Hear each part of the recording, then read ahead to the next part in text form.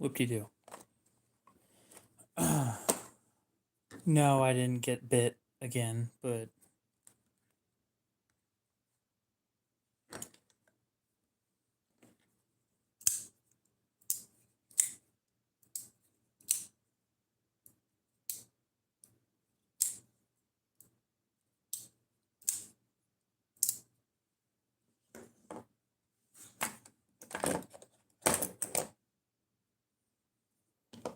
wait, what?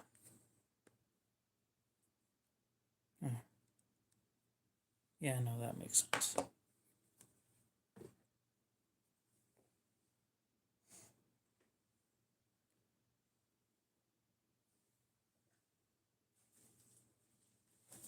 So here's the new lapping films.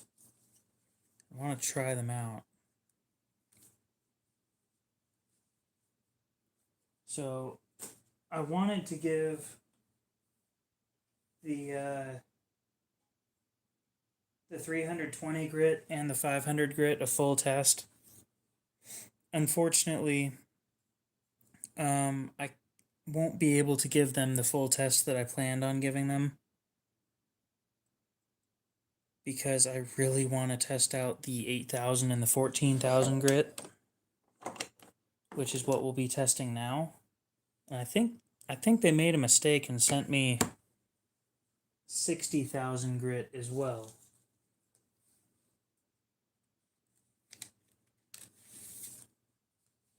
So we've got white, green, and pink. Which means, yeah, they sent me 60,000 grit lapping films as well. Which I can only assume, again, was on accident because they said they were sending 8,000 and 14,000.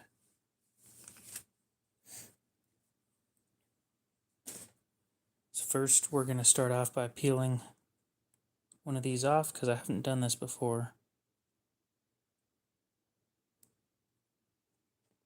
That is pretty sticky.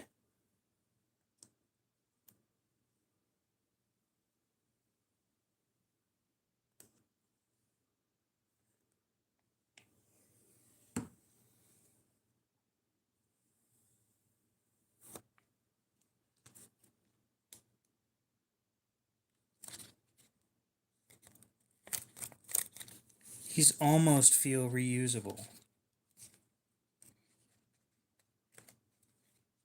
Like if I just... Oh yeah, you could definitely reuse these. If you could keep the sticky side clean, this could definitely be reused.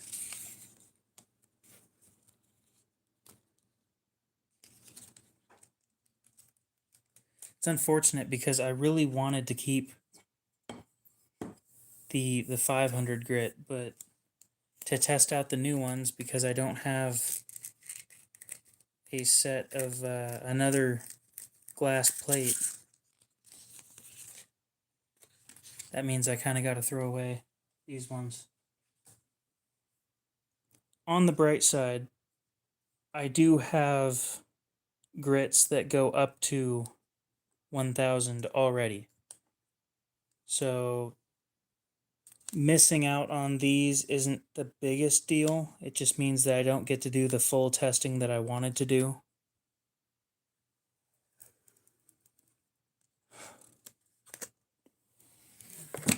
Holy shit. That adhesive's no joke. That, god damn.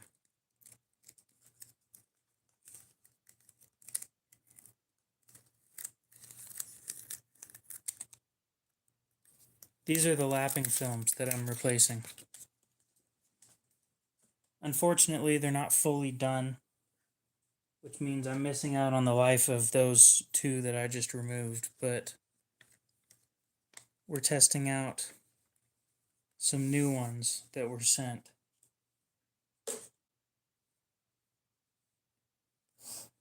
So we need this and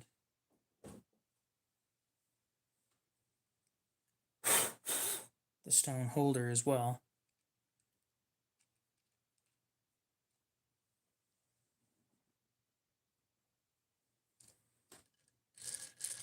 Yeah, it is a piece of glass.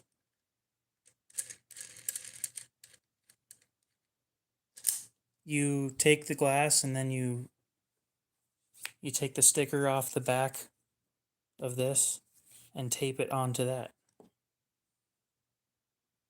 Let's do this without this being in the way. I'll show you, it's pretty simple. So yes, you start out with this pane of glass that they send you.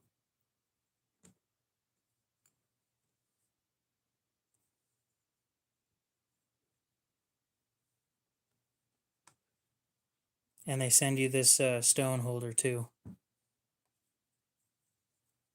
Then once you get fingerprints on it, you want to wipe them off. So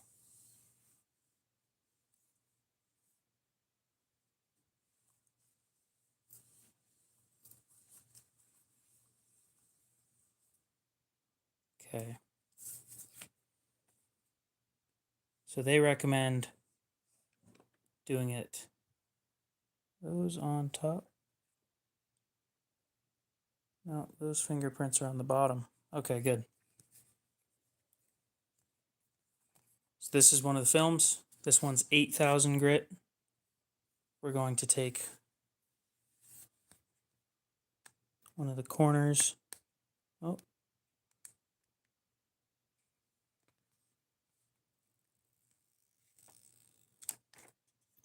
And take this off. Then they wanted us to line up the long side with the glass plate.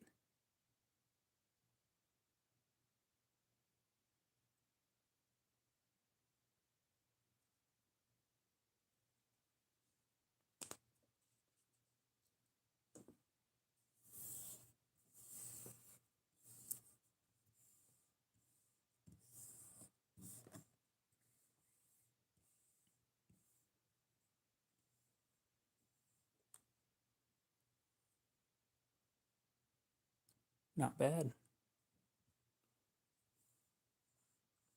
Downside on this is these, it's quite obvious that this film is not perfectly sized for this.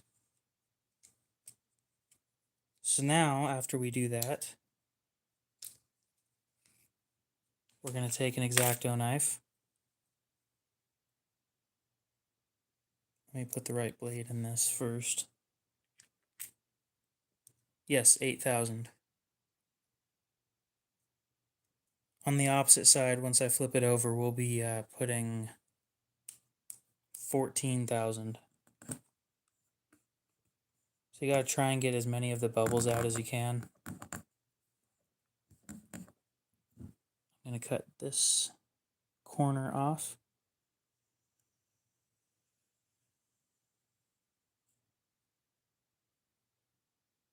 Okay, that stuff was just hanging over the glass. Not a big deal.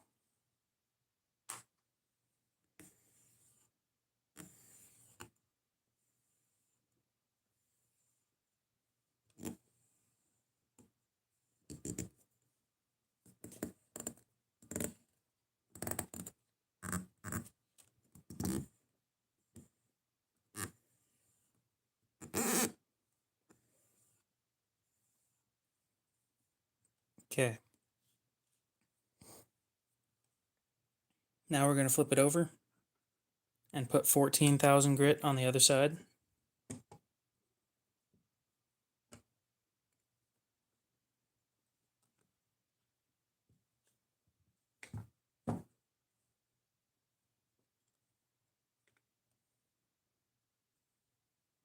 Nope, the Iridium D2 doesn't like these high finish edges. It wouldn't have cut any better than it did when I sent it to you. It probably would have cut worse.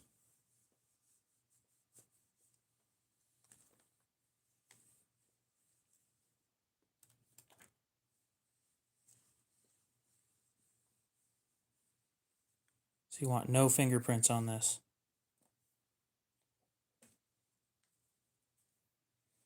Next color is light green.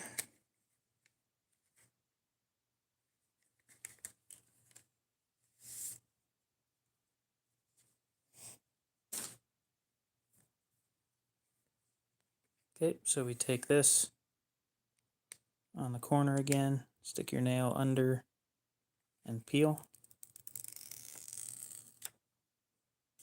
Most of the cheaper steels like it. Apparently Crewware likes it too, which is what we'll be testing on tonight, as well as 14C.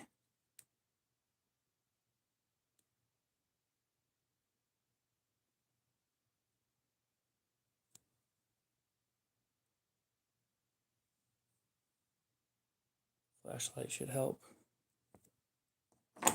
Move things out of the way. Okay.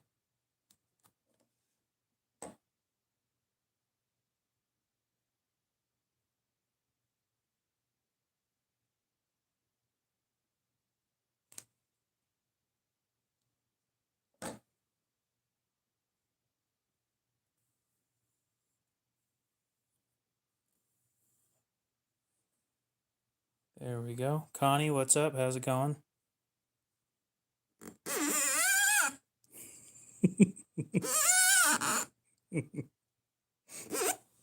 This is great.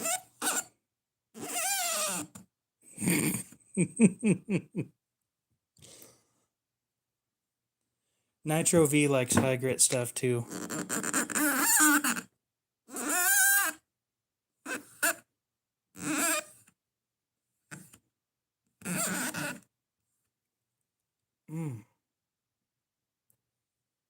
Oh, I just sanded my thumb. It's shiny now. Oh, that kind of hurt. Oh, that didn't feel great. But I got it done. Now we cut the corners off again.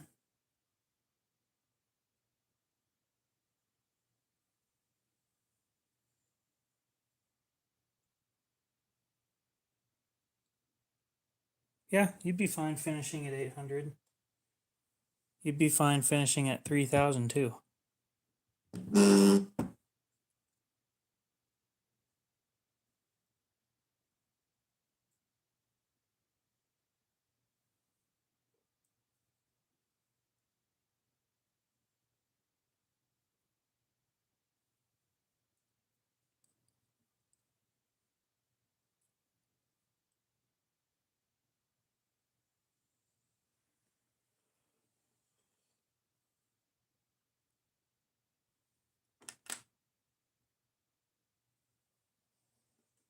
Yeah, Nitro V would be fine with finishing at a high grit.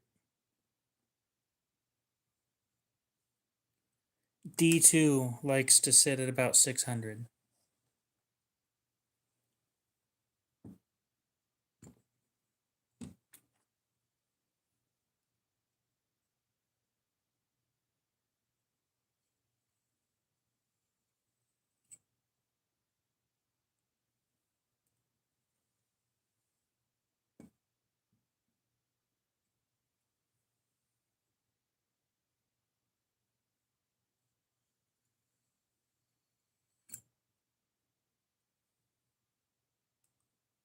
Okay.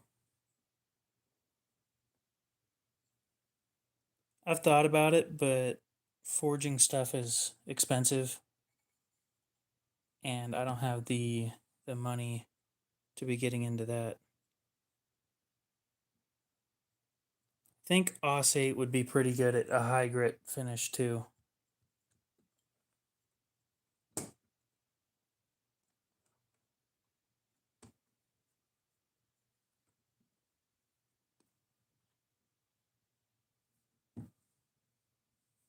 Okay.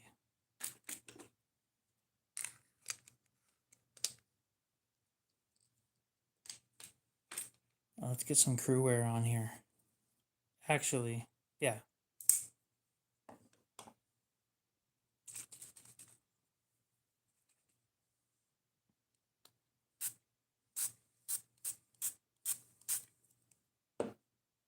Just to be clear, this is, yeah, 8,000 grit. Okay. Sounds like he's having a bad day. Oh well.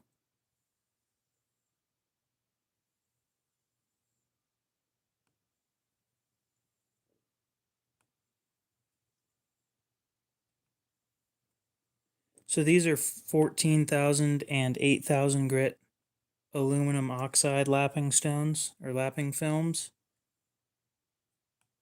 These won't do a whole lot to the high vanadium, high tungsten steels.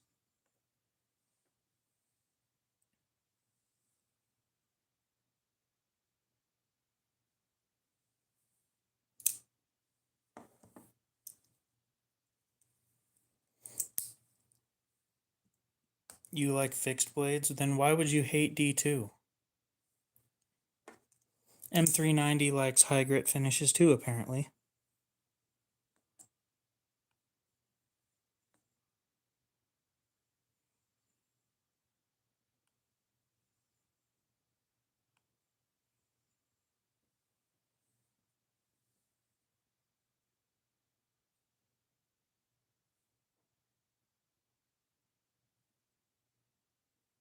So the downside of finishing here at the 14,000 grit level is when I finish up there, the only strop that's going to do anything helpful is my stainless polish strop.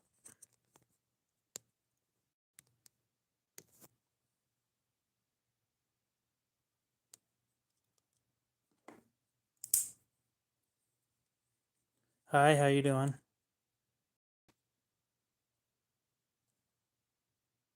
3,000 grit.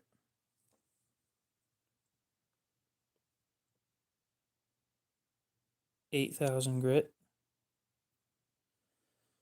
Need work on my 8,000 finish.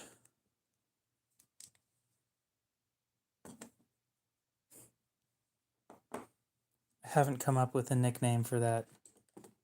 Apparently, everybody else on the channel already has, so I don't have to. So I think I'm going to wipe this clean real quick.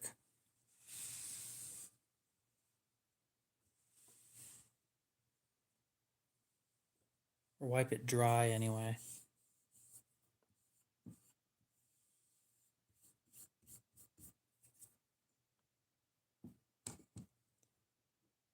I'm going to refinish this at 3,000.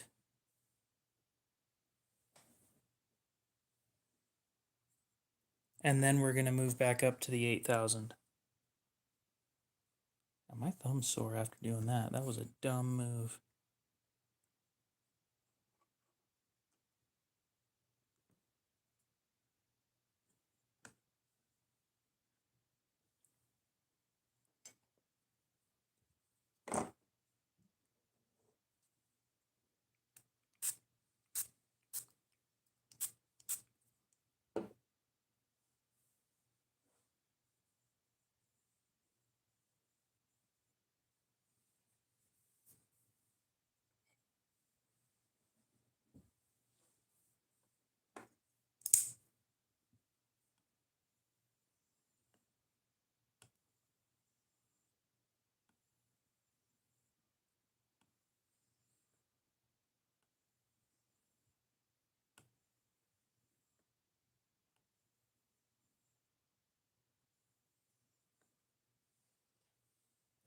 Three CR would finish at really high grits just fine.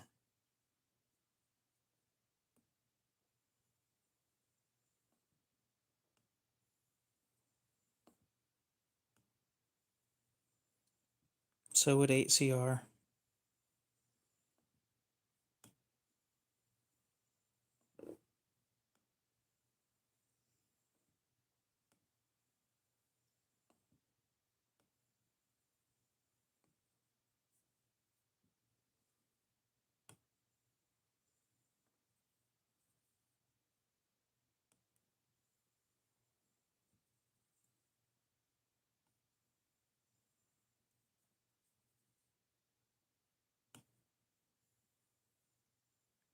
Well, Steve, I have good news for you.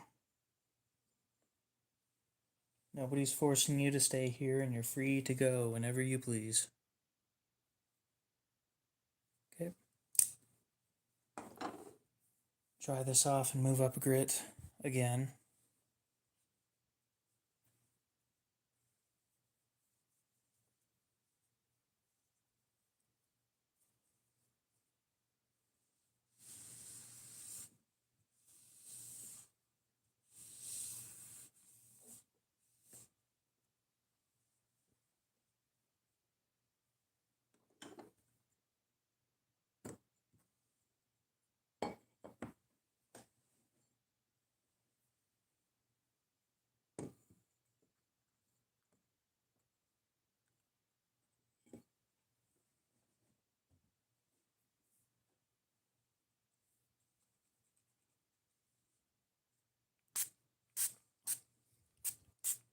You know, it's not very often I get pink on the channel. Henry, what's up? How's it going?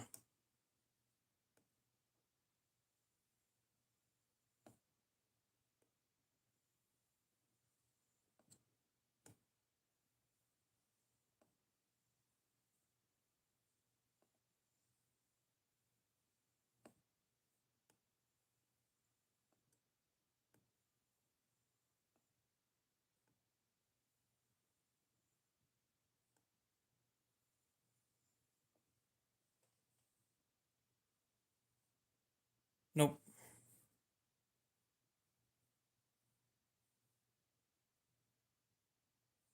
I don't mix up Ganzo and Spyderco.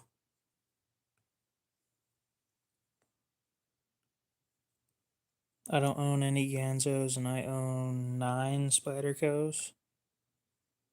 Kind of hard to mistake the two.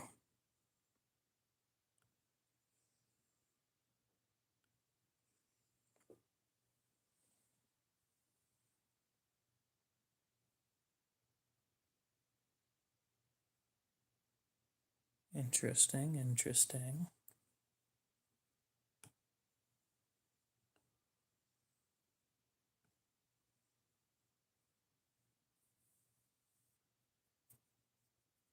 Eight and a fake Spyderco? Nope. My fake Spyderco build isn't finished yet. So it's 9 real ones and then it'll be one fake one that will not be sold because it will end up being a user. $89 for a Tenacious. In what steel?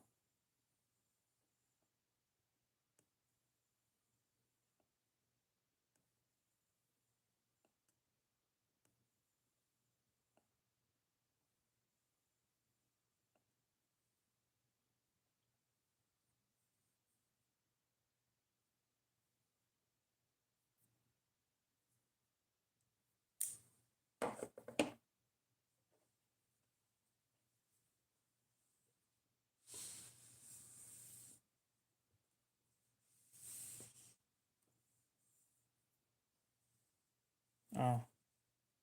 What color were the handles?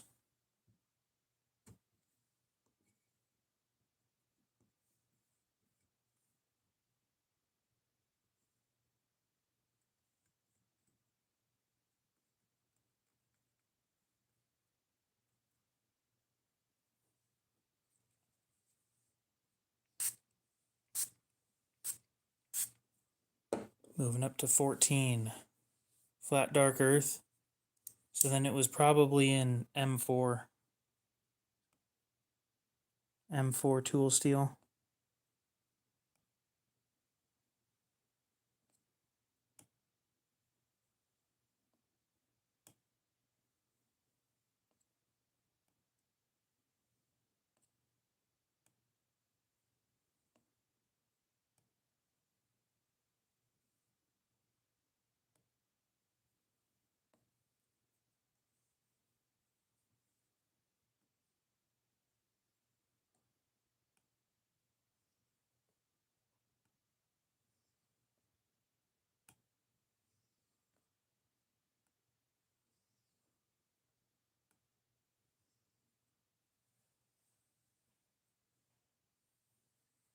Are you sure?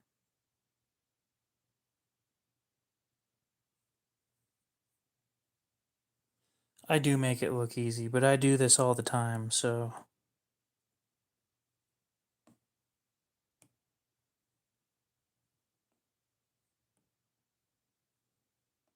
If you'd been sharpening stuff as often as I have, then it probably would be easy.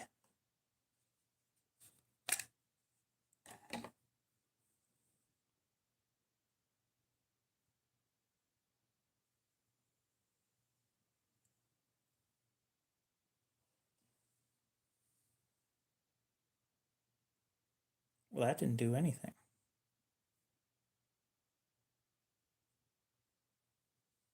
I was trying to flatten this out a little bit.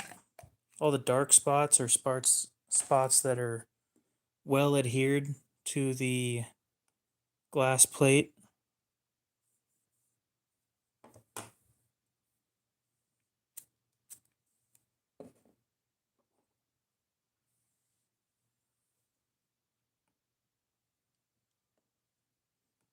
Funny enough, searching folding knife on Amazon is how I find some of the companies that I do find.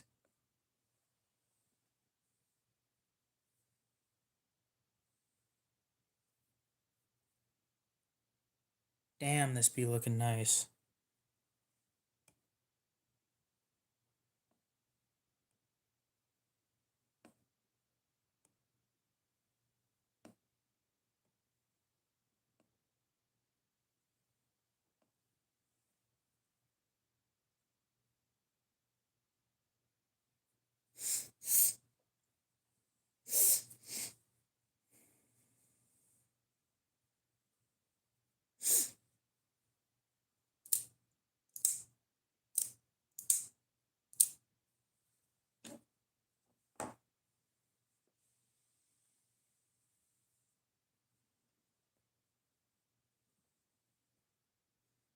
What did I find out about what?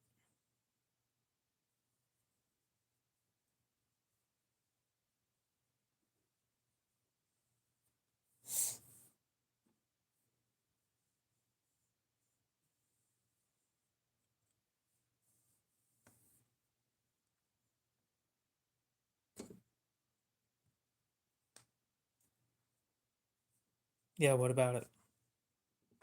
I don't know what you're asking about, so was I supposed to be looking for something about it, or?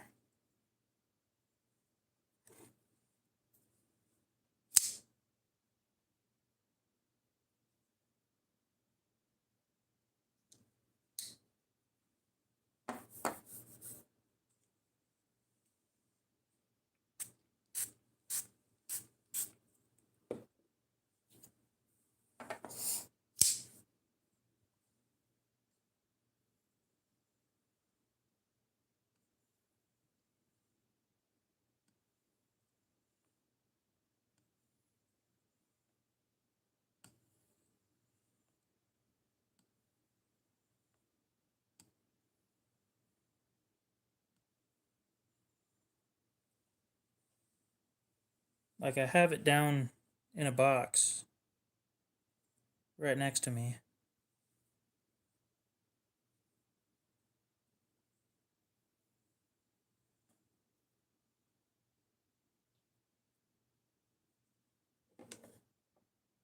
Oh, yeah.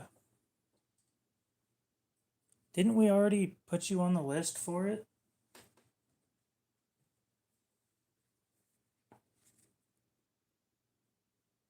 Yeah, we already put you on the list for this thing.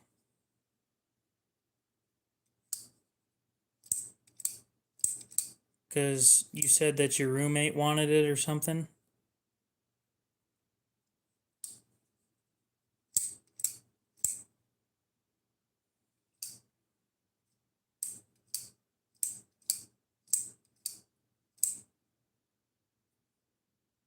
I was gonna get.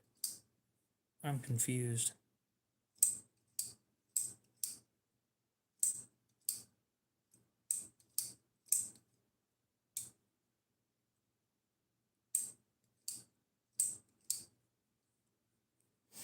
I said someone I know had one and wanted to sell, and you were curious about the steel and price.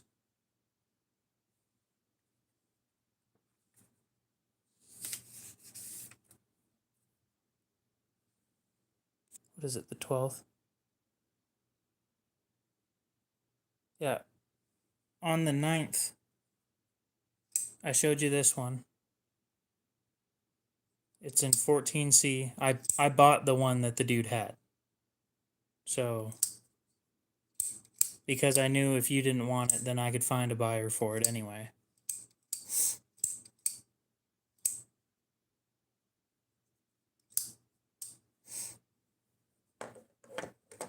That was the one that they had.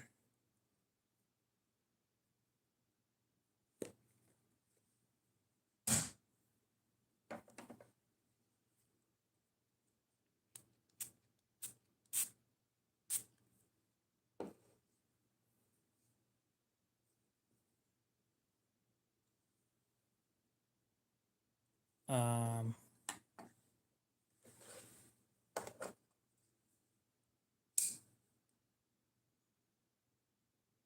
a 3.5.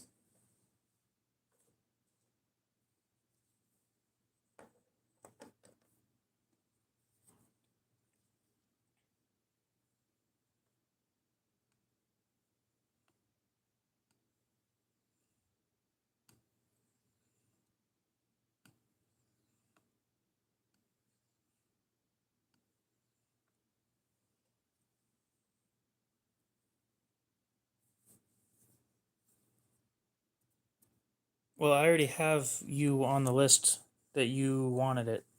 So, for your roommate. So it's on hold for you already.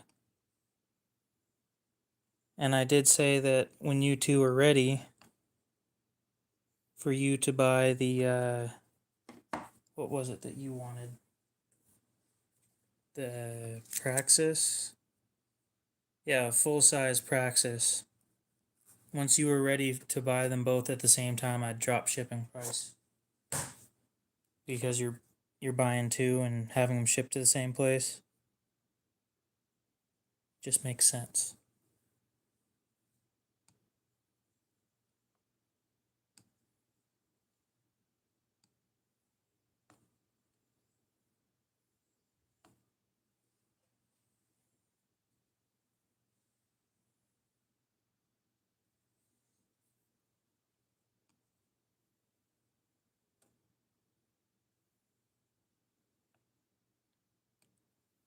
So someone named... I just want to make sure I'm getting his name right.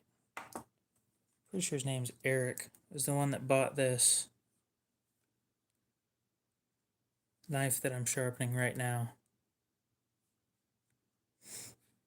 And once I'm done bringing it up to a full mirror polish at 14,000, I'll be shipping it out. Which unfortunately will end up being, well, I think I had them, or I think I talked about price on the last live stream. Let me see what I had for them. First, I want to double check that I did sell this to the person that I thought I sold it to.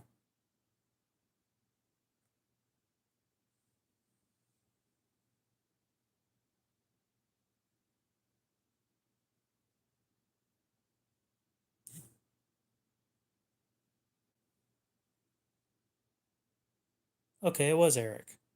Eric just sent me a message on Messenger. That's funny.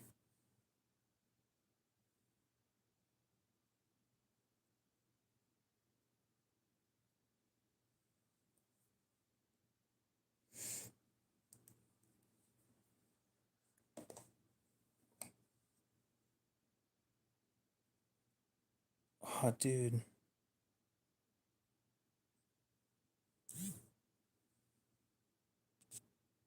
Okay, so Eric's watching.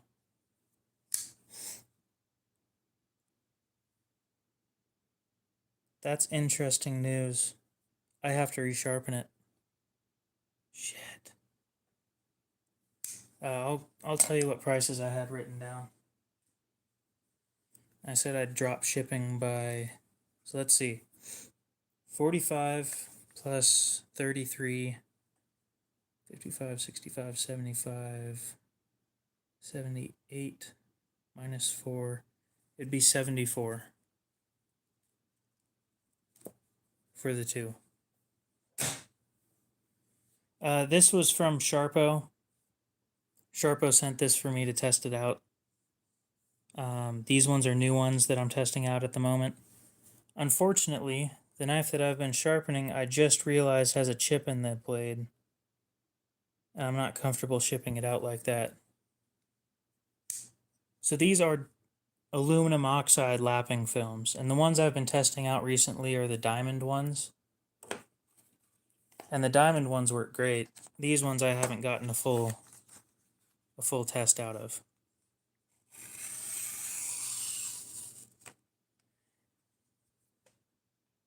can see the chip. And it's not great. But it doesn't show up when I'm cutting things, which isn't instilling confidence in me at the moment.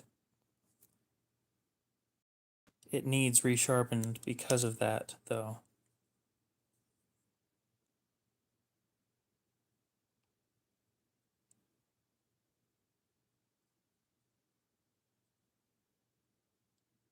Right there. That chip right there.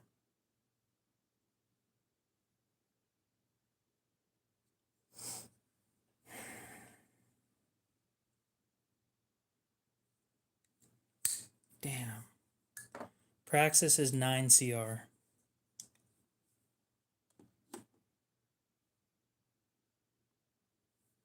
All right. So we start again. Awesome.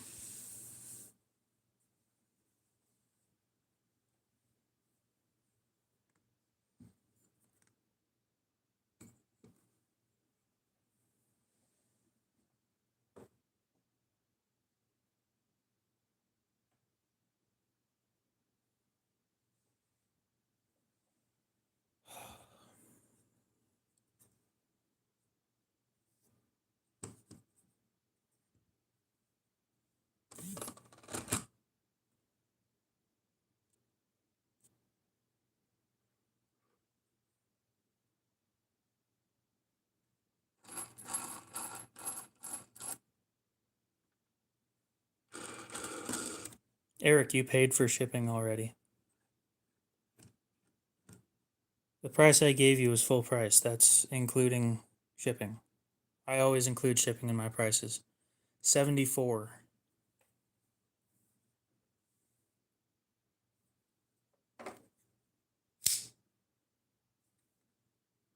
Oh, this sucks. I'm ruining a perfect mirror finish because of a tiny chip right there where my thumbnail's sitting. Oh well. That's where quality control comes in. Quality matters.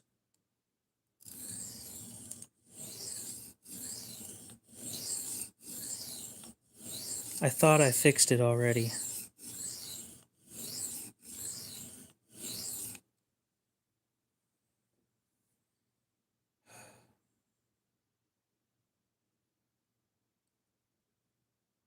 I think that's a carbide that got ripped out. This one's the cheap Amazon one, yeah. The $22 one.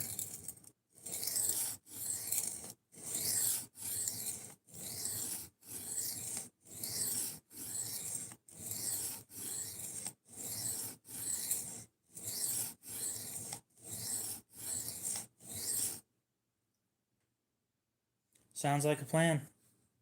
I'm pretty sure you already have my Cash App. And I'm pretty sure I already have your address, so we should be all clear.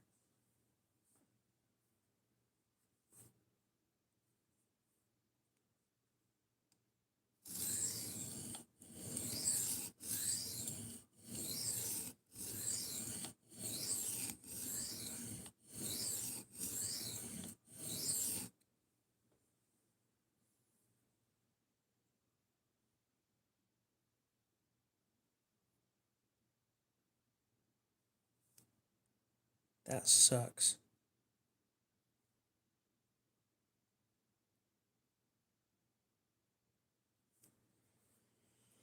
Awesome. It's the benefits of buying multiple things from me is shit just goes down quicker.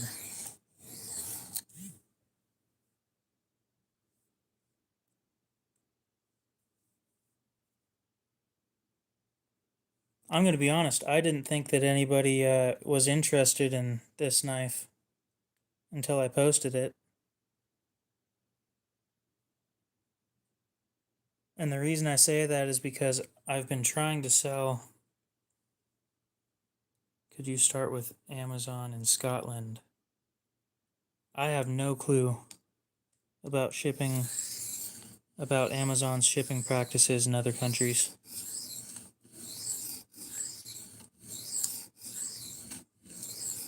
I wish I could find somebody who is really interested in the Kershaw leak.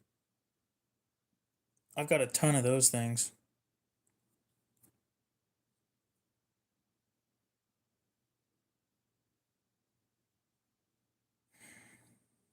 It's still there.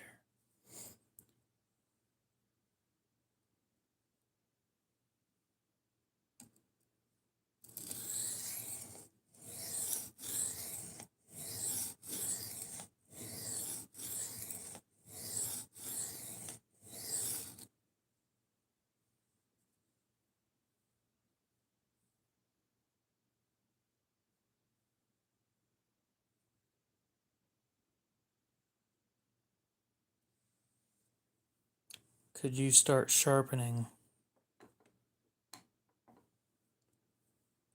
I don't know. I'll be honest, I'm not 100% sure what you're asking.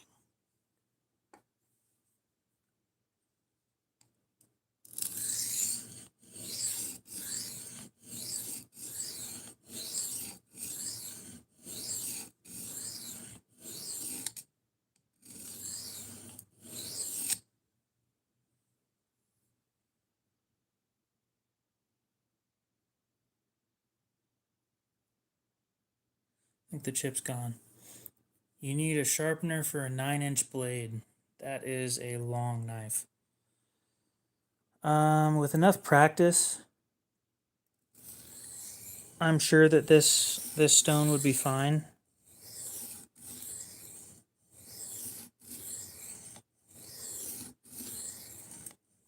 But I think I'd recommend you look for a larger stone.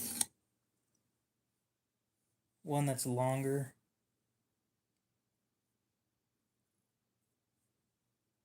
And I'm not a professional when it comes to this stuff. I don't know exactly what the professionals use. What do you mean, finally? Been streaming for 45 minutes.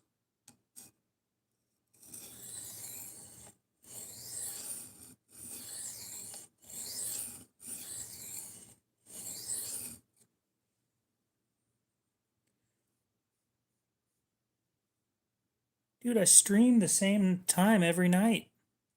You should know I'm here. Now let's see. What size? I'm thinking like a 3x8. What is this? This might be a 3x8, actually.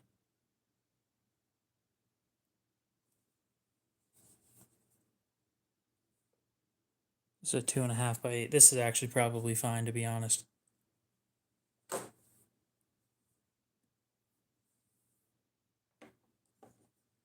No, it's not the same thing. Well, it is the same thing, but one's made in China and the other one's made in Japan. If named properly.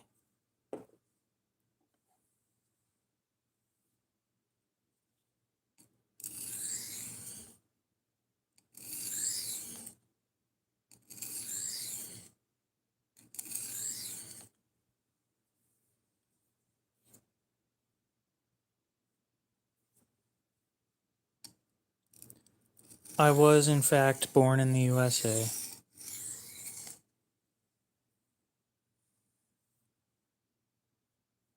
And yes, I know where you're going with that.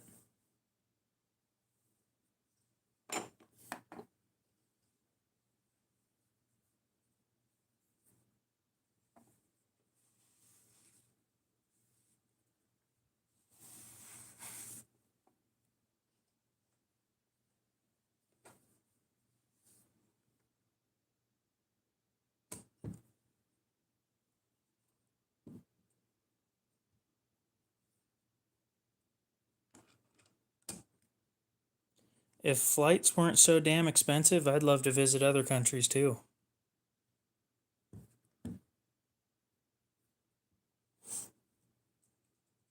Yep, the 10th was not a great day.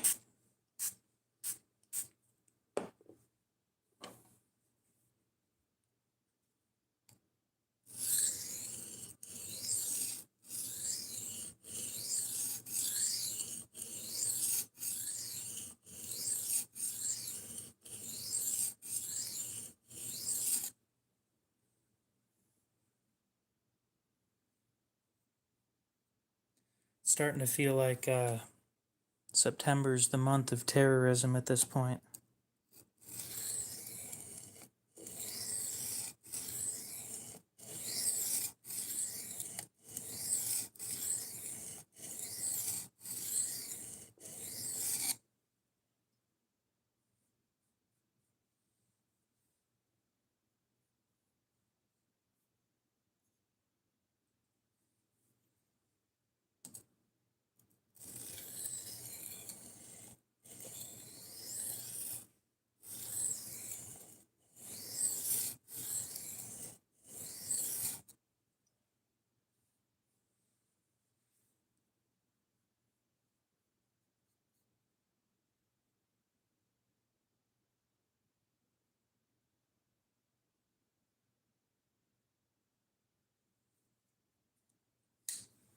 In the corner? Yeah, that's a Spyderco. It's a Spyderco Persistence. So I think we're done with the 1,000 grit already. Now that I got rid of that chip, I don't feel as bad about it. Start bringing it up to 14,000.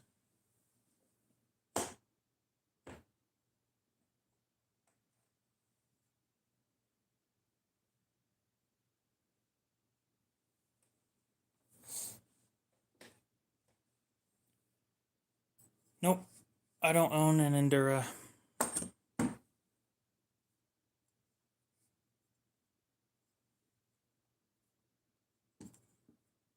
You'd like to learn?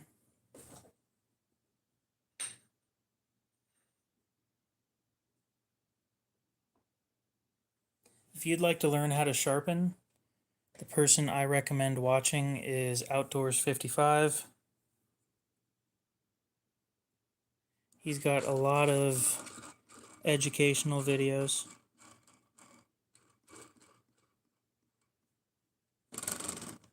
Teaching how to sharpen better than I probably could.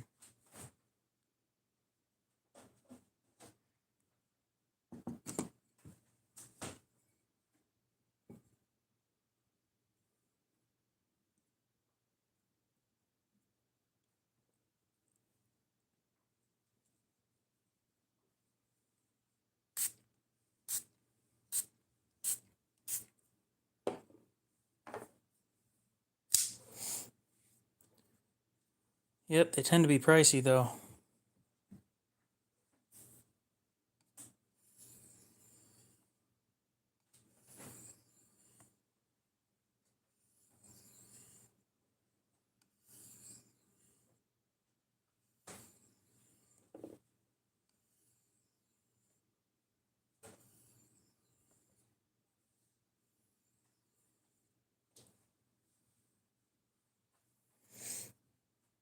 He's going to teach you more of the basic side of things up until you get to the advanced sections. So watching me is great and all, but I'm not explaining much of anything that I'm doing. He explains what he does and the reasonings behind what he does.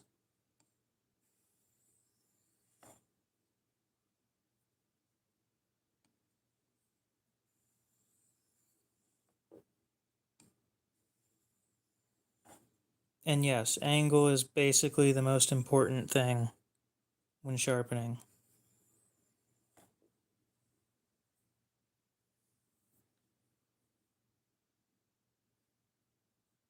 To me, it depends on how long it takes. Sometimes I find sharpening to be one of the most annoying things that I do. But it really depends on the steel and how long it takes.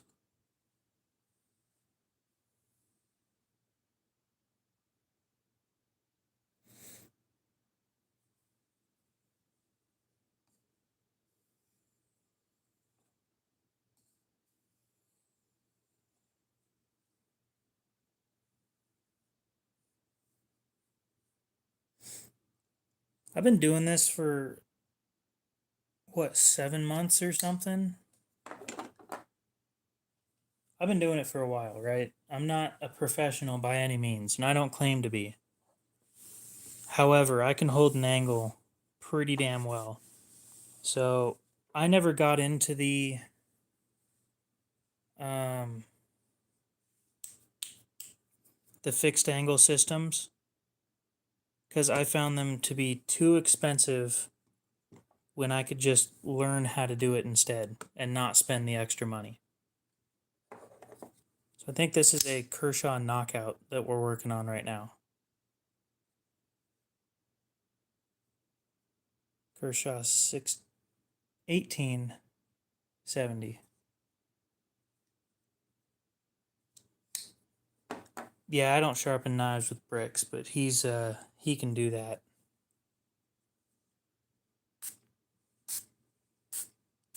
I'll admit I probably could. I don't have any bricks around though. And frankly, I've got a wood table. It doesn't feel right putting a brick on a table.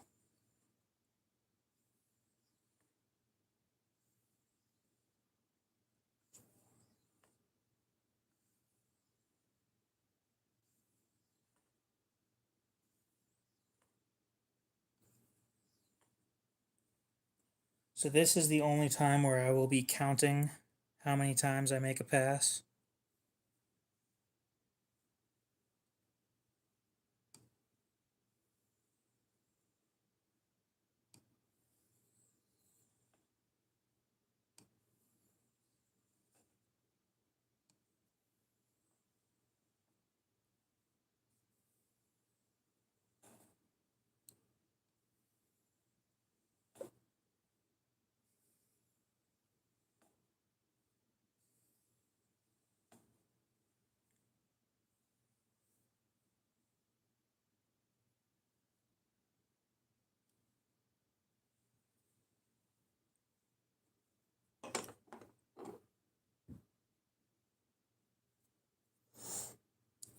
This is water mostly. If you want to take a screenshot, this is what I use. And I've kind of lowered this a little bit to like 90 drops. Once I'm done with this, I'll cut some paper with it, but it's not finished yet, so a little bit of patience.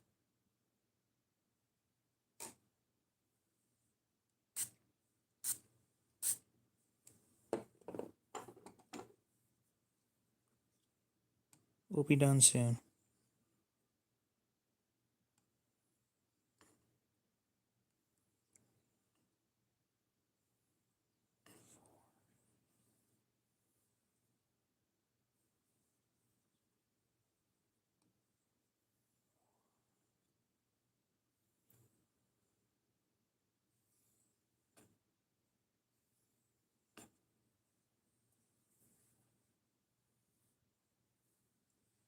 What does this little chart thing say?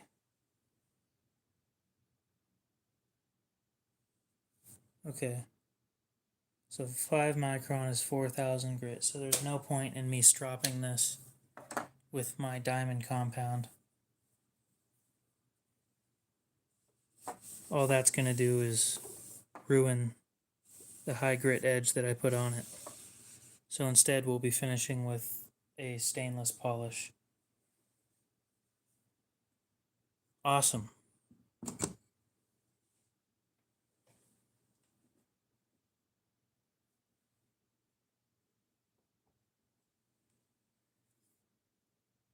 So pink comes first.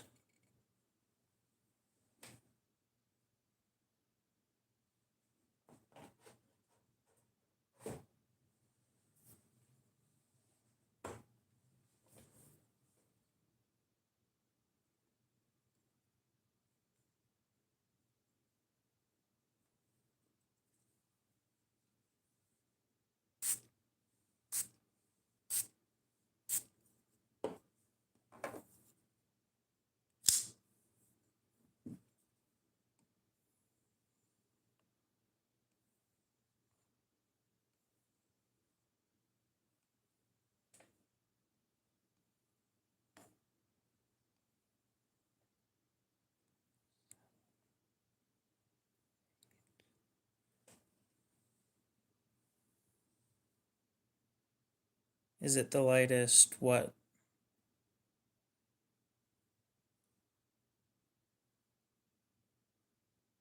I'm just making sure there's no more chips.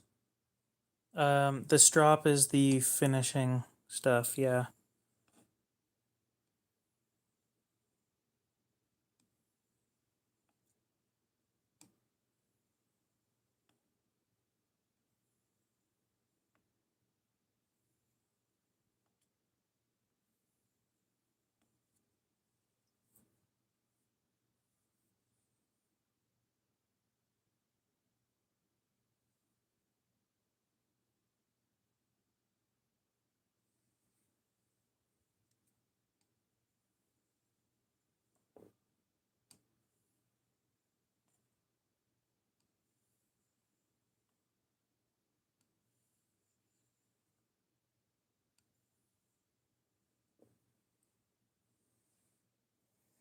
Yep, right now we're on 8,000 and the other side is 16 or 14. Yeah.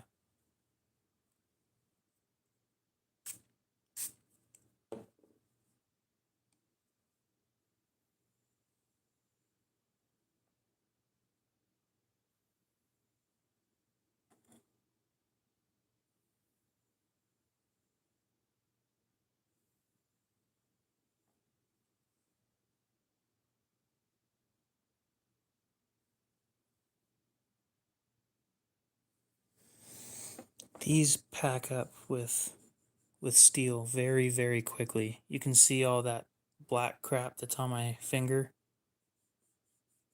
These get loaded very quickly. Which, I mean,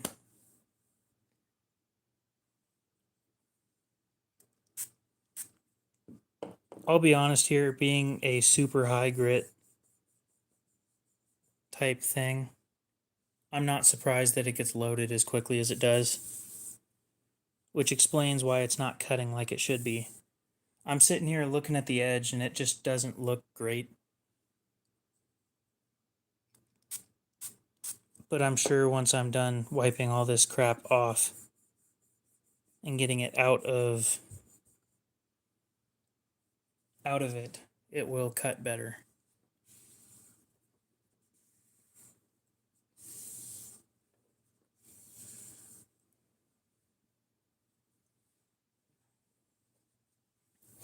Now let's try that again.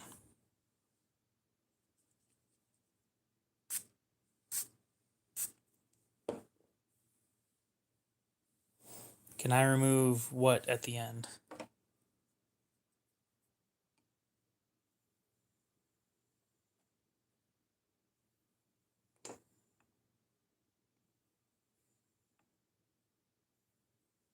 Oh, that feels so much better. Feels like it's actually doing something now. Whoops.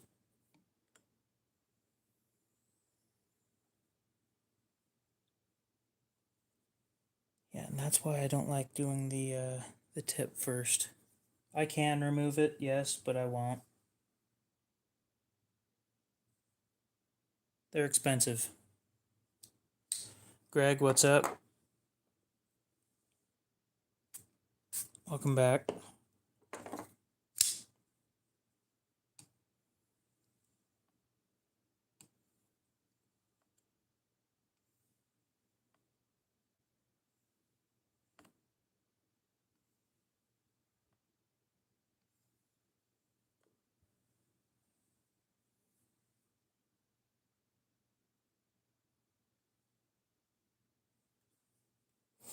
I am in Mountain Time.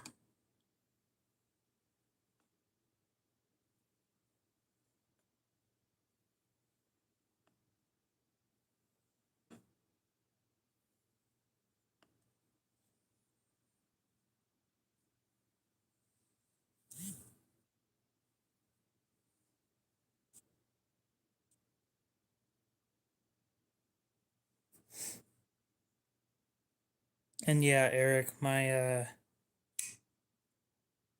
think it's midnight right now. Yeah, it's a little past midnight. Yes, the quality finish from me matters. If I notice a chip, I won't ship it out until it's fixed, because it's really not that hard to fix.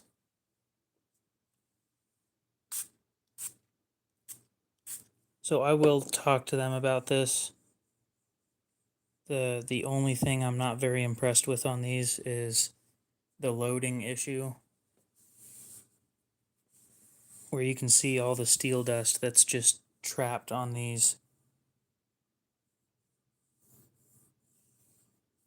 And I understand that that's an issue that high grit stones and stuff are going to have. So I will take it with a grain of salt. You can see it on this, like, it is dark. And with that stuff on there, it won't sharpen.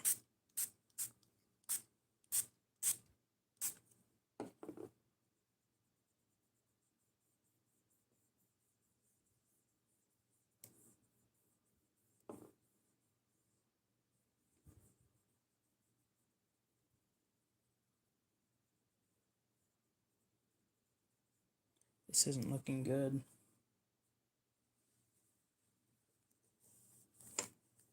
I can see why people say that these things don't last very long. Because when they get loaded up with material like this, they're not going to last a ton of sharpenings. I'm not getting anything off.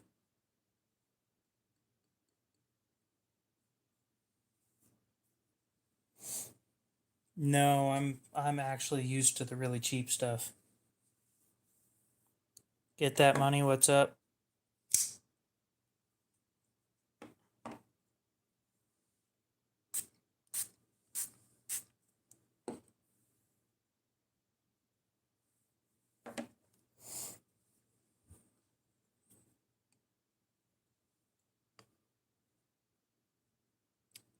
Been doing fine. How about yourself?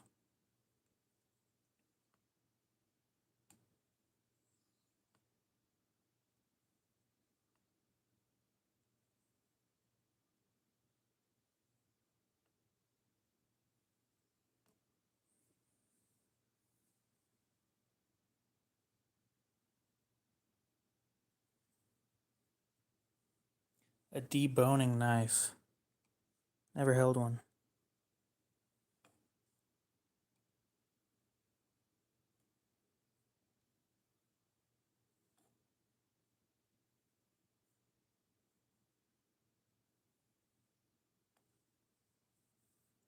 Do I have a sword? Nope. Mostly just folding knives. How'd get that money get to level, or to number 1 already?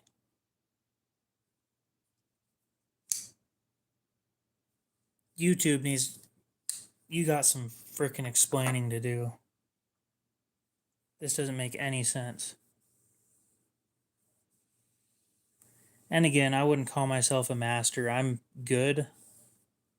I'm far from the best. Where am I from? From Idaho. The fishing. I don't know, I haven't gone fishing in a couple of years.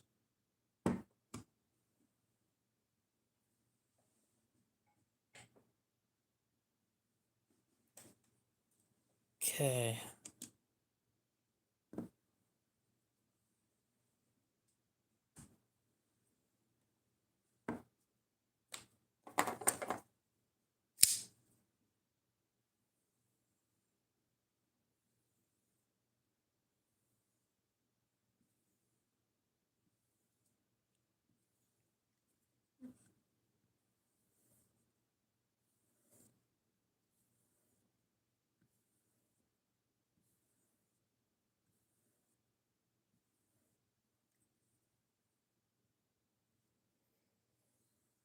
Takes practice.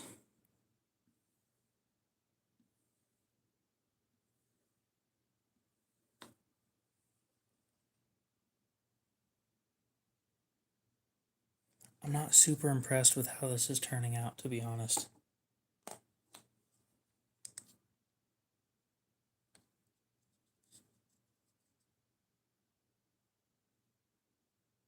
Never mind, that looks pretty damn good.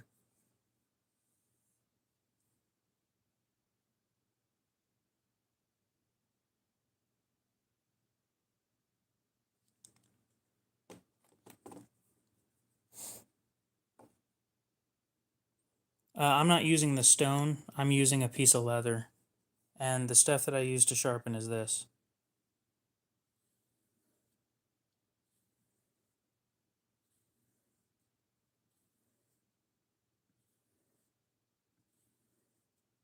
Don't let this dry completely on your sharpening stuff, by the way.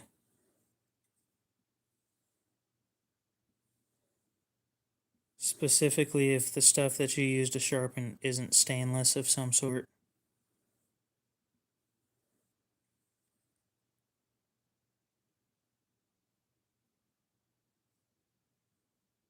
It's looking good, but it's missing something. I don't know how I'm supposed to explain that. Oh yeah, no, that's fucking clean. Damn. I have no clue what grit this strop is.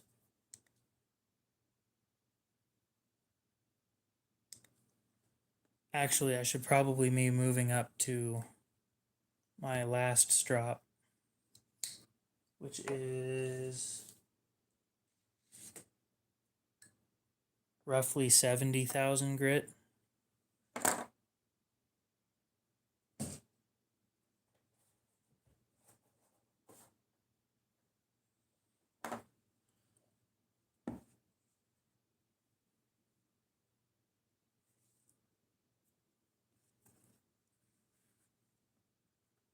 Once I'm done, I'll show it under the microscope.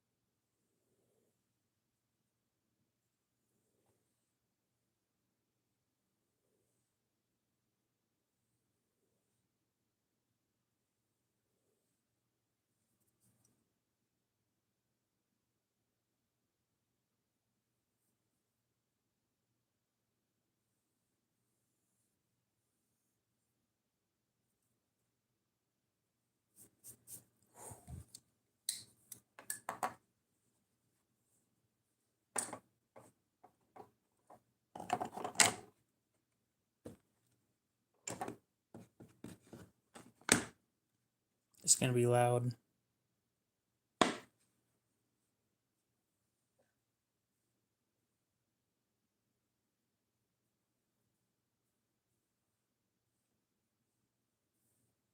Need to figure out what that is.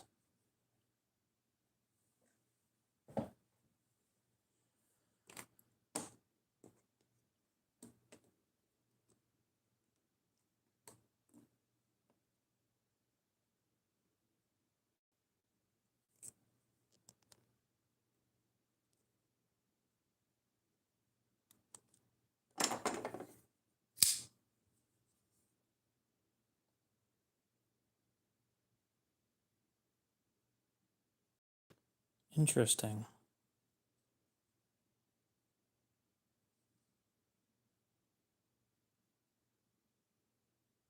It actually looks, under the microscope, it looks worse than when I had it finished at 3,000 grit, which has me questioning How do these look under the microscope? Because I know what the 3000 grit looks like.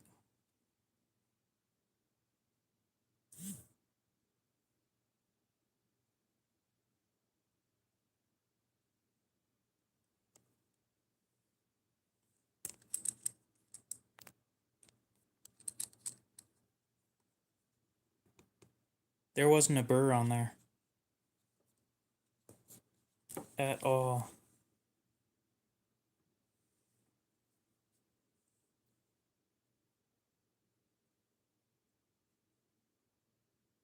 Now what I'm looking for is inconsistent grit patterns.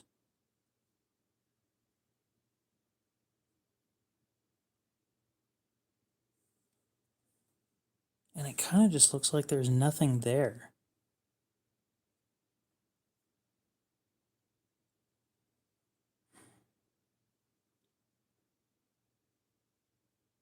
I'll talk to them about this.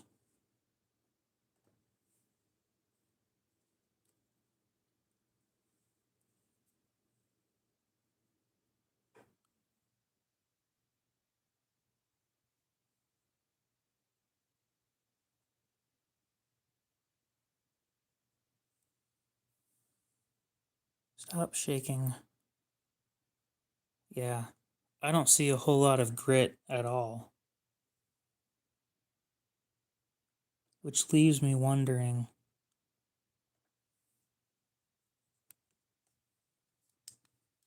what did it do? Yeah, that is a shame. Well, I know what I can recommend and what I'm comfortable recommending at this point, but this one ain't it. I think these need some work. I wasn't super impressed with the 8000, I don't think either. Because every time that I looked at the edge, once I was finished on these two, it just looked more scratched than it did on the 3000 grit finish. And the 3000 I was actually quite impressed with. Actually, let's look at the 8000 under the microscope too before I start making more claims.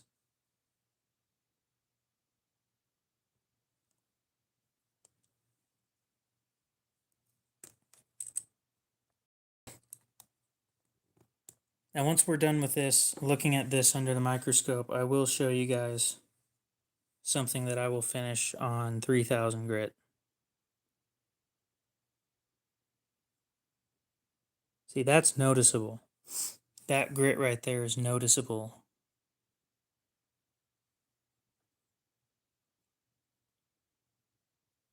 So I might be comfortable saying that 8000 is all right, but any step past 8000 at this point, it loaded up so fast. And then after that, it just wasn't doing anything. Out of curiosity, let's look at the loaded sections under the microscope.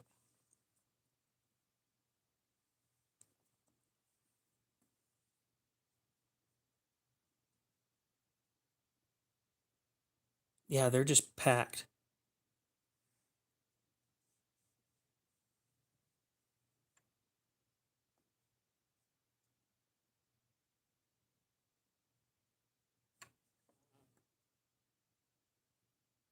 Yep, those used sections are just absolutely packed with material. And I don't think there's anything that I could do to fix that. All those black marks, that's just steel packed in the grit.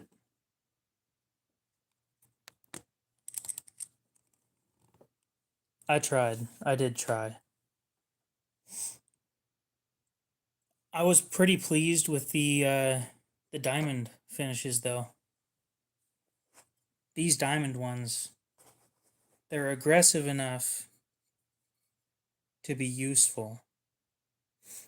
But I think after 3000 is just a gimmick at that point.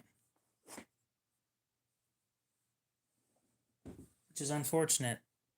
I was going to say I wasted, but I didn't waste. I learned. But it feels like I wasted the 320 and the 500 grit stones that I was, or the lapping films that I was using, that I needed to rip off to put those other ones on.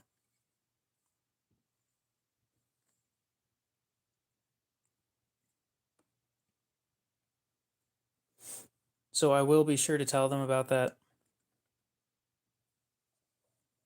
But we're finishing this thing at 3,000.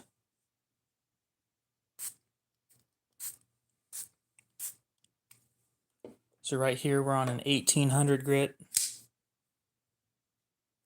I want everybody to look at this and hopefully it'll focus. There are little scratches. Maybe if I can... You can see little scratches all the way across the whole thing.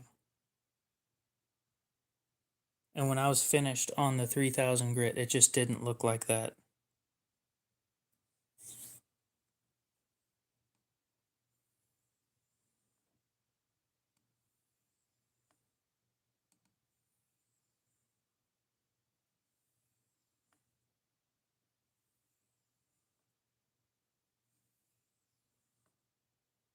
So Eric, since you're not watching anymore, I do apologize for not shipping it out sooner, but I did want to see how it would look at 14,000 grit.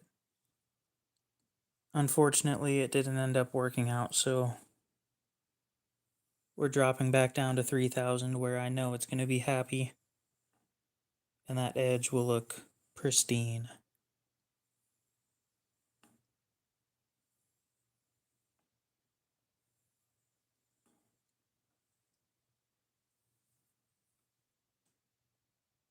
It already looks better without the strop.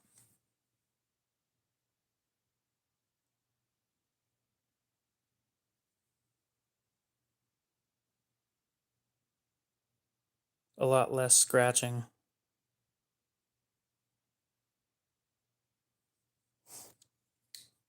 And this isn't even the 3,000. This one's the 1,800. The next step, it's going to have even less scratching.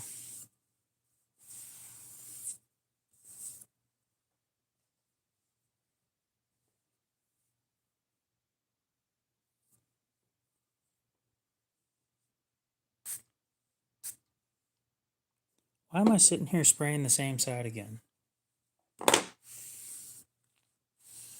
Real smart. Flip it.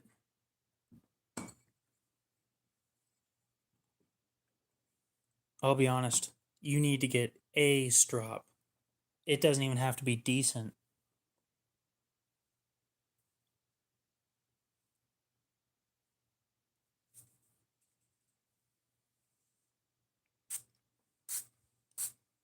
The compound is what matters. At least I think that's what matters.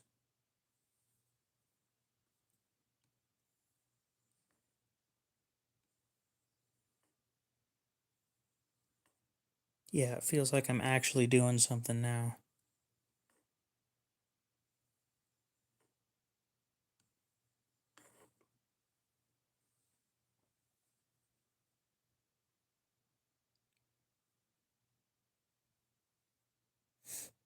So much better.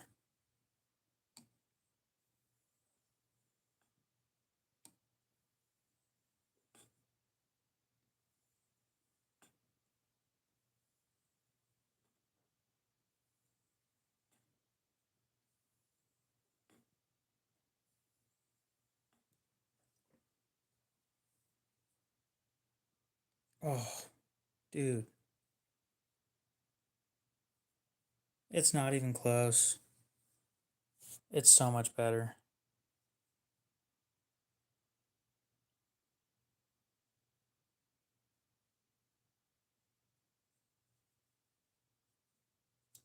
It really is.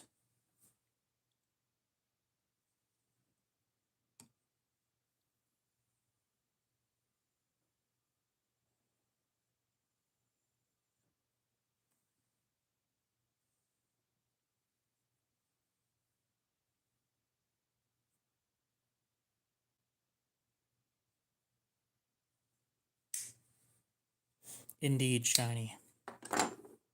The whole thing that got me into the knife hobby. Shiny. And sharp. It's like two things that a guy likes at once.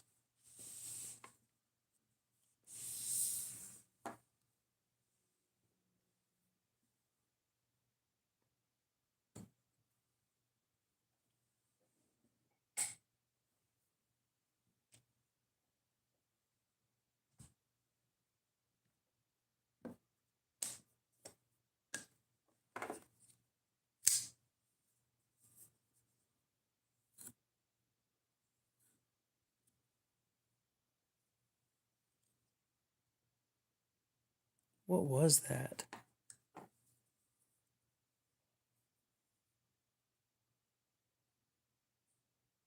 Damn. That sucks.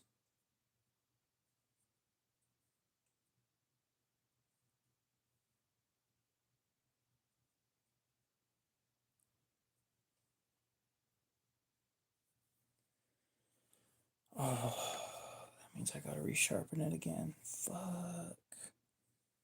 You guys probably aren't gonna see this. Oh, yeah, you can. That dot. That dot right there is a piece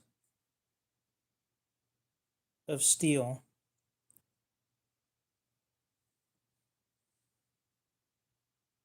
likely from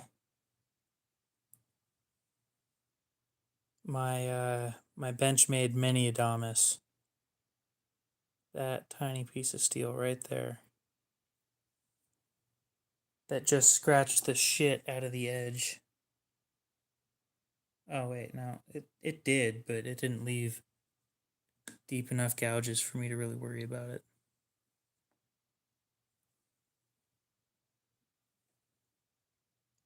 Why am I moving over to this drop already, dude?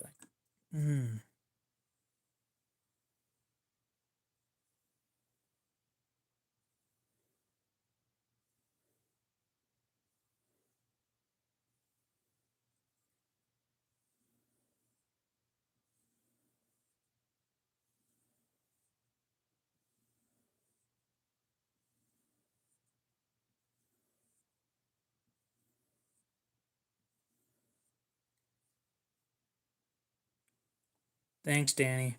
Appreciate it.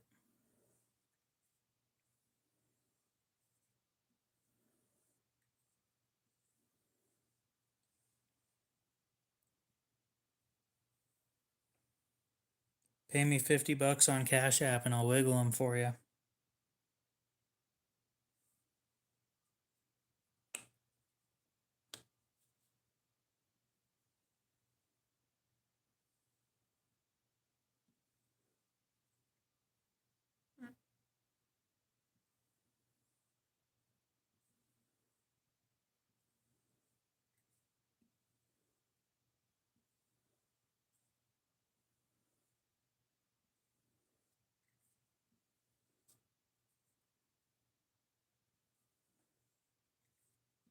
Probably the most entertaining thing I've seen all day. By the way, I'm only 33 minutes in my day, so.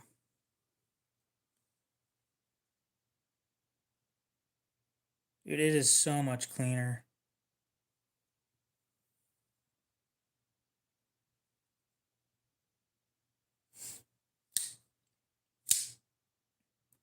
Well, that sucks that I have to tell, it's not very often I have to tell a company that I'm unimpressed with something. But honesty is a big deal, so.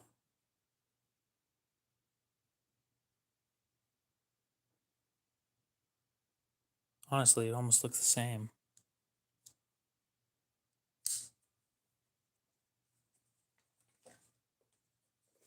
I don't know, probably cuts paper.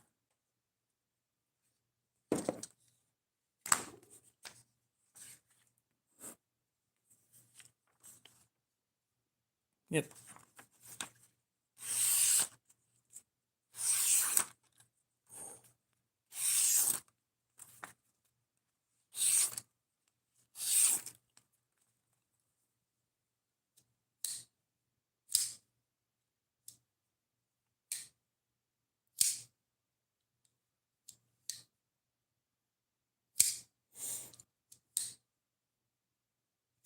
That would be an interesting concept.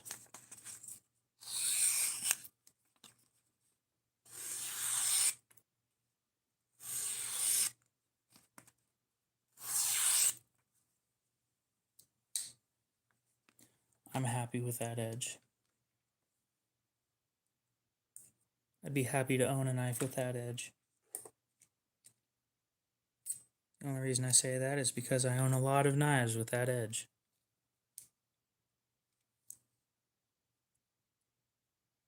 So Eric, even though you're not watching right now, that will be shipped out on Monday with that wild 3000 grit edge.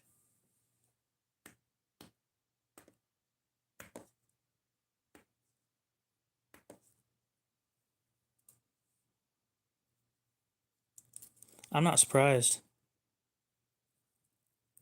That edge that I gave the iridium, I think I left it at either 500 or 600. Probably 500.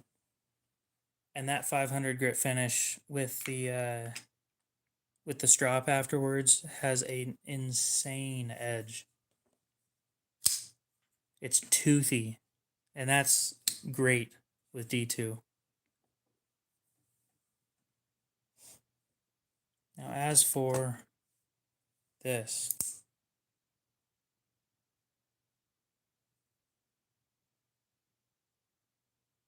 so it's more of a polished finish on the Crewwear.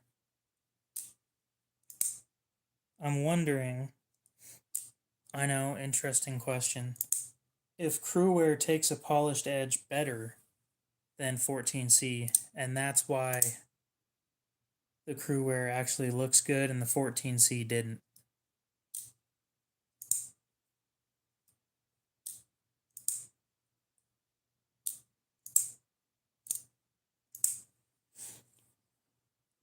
Because this edge looks pretty damn good. Almost no scratching. Makes you wonder. So before I continue saying that I wouldn't recommend those, I do need to do extended testing again, like you always do.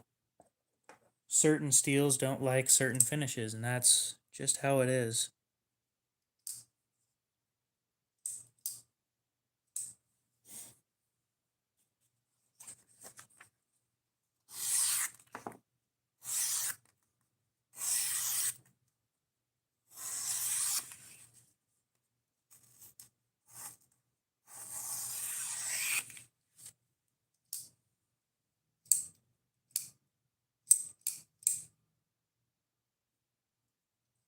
Oh yeah.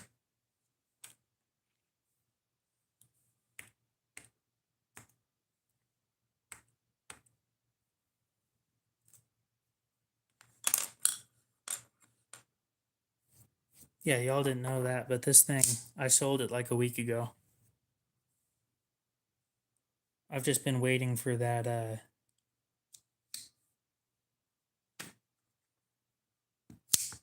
that Sharpo set to come in for testing.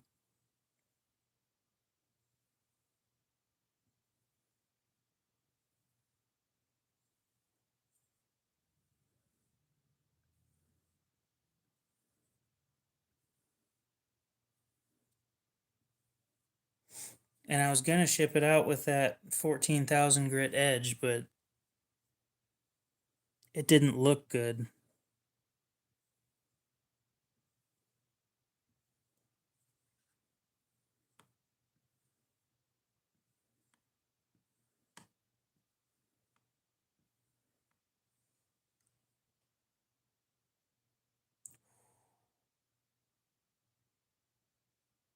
I'm telling you guys, I don't think that I need to go past 3,000. Just about no point.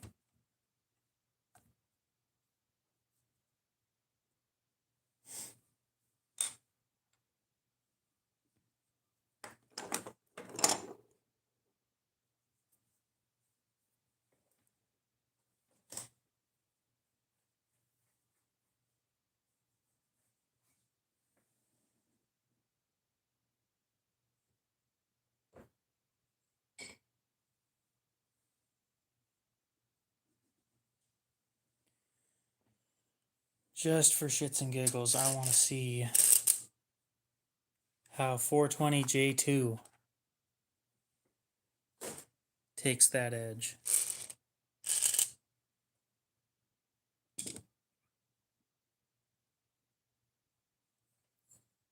Arguably one of the worst steels ever designed.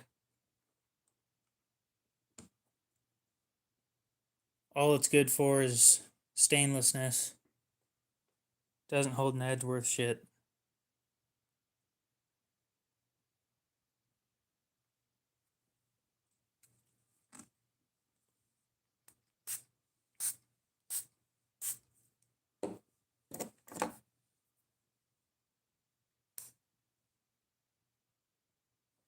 Yes, it is.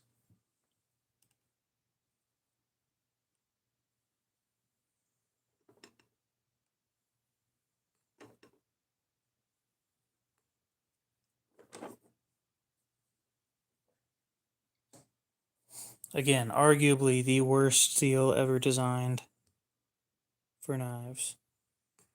Or ever used in knives. There's a hair right there.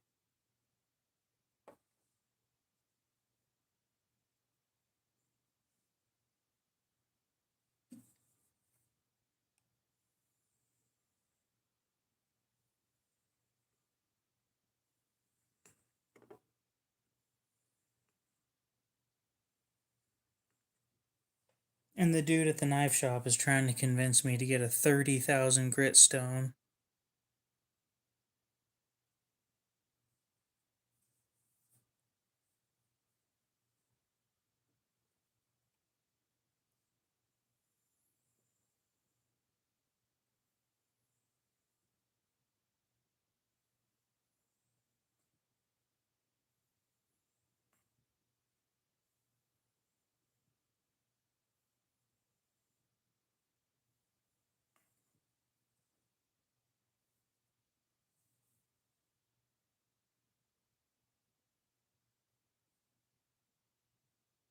That's actually a wild looking edge.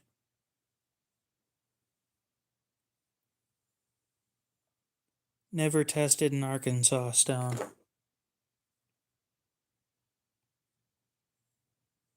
A lot of people still use them. And judging by the fact that they're still in use today, I'm going to say that they aren't terrible.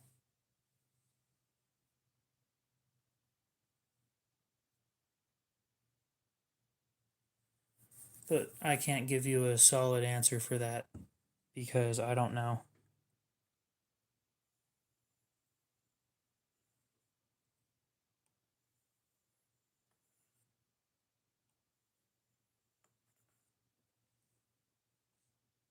Why do you ask?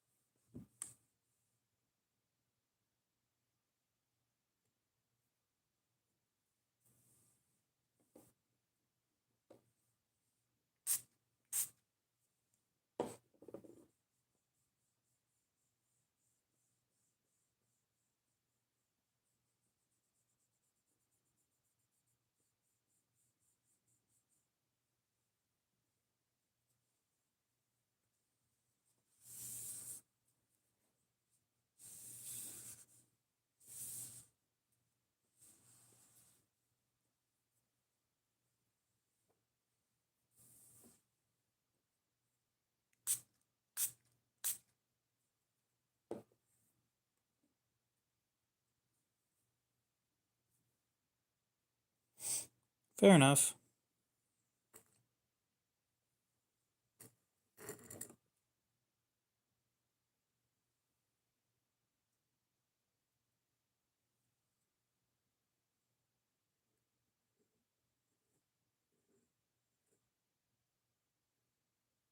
Mm. Yeah, that's my fault right there.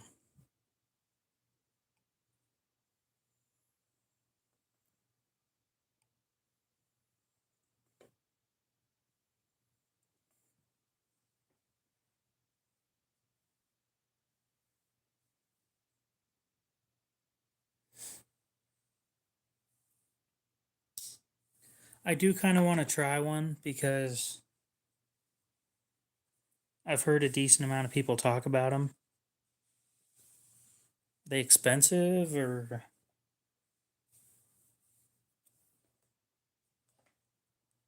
just go over here and look up Arkansas stone.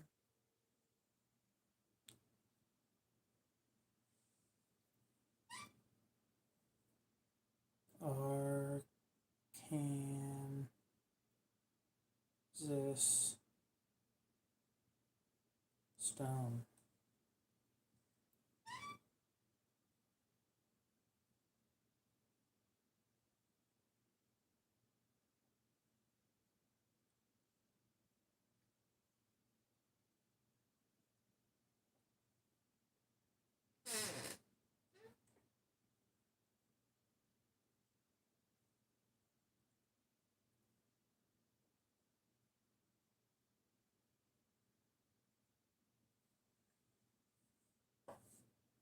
Yeah, I have no clue.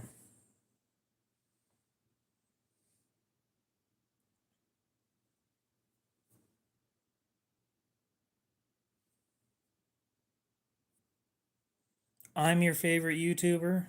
That's a surprise. I think I've heard that twice.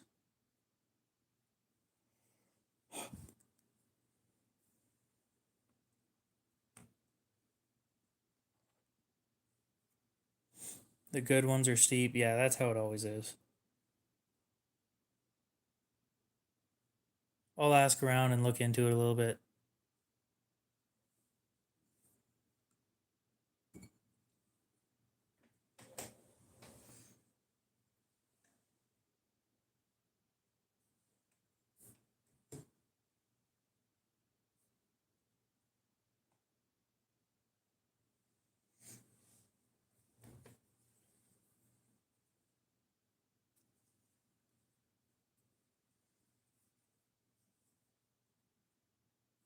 What, did somebody give me a shout out or something?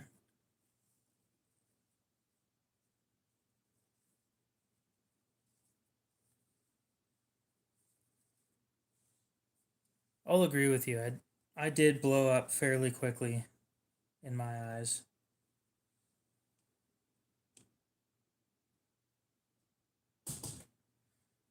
A decent amount of people are getting to know that I exist, and with that attention comes people trusting me more, which is where honesty comes in. Blade HQ gave me a shout out? When? What?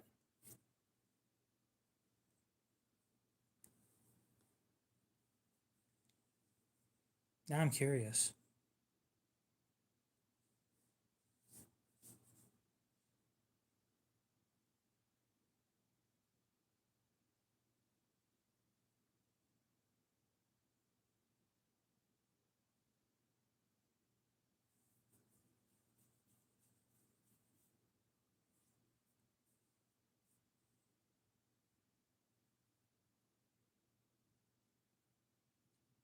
I'm so close to being able to get monetized.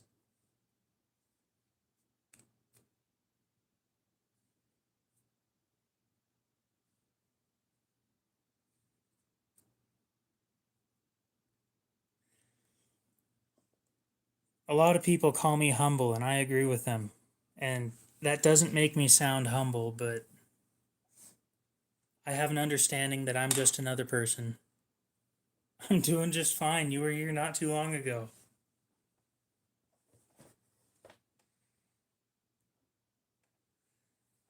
I got a shout out in a magazine.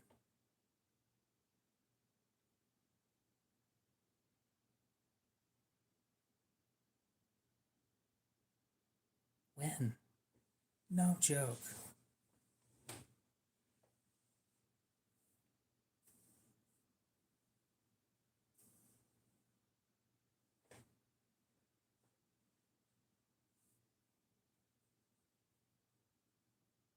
Oh.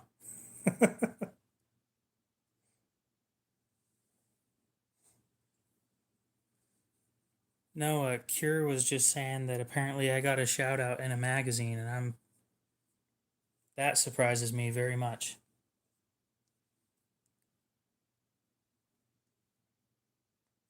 I am 56 watch hours away from being able to get monetized.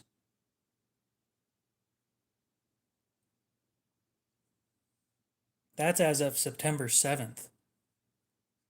There is no way that I'm not able to get monetized right now. That's wild to me.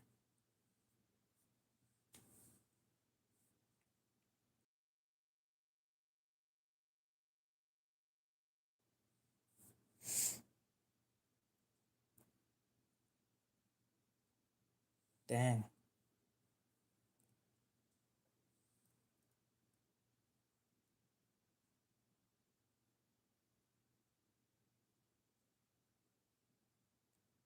I have been doing this for quite a while. Is there any way I can find that magazine online somewhere? I mean, it sucks that I probably have to pay for it, but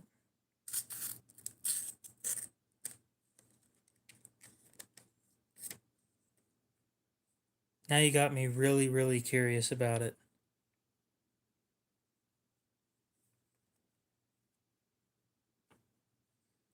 Oh, don't worry about it. Let it all happen naturally. It'll all work out.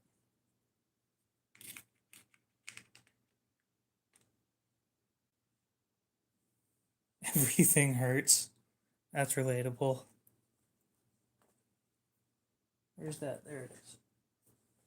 Lay this out. You sleep well, dude. We can get the sale figured out tomorrow and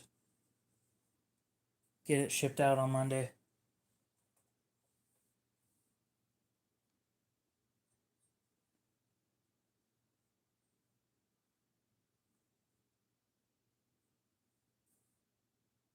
Yeah, I can go grab a paper towel real quick if you want me to show you. I'm just putting these stones away because tomorrow I'm going to a pawn shop to sharpen some stuff. It's what I do on Saturdays.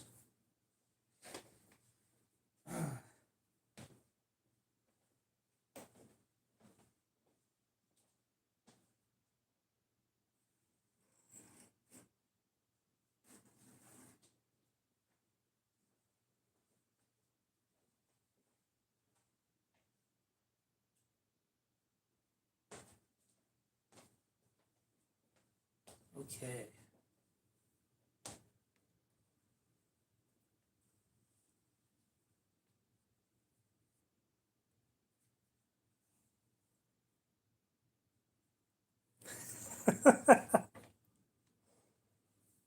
We'll see you later, Brando.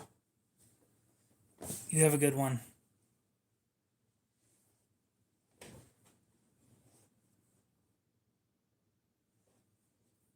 Let's see, is my mini Adamas sharp enough to cut a paper towel?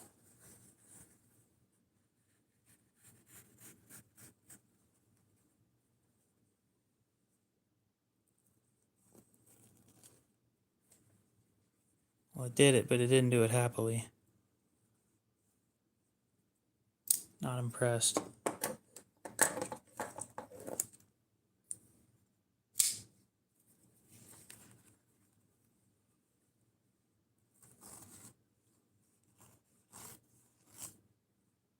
Huh, that didn't work out too well either. I know if you hold it like this, it's like super easy, but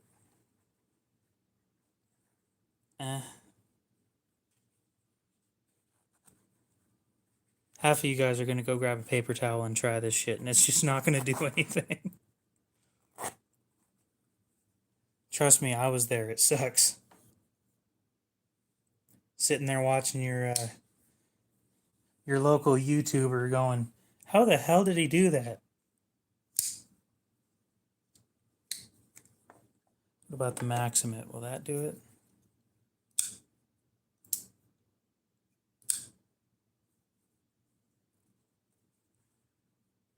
It's a regular paper towel. Just pulled it off the roll.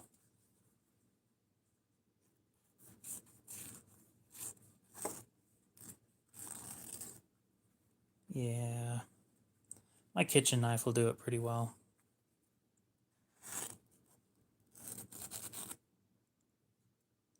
Just the weight of the knife.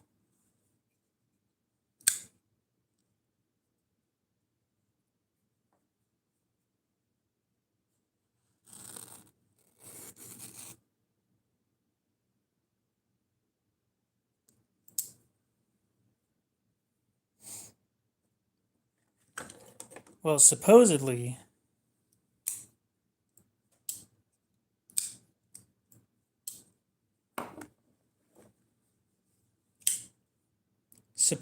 cutting a piece of paper towel smoothly shows how sharp a knife is, but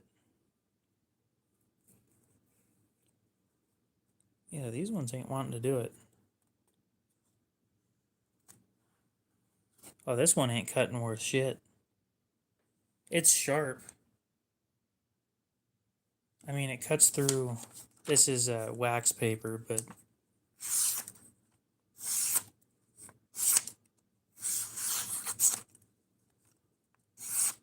it cuts through wax paper just fine, but M16 SF. I don't know what the SF means. I've got an M16 up there.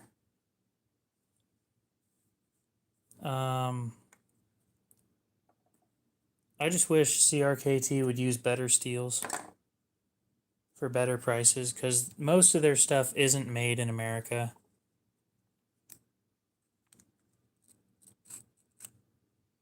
This thing's dull as shit. Ooh. Damn, the one knife that I know it's sharp, but when you look at it wrong, it goes dull. Like, this thing is really sharp. Let's find a clean section.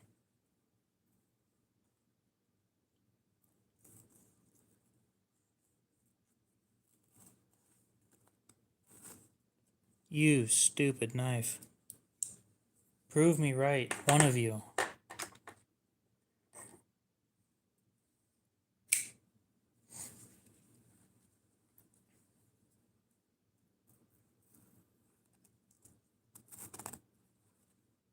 You're all sharp. Don't tell me you're not.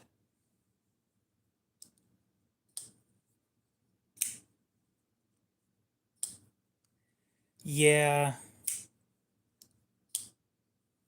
I'll be honest. Human bodies don't tend to like pointy things. That's what these are for.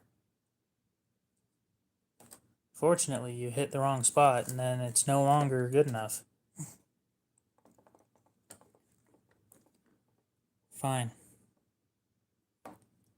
Let's find something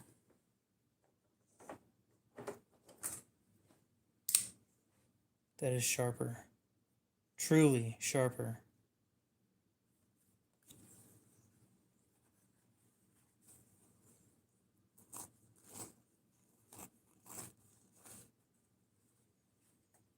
Oh, you pain.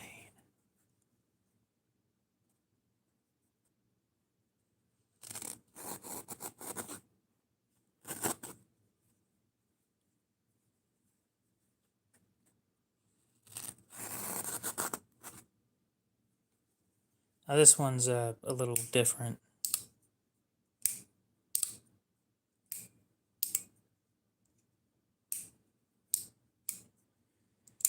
There's a couple, or there's at least one time where I probably should have had a tourniquet. A tourniquet's better, I promise. Give me 1 second. I will get the sharpest knife in the house. And I will prove it right.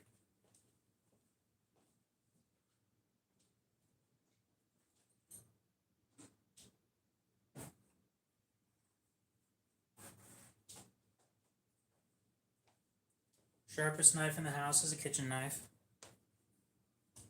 It's what I practice on when I get new stuff.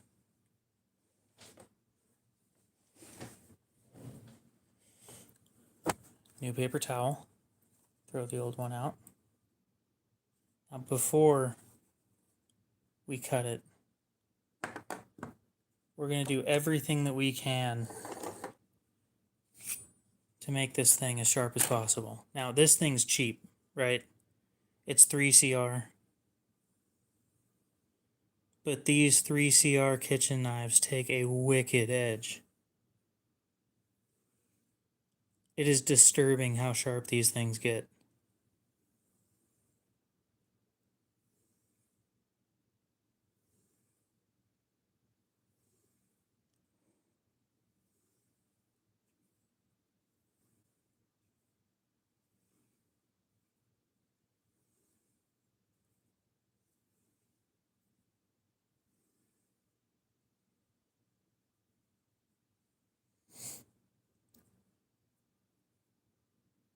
I have a buffing wheel? No. Yeah, I'm bringing the kitchen knife.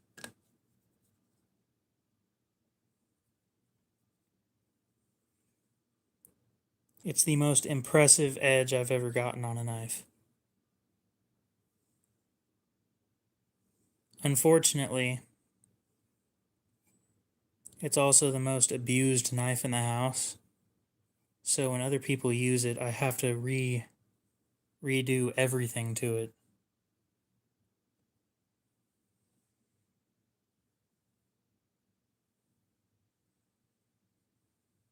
Okay. Fresh paper towel. Kitchen knife.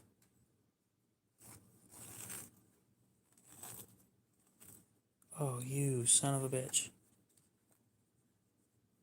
No, it's a good knife. It's just not the best materials.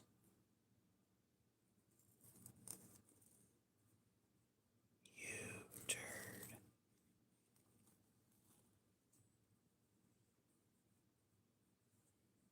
Fine.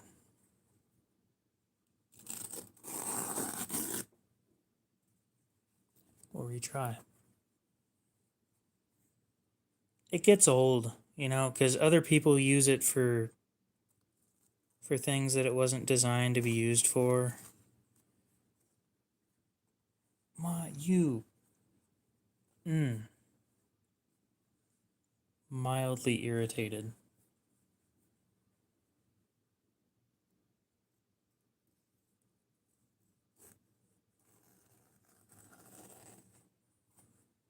There. One-handed cut. Clean.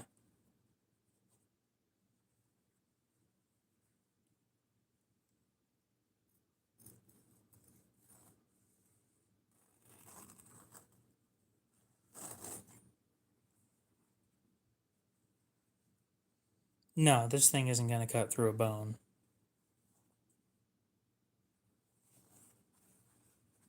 So it is possible.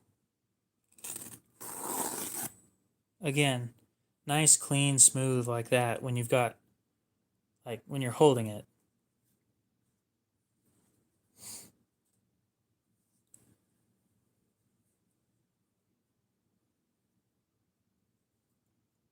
It's a kitchen knife. It's used for, like, potatoes and cheese.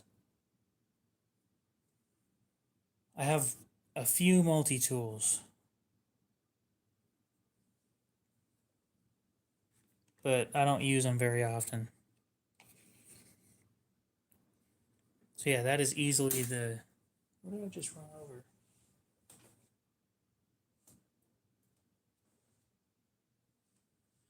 Easily the sharpest knife in the house. A rock. Yep.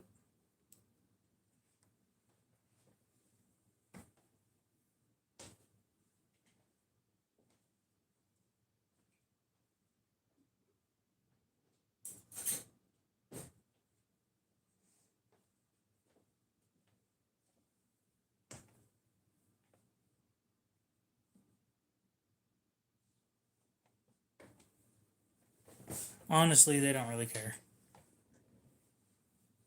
When I hit milestones, they say congratulations, but other than that,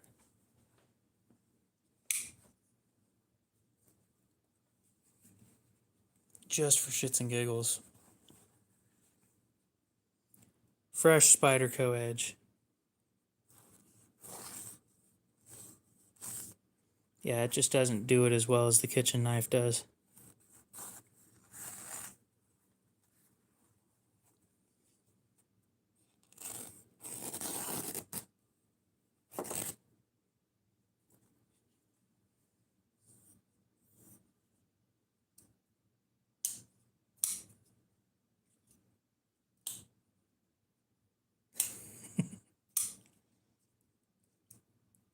I'd like to eventually start a knife company.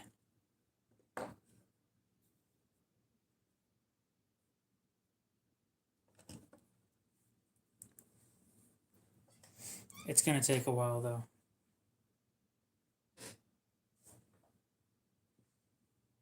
So, what was that magazine you were talking about?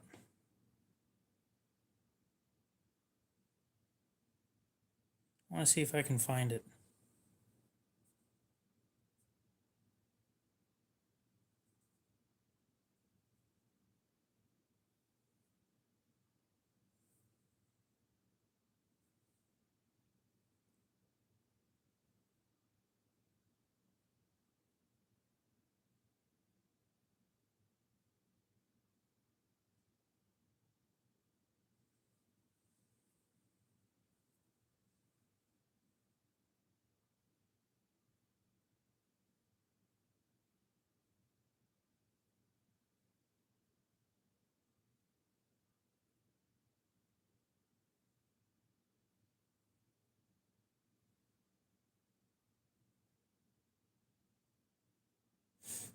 I think it's a good goal. I just need to. I don't know the ins and outs of business at the moment. It's going to take a while.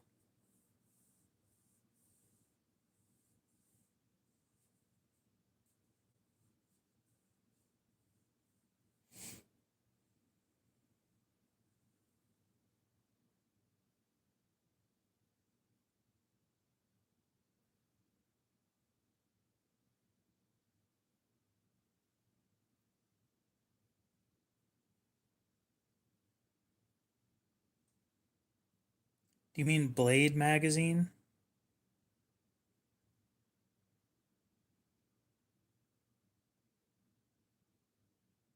Like this one or something?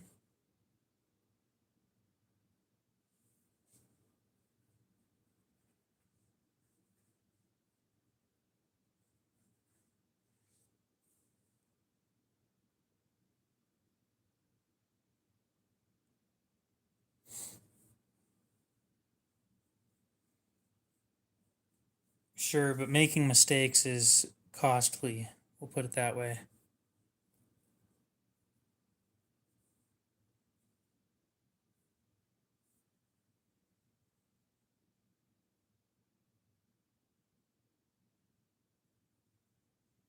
I don't know if we're thinking of the same person.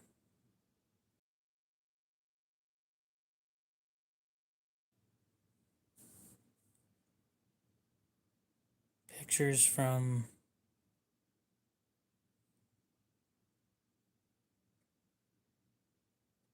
I'm sitting here wondering what the hell it's meaning when with what you're saying.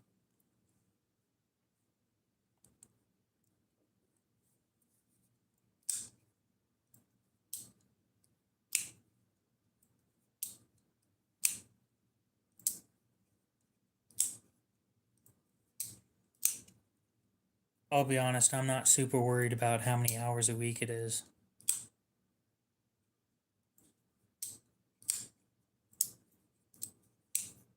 I just have an understanding that it's going to cost more money than I have.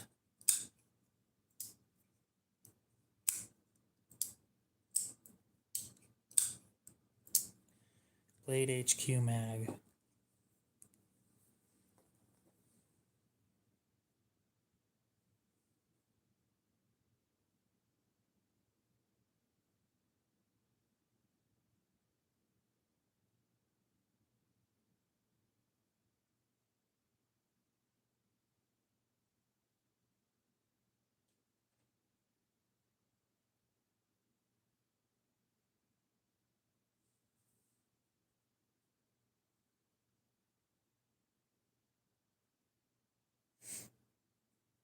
Okay, solid question. Just out of curiosity. Does it have a picture of a person on the thing? Or on the page, whatever.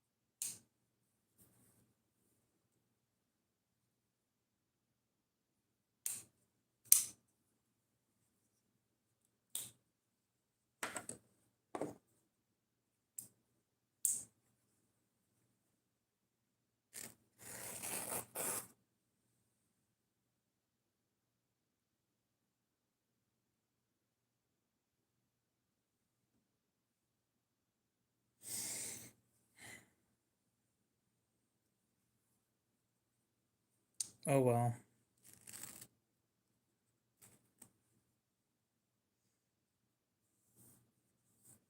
So I do want to give you a heads up. The Yo Jumbo, it's big. It is a big knife.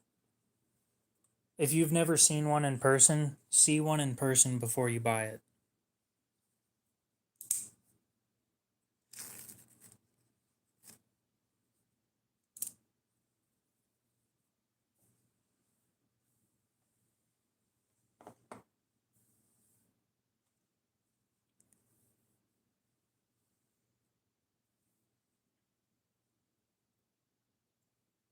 Let's look up the Yo Jumbo real quick.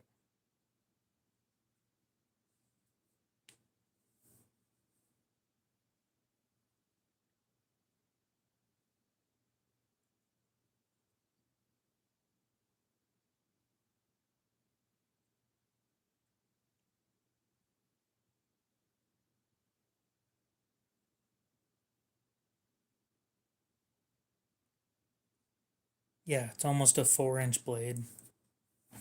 That is huge. If you've never seen a knife with a 4-inch blade that folds, I think this one's like 3.5. So it's bigger than this.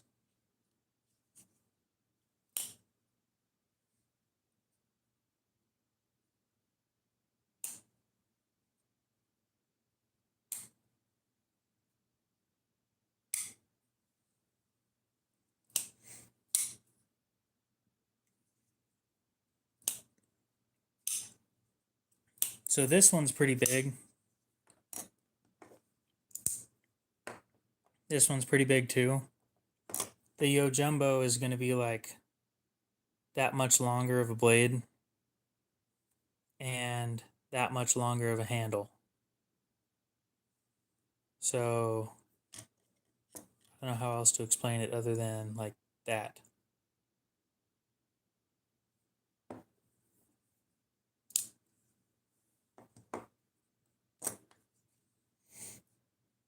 Speaking of cleaning,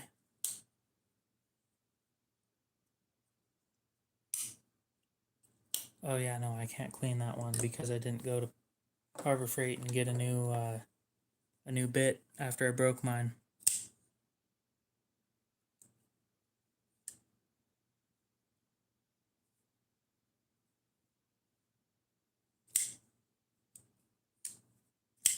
Cut and Carry, what's up? How's it going?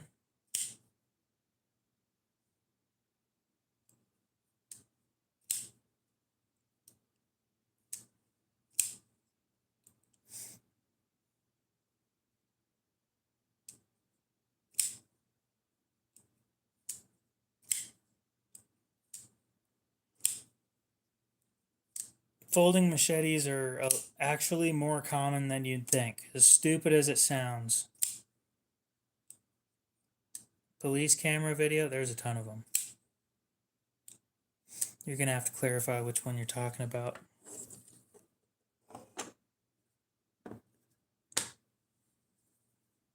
So since this didn't cut, you were just cleaning your knives? Yeah.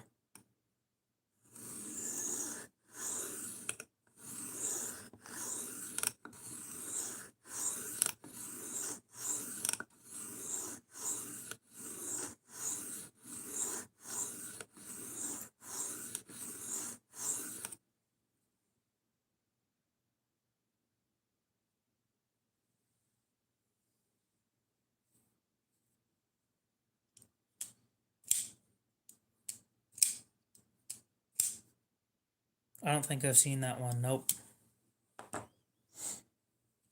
Sounds like just another bad day, to be honest.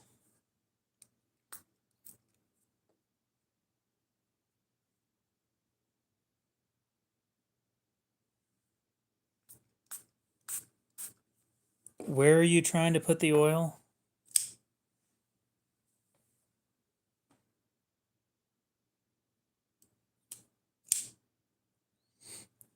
Zorro, welcome back. You're thinking of looking for a switchblade, but what?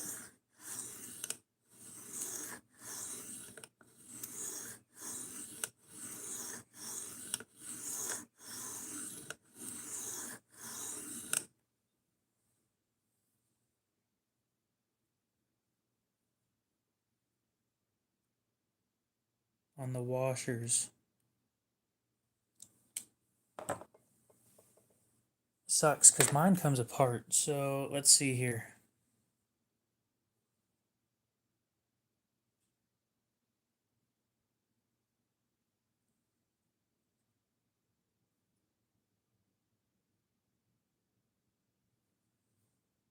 I'm 23.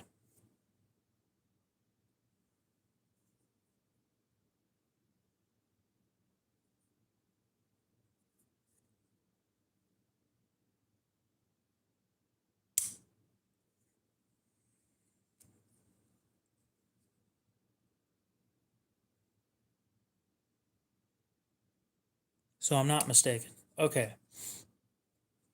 So if you look in here, that tiny cutout where there's a round thing right there is a washer.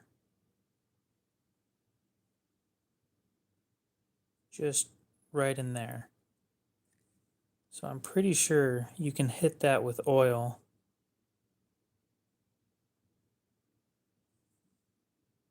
And that should work out. Just like a drop or two, but it probably doesn't need it, to be honest. Like, is it really tight and that's why you're doing it? Or let's get some info before we make any mistakes.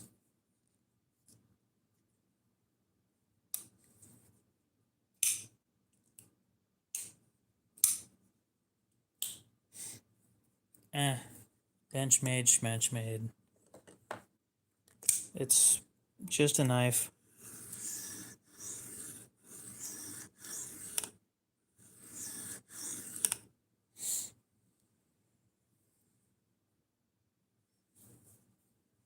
Every knife in my collection gets treated well, so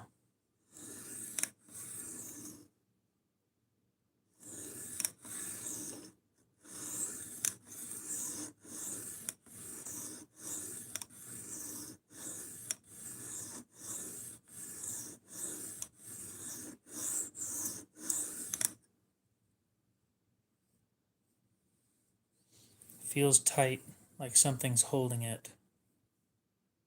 So when you say tight, do you mean like it doesn't move around easily? Or it sucks that you got one of the ones that doesn't come apart, because there are so many modifications for them, but only the ones that come apart.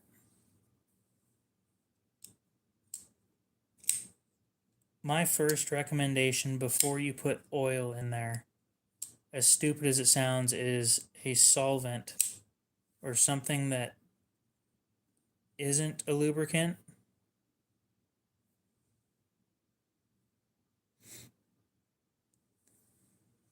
So when I say that,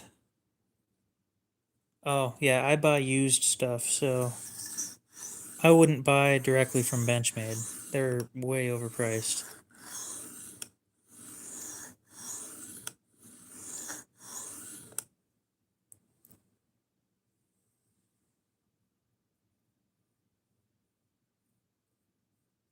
God, if it was like any other,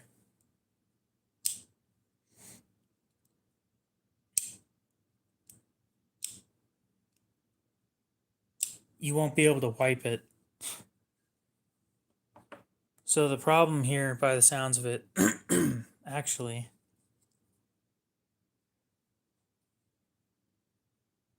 you can only remove the pivot screws, and that's not very useful.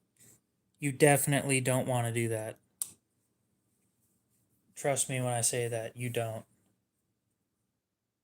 I use a lot of Q-tips. It is not worth taking it apart if you can only take out the pivot. So my recommendation that I'm going to go with is either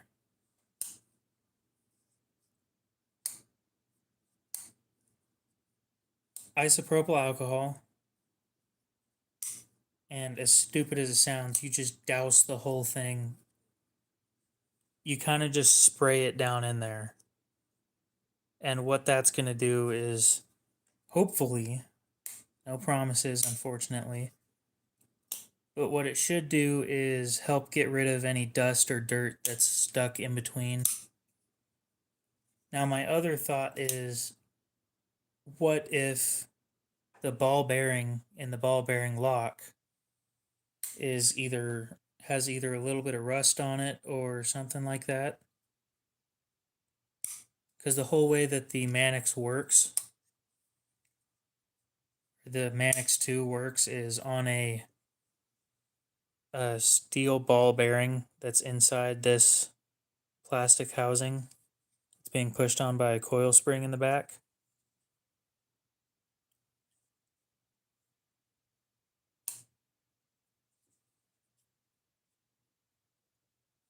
So maybe like a drop of oil, like right there on the blade. And that's it. I would almost consider myself the expert of knife maintenance. Almost.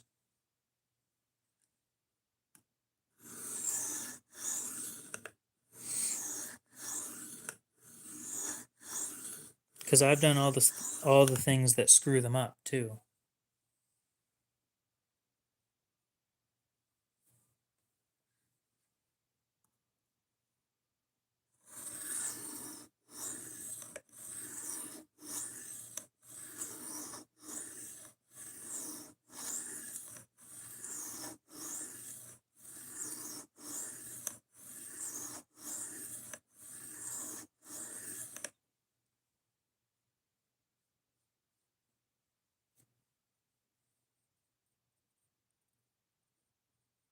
Well, that's what I do is I buy used knives that have been treated terribly or just not treated great, and then I clean them up. So that's how I get my nice shit.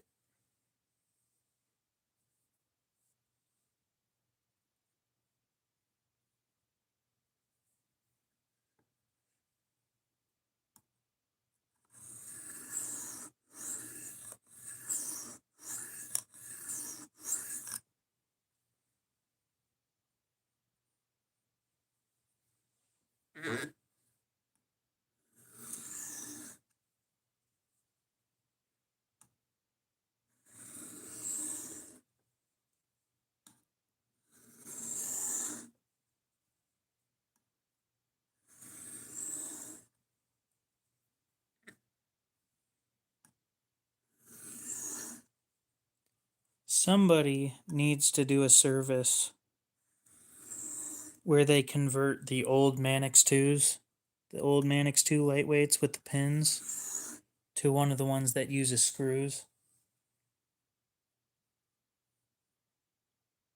You know how awesome that would be? I'm not going to do that because I'm going to screw something up, but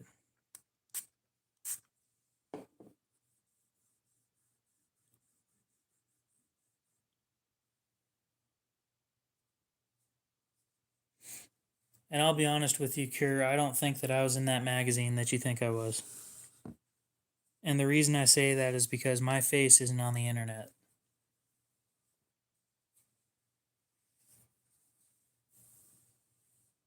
I'd be afraid too, dude. It's an expensive knife.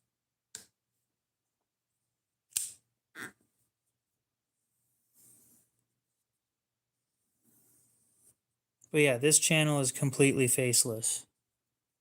It was a picture of my desk. I'm so confused.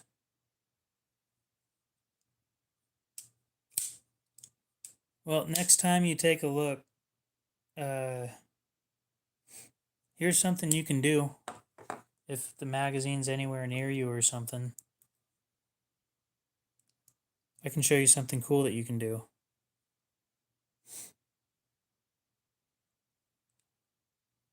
So if you take a picture of that, why did you open Instagram when I pressed YouTube?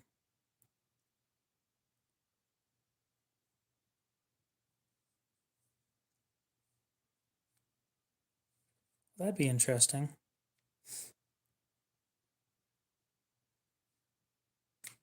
Well, I want to show you what you can do. If you go to my live stream here,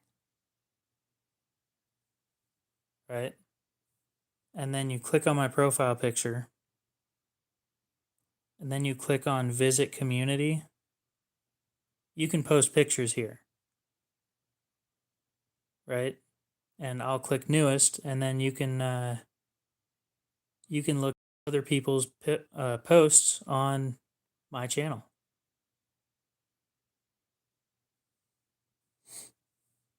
So when somebody wants to show me something on stream, they just post it there and then say, go take a look at your community post. And of course, I look at it before I show it on YouTube, but comes with the territory, I guess.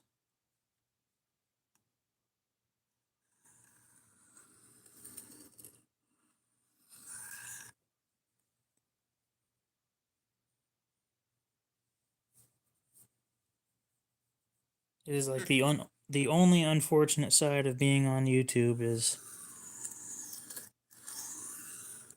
some people out there are turds.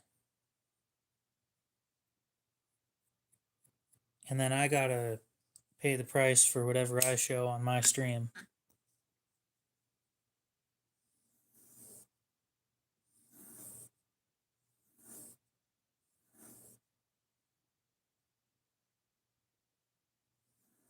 I told you.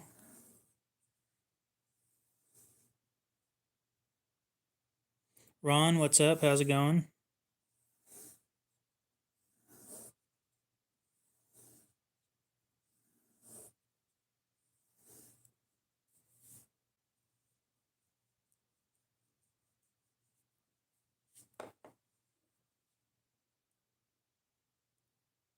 Yep. That right there. That's a mini Adamas, yeah. If I didn't get it for a good deal, I wouldn't have bought it.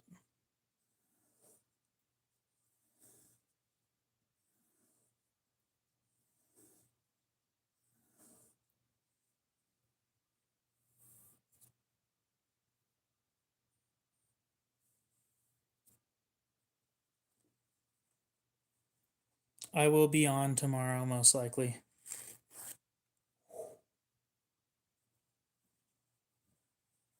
Day's been going fine.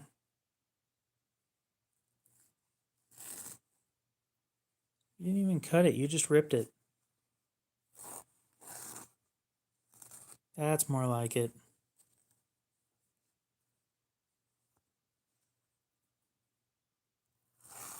You want to know why it feels wrong? Because you're paying about 1.5 times what you should be paying.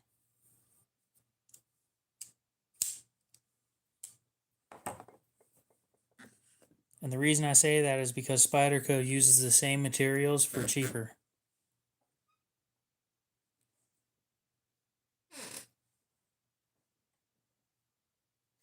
It feels wrong because it is wrong, in my opinion. Yep, you have a good one, Cure. We'll see you later. I didn't know Blade HQ had a magazine.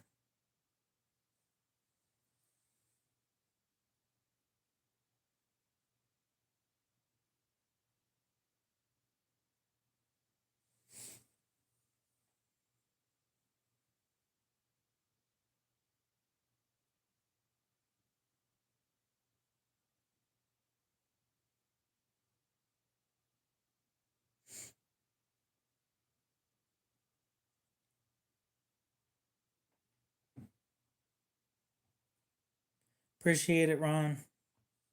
And everybody go drink some water, too.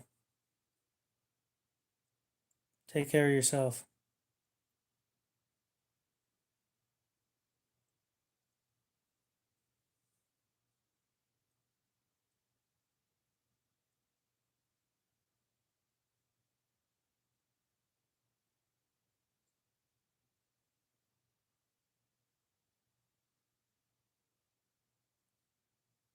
Hmm.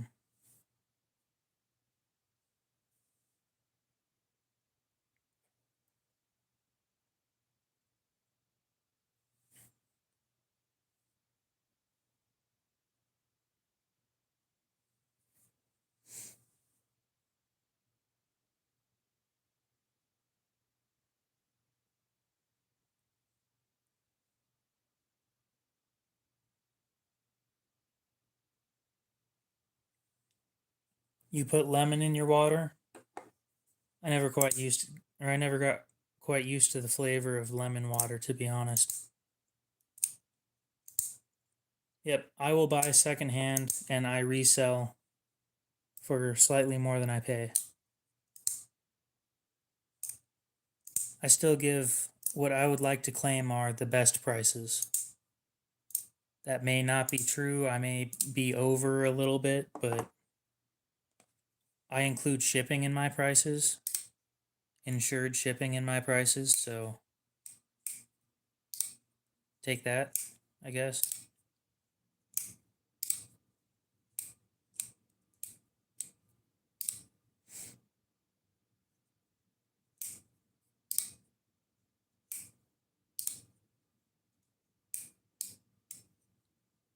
No, I can taste a little bit of lemon in the water, and I never quite got used to that.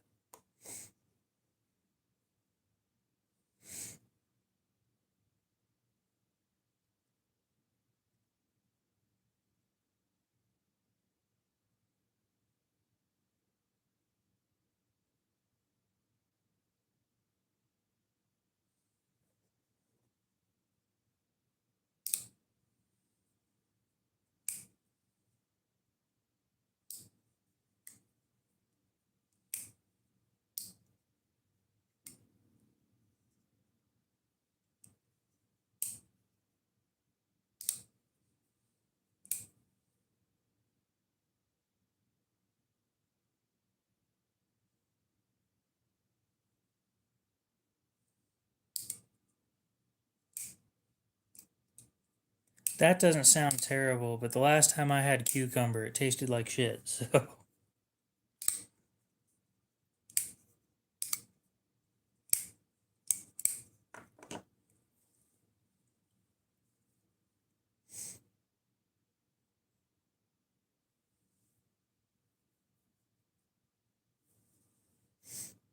hmm.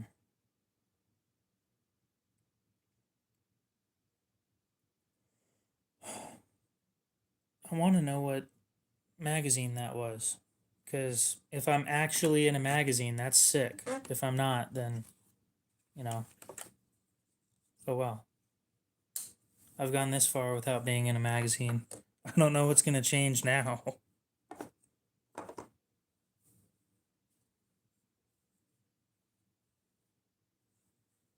Thing is, to me, if it was in a September issue of a magazine. Appreciate it, Cody. If it was in a September issue of a magazine, then like it just dropped and I wouldn't have seen any benefits.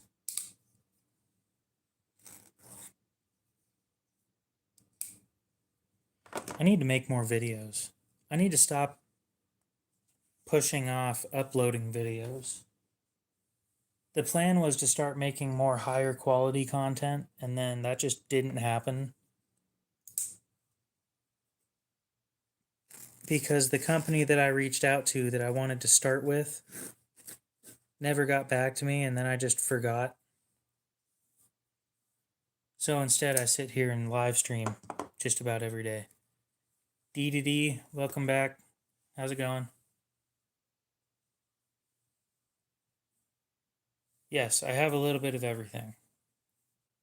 Most of my knives are budget friendly. A lot of stuff that's well under 100. And then some of the stuff, like the stuff on the table right now, is starting to reach into the higher end stuff. The carbon fiber one is everybody's broke these days, I promise you.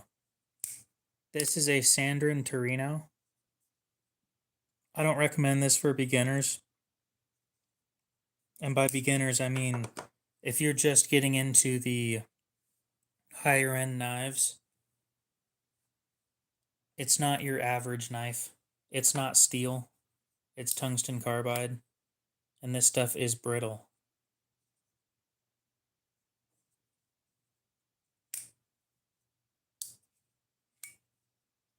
No, it wasn't how the videos look. It was what I would be doing with the knives, right? So when I reached out to Katsu, I believe is the company I reached out to, I wanted to try their knife, their Higo style knife that was in 154 cm. And what I was going to be doing with that was a whole bunch of stupid shit that you shouldn't do with a knife. We're talking things like cutting hose, stripping wire, chopping wire in half. And then, like, by the time I was all said and done with the video, at the very end, I'd be plowing that shit through a nail just to see if it survived. And if it survived, it gets my my wholehearted approval.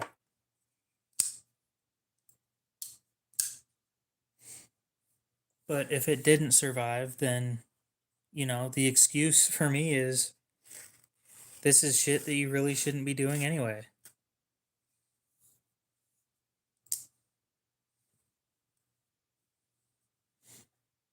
Like, let's be honest, if you're using a hydraulic press to cut a nail in half with a knife, you're the problem.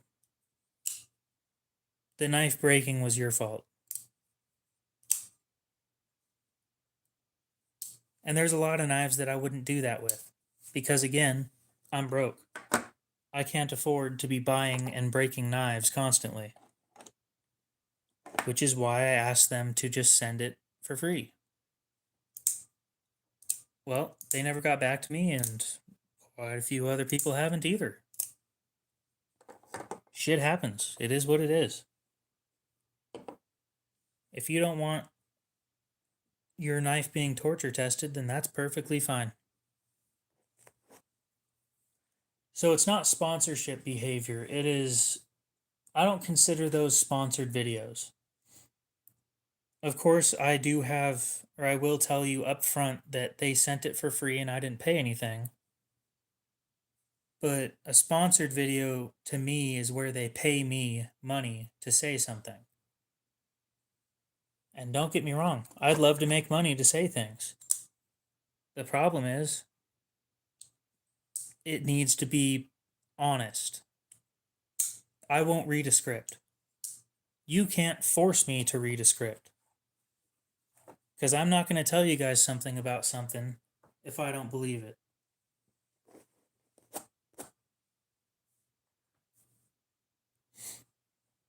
It's not super far off, but it's They're different things.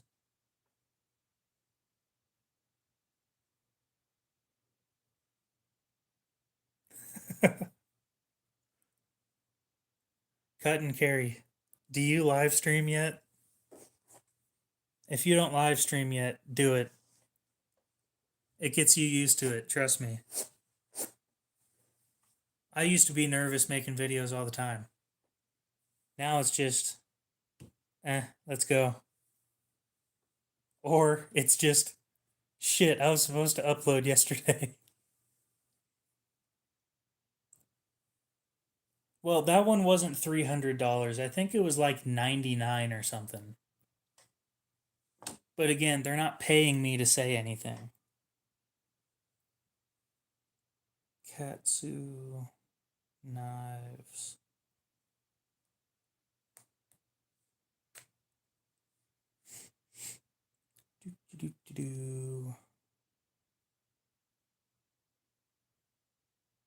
I didn't want one of their really high-end knives.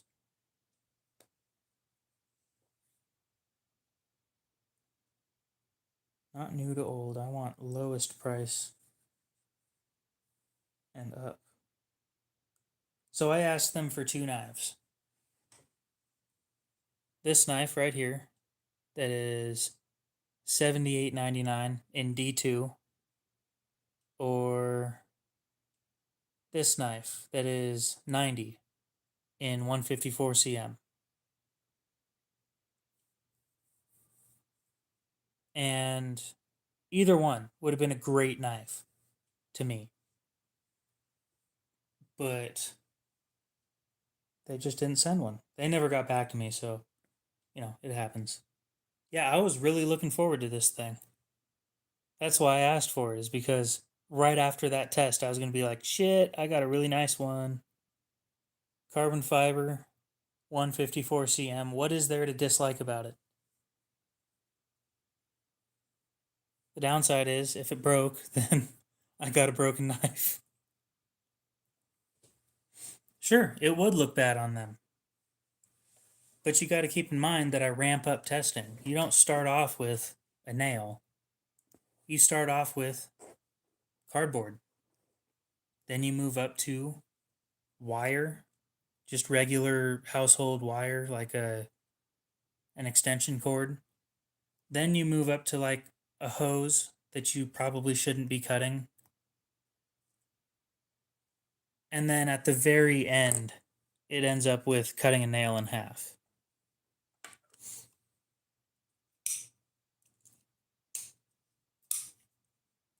It depends on what stones you have. Dan Stan, what's up? And yes, I am an insomniac. And since I actually have some people to talk to, you know, I stay up longer. The more people that I have active, the longer I stay up. Which is why the past 2 days my live streams have been like 2 and 3 hours.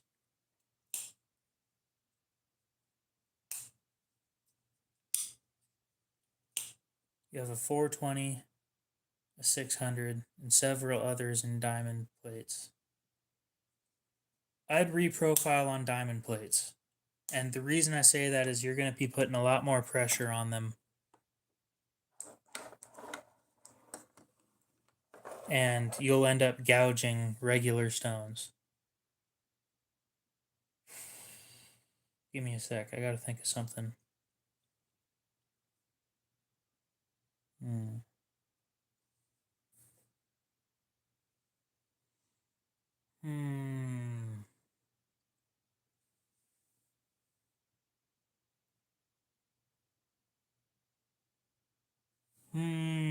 I'm trying to think of a knife that I can break the tip off of and just reprofile it.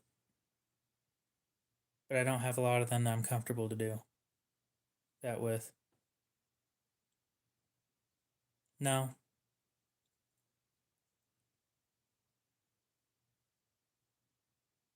Let's see. Did you get all those Spydercos you were talking about? What? Well, I'm curious.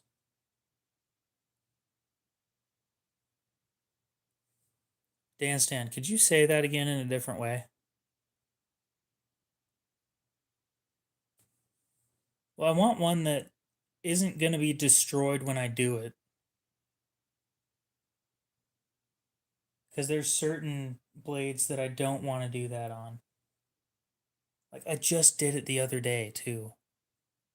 I didn't break one off, but one that was already broken off, I reprofiled. I've done it twice in the last 3 weeks. Yeah, I bought 6. For daily stuff, S45VN is fine.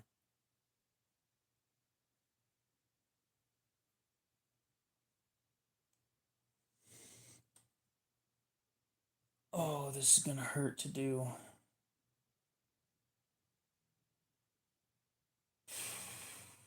We'll do it. Okay. I'll be right back.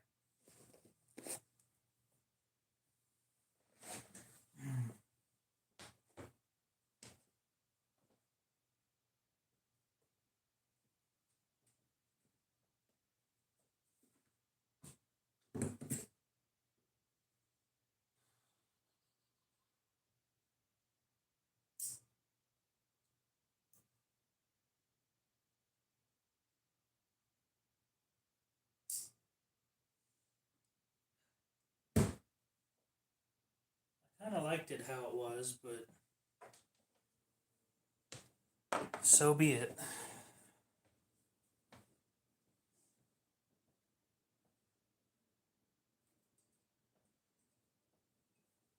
Give myself a piece of chocolate when I'm done as a reward. I have 10 of them. It's not a big deal.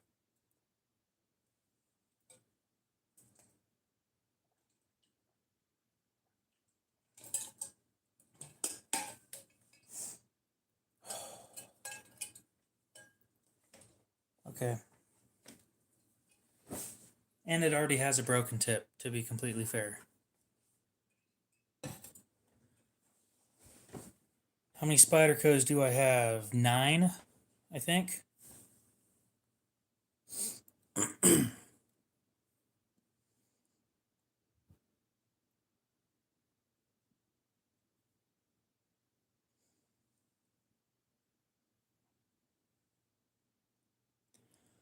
Daniel, I'm going to show you 3 knives that one of them I reprofiled, and the other 2 are not reprofiled. And yes, actually, spamming the heart button does help with the algorithm. S110V is mostly edge retention in humid places.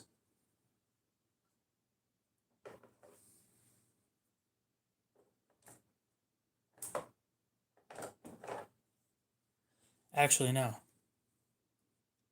I'm going to show you 4 knives, and I've reprofiled one of them, and I want you to tell me which one I reprofiled. I'll open them up. Just give me a sec.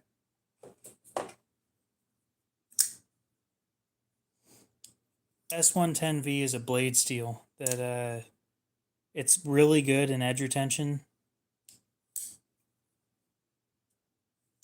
and stainless properties. So here's the 4 knives to choose from, and I'll bring them up and I'll show you the tip on them.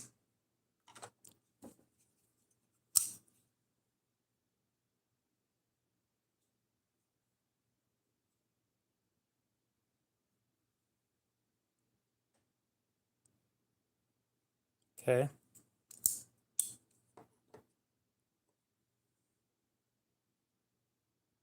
Come on. There we go.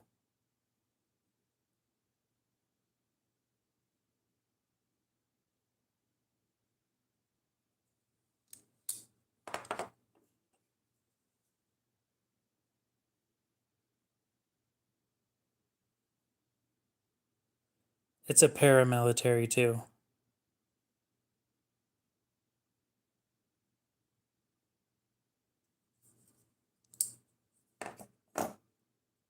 Yep.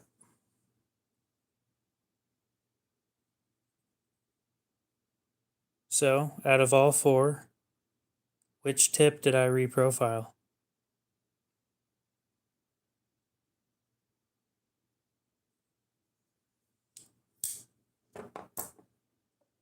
The Para 3, the MSF, the PM2, or the Koenig?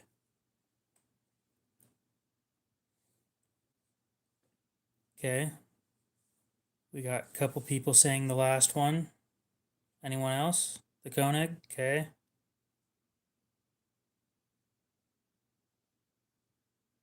You think it's the bottom one because it's a trick question? But they all look like out of the box, by the way. Dakota, what's up? Dakota, I'm going to let you in on the game, okay? Right now, one of these knives has had the tip reprofiled. The other three haven't. Okay? I'm going to show you the tip of all four, and then you tell me which one you think was redone.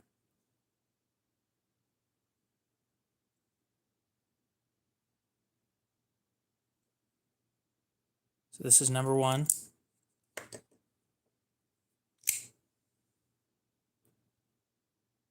When it'll focus, this one's number two. Yippee, thank you.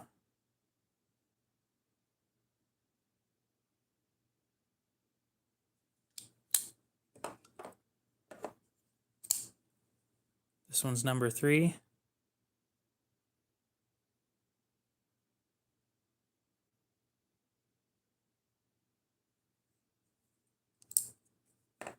And this one's number four.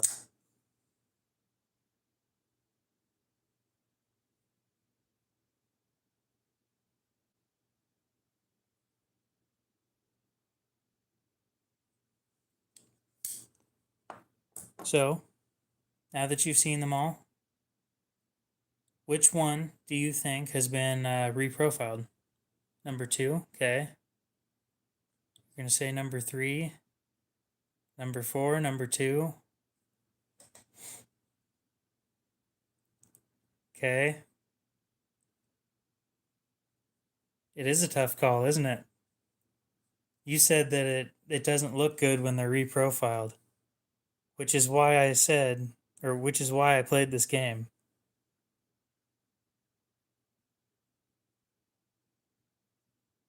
You said it sits badly on a folder because it's so noticeable. Number three, and you can tell me why. Ooh. Okay. Give me your reasoning behind it. Why? Why is it the Para 2 or PM2?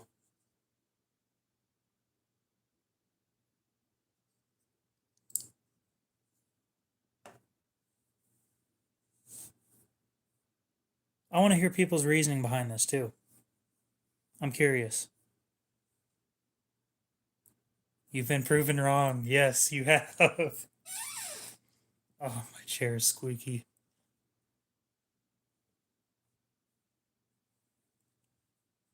It just takes a lot of skill, honestly. To do it right, it does take a lot of skill.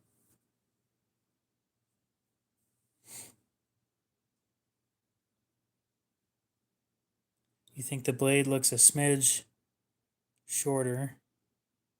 The current pattern is different on the tab compared to the rest of the blade.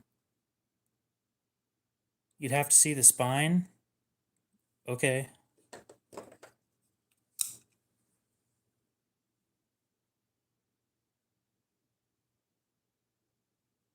If it'll focus.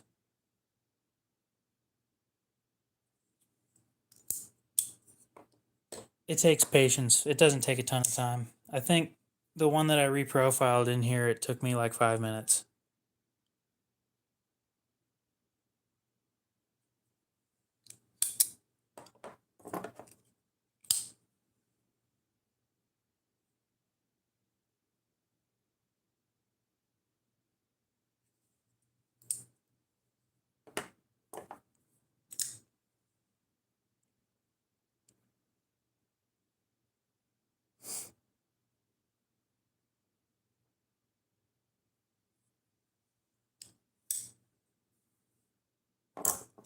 Yeah, they look perfect because I fixed them. None of them look like that from factory. Actually, that's not true. This Manix 2 lightweight has just about the perfect factory edge. It's the only time that I've seen a near perfect Spyderco edge. So,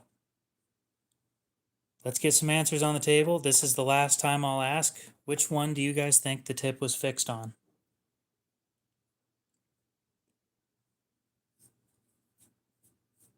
Your first answer was, just go ahead and say the number. 1, 2, 3, or 4. Yep, it is a 15V Manix 2 lightweight. Number 4, okay. Number 1, number 2, number 3. Anybody else? Everybody said at least 1, so number 4. Okay. Number 2, still, yep. Number 4, okay. To everybody who said number 4, you're correct. To everybody who said number 3, you're also correct. And to people who said number 2, you're also correct. Number 1's the only one that hasn't been reprofiled. This one's factory.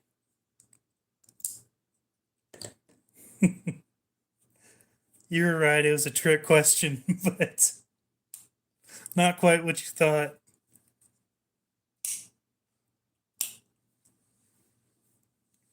Yes, I have redone the tip on 3 of these. So yeah, this one, you said, whoever said it was shorter than factory, it's not. It's the same.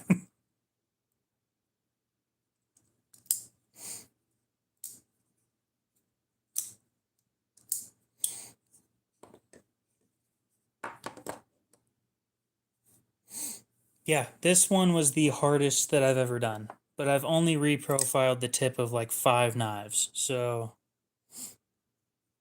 all I've done with that Manix 2 so far is I cut up a pizza box and I cut 2 English muffins in half.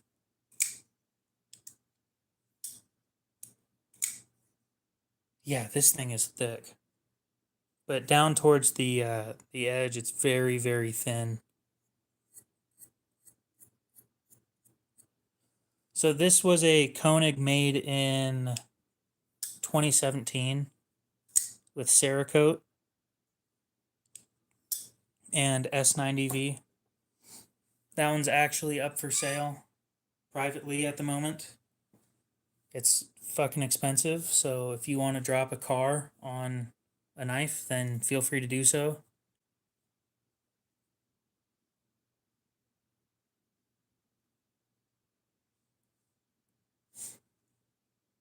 It is a used car price, which sucks, but it's kind of a collector thing, so yeah. So these 3 have been have had their tip fixed. This was supposed to be a full Scandi grind, but when I bought it, somebody tried sharpening it like a normal knife, and then I just fixed what they fucked up.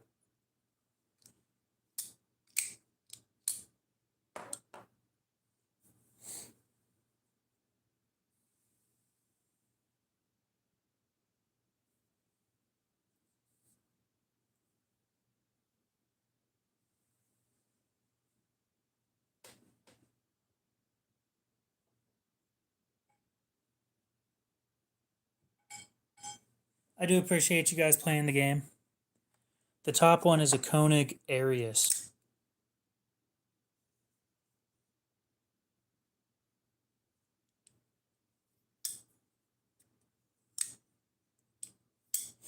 I need to get a hold of Koenig and see if they can get me some papers for it, but other than that, yeah, I thought that was fun. Unfortunately, this one's already called for, and my Maximate one isn't up for sale. But the Para 3 is one of my favorite knives. Just because of how comfortable it is.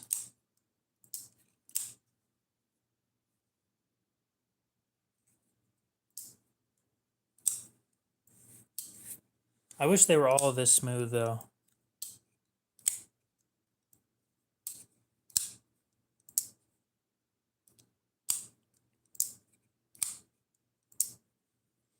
They're not.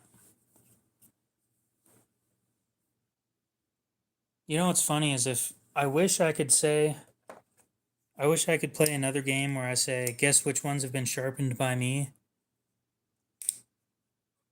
But the problem with that being all of them have been sharpened by me.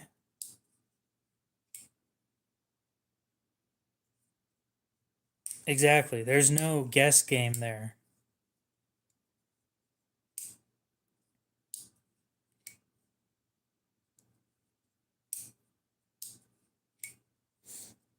Actually, I've only carried it twice. So this Arius was won in an auction a while back, like 10 or 11 months ago, by one of my buddies, and he held it for a while. He never carried it. He just held on to it for a while, and then finally decided that he wanted to get serious about selling it.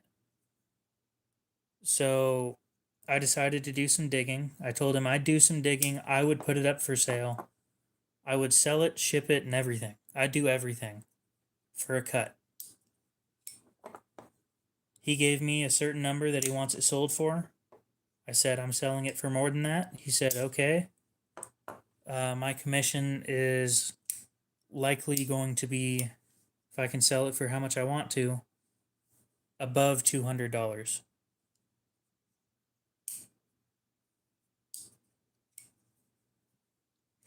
And with that money, I will easily be able to afford my Grail knife.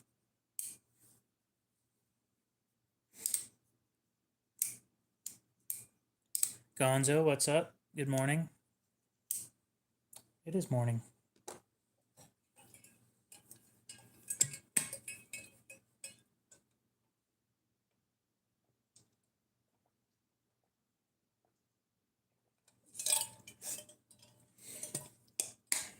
No. My commission on the Arius will likely be around 200. I can't tell you guys my Grail knife, unfortunately. You guys will see it when it shows up in a video. And then I'll be showing it off during my live streams because I got a Grail knife. Yeah, unfortunately, it's sitting way above 200. It's like shitty used car prices.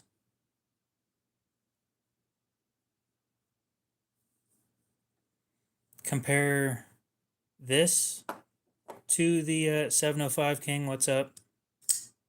Lose the attitude. There's no point in talking like that. It's more than 12.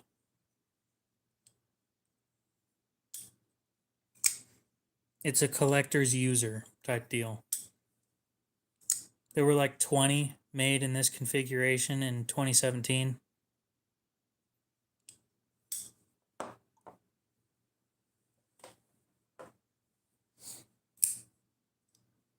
It is a first run.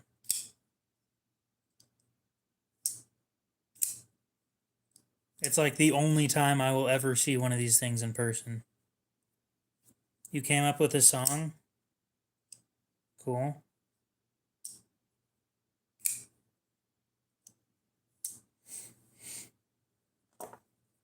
I'm thinking the move is to see if Bill Koenig wants to buy it.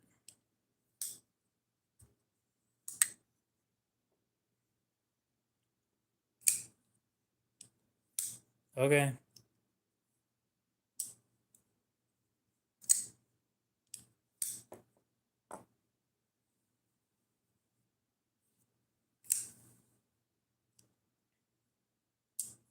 It's not in my budget either. It's like way out of my budget.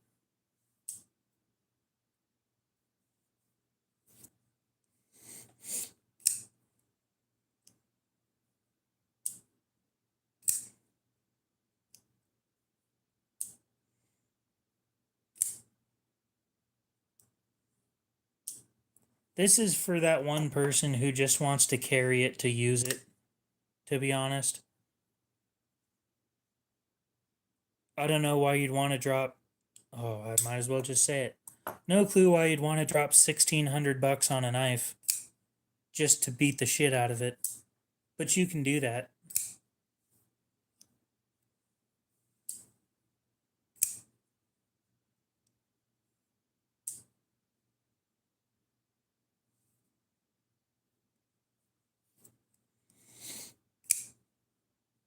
I'm sitting here playing around with the ZT.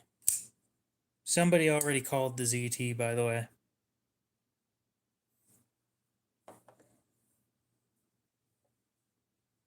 Hopefully he gets back to me about it. Oh, Dakota called it.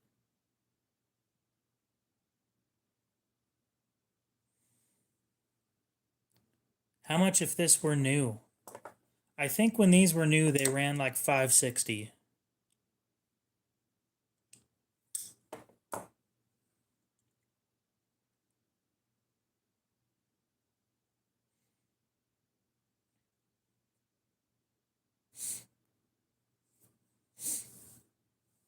You've got to come up with more lyrics before people can come up with an opinion of a song. I'm being completely honest with you.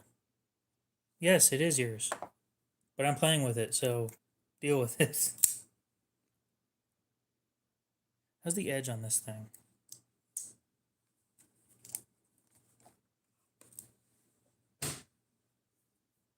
Paper towel.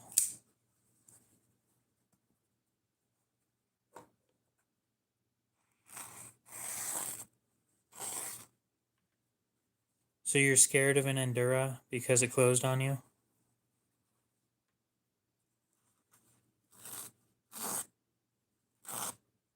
If you don't get back on that damn horse,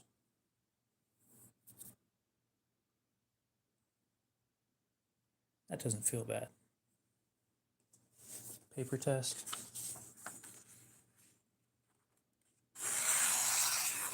Oh, toothy. That is such a toothy edge.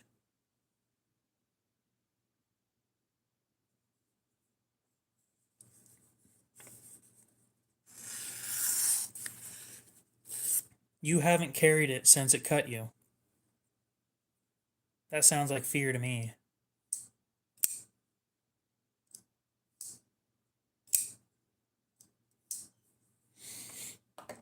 Is that a thing they're known for? Is what a thing they're known for?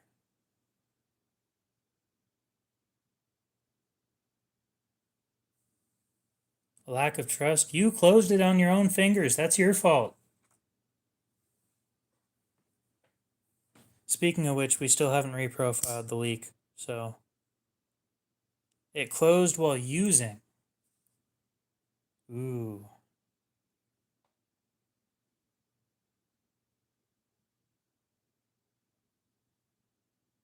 Okay, so I'd recommend, if I were you, sending. Can you get it to do it again?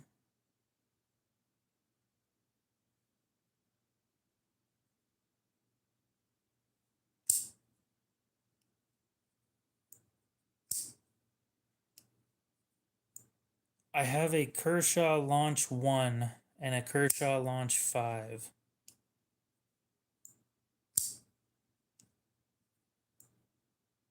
If you can get it, no, all you got to do to make it fail, if it's going to fail, is open it, right? Hold it like this with your hand out of the way and smack it against a table. Preferably with like a cutting mat on top of it. And if you can get it to fail right there, send a video of that to Spyderco and see what they'll do about it.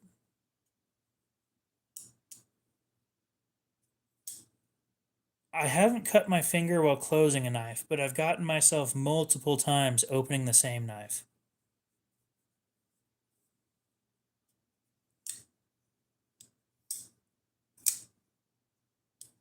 Well, this is how we test button locks, right? I'll show you how we test these things. Because they're not the most, these are about the least reliable lock out there. And when they fail, it just snaps snaps closed. So, snaps clut. What the fuck does clut mean? So, for anybody wearing headphones or anything like that, this is going to be loud. I recommend everybody turn their volume down a little bit. So, you hold it like this, where your fingers are nowhere near in the way, right? I'm going to hold it like that.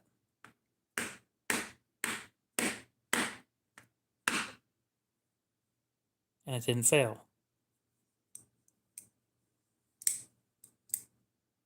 Now, I'm not moving my whole arm, but I'm smacking it down with my wrist. That's it.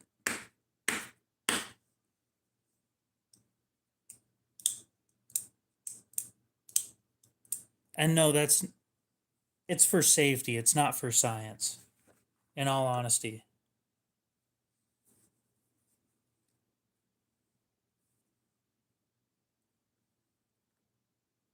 Have a good one, nice guy, I guess.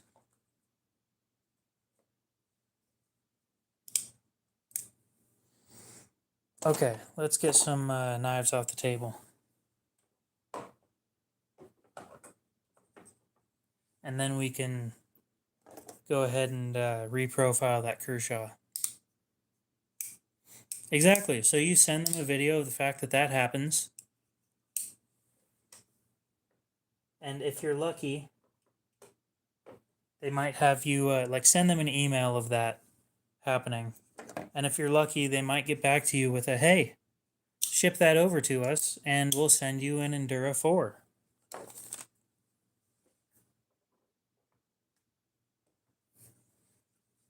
But I've never dealt with their customer service, so I don't know anything about that. I wish you luck.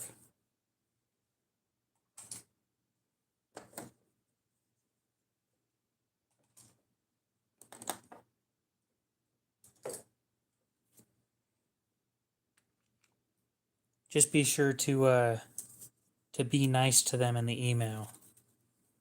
Because again, companies have the right to refuse service to anybody for any reason. Don't make it any worse on yourself. Okay. Now for reprofiling.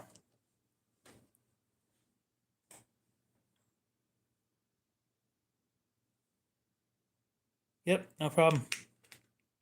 I have a good time helping people out. It's what I do. I find it to be my way of giving back to the community.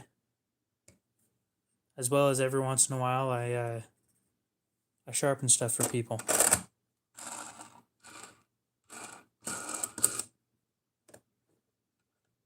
So we're gonna be reprofiling on a 400 grit. I could do the 140, but I'm choosing not to because not everybody can afford that. Almost everybody can afford this stone. It's $22 plus shipping, ends up being roughly 28.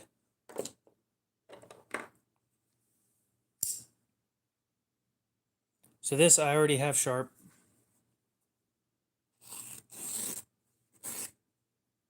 Toothy edge. So what we're going to do is we're going to start like that and lift it past. Oh, this isn't going to look good on camera. You need to mow your lawn. Where the hell are you? It is 2 a.m. where I'm at.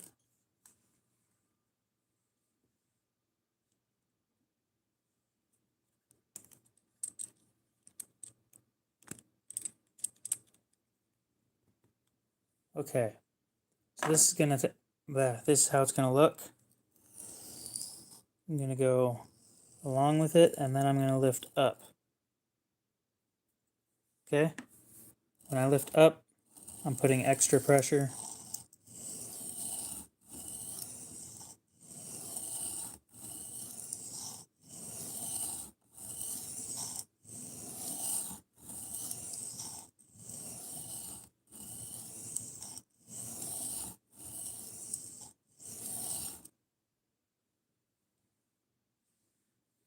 And what that's going to do is going to leave the edge looking like that, where instead of being a consistent angle, it's going to get larger up towards the edge. And then you're going to continue that on the opposite side, once I can get the camera to sit properly. Thank you for Germany. God damn, you are way further away than I thought you were.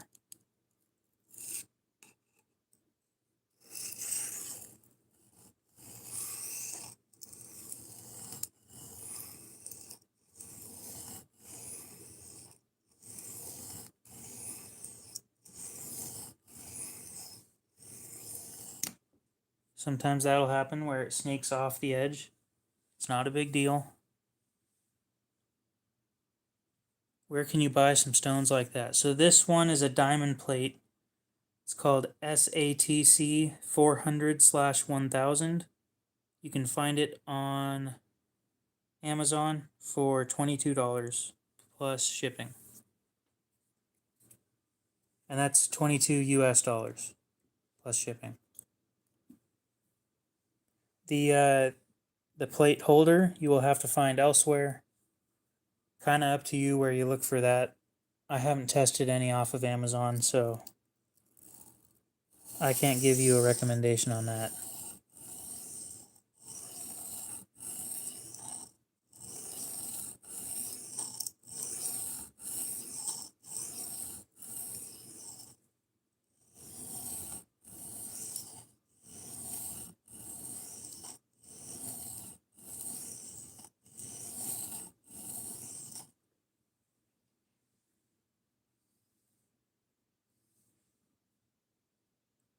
Yep, I don't carry fixed blades because I find them to be too large and they pull my pants down.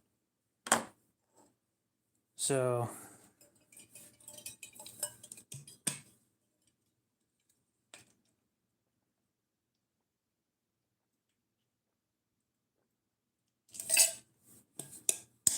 most fixed blades are just too heavy. Ran out of water.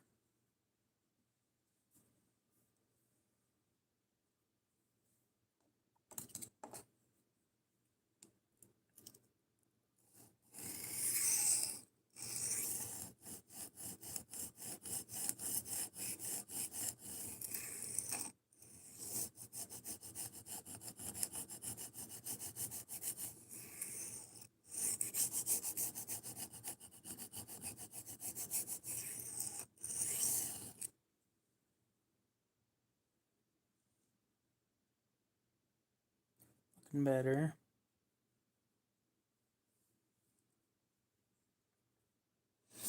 So this stone is actually really thin, or this plate is really thin.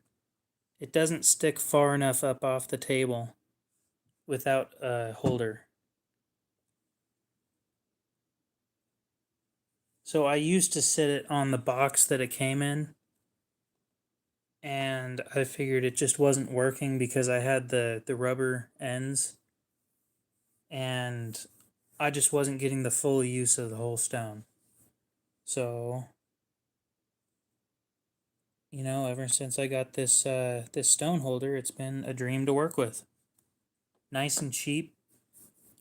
Just about anybody can afford this thing. I think it's well worth the $22.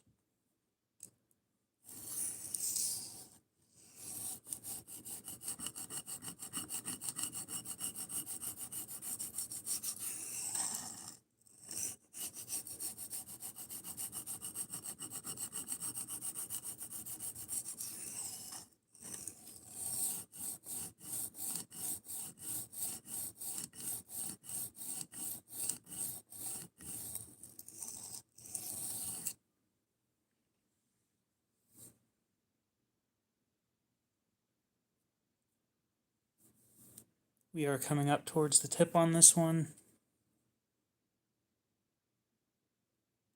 As you can see.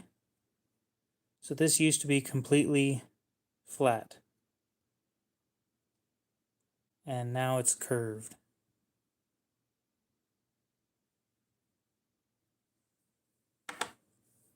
Harper, what's up? How's it going?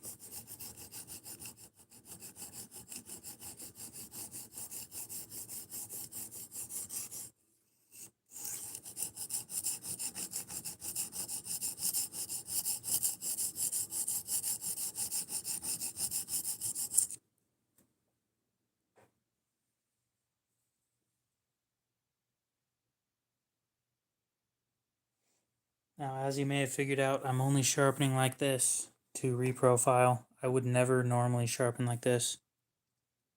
I'm fixing the tip on a broken knife, or a knife with a broken tip.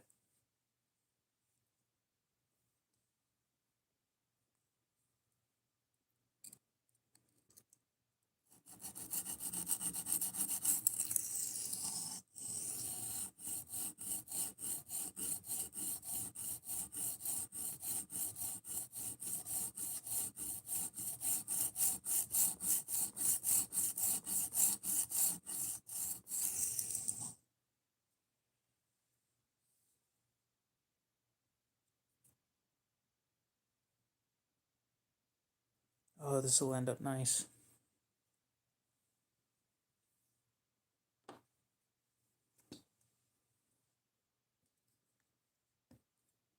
We're getting to the point where it's almost done.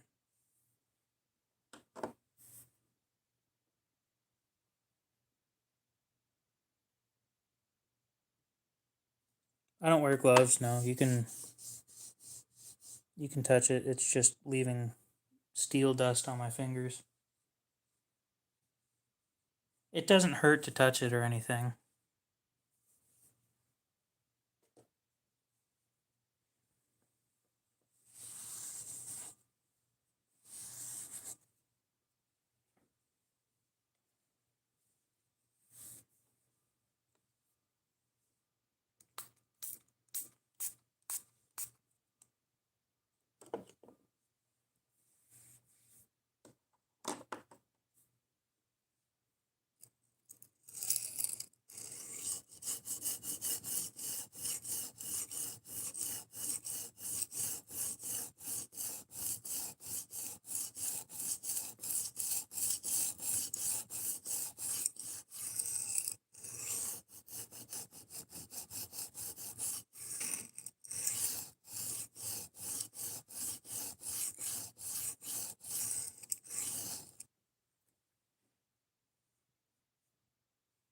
Yep, no problem.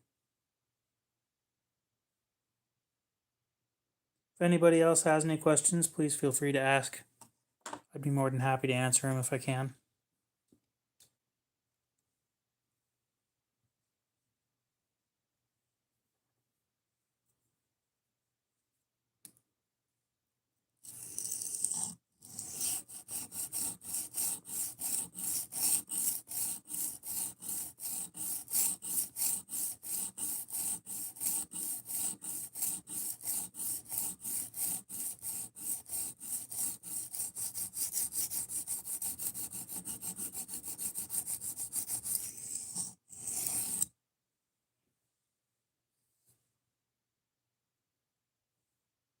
Okay, the tip is almost finished.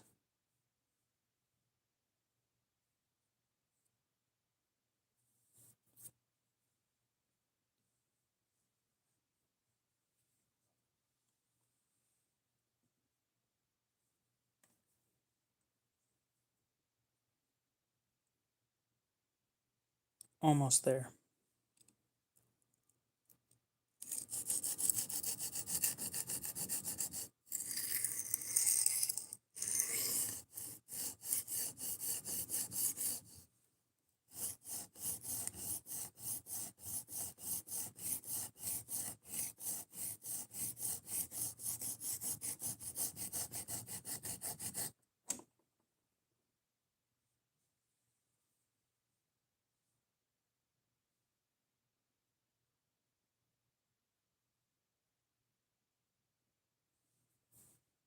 Okay, now it's to the point where I no longer need to have it at an angle like that.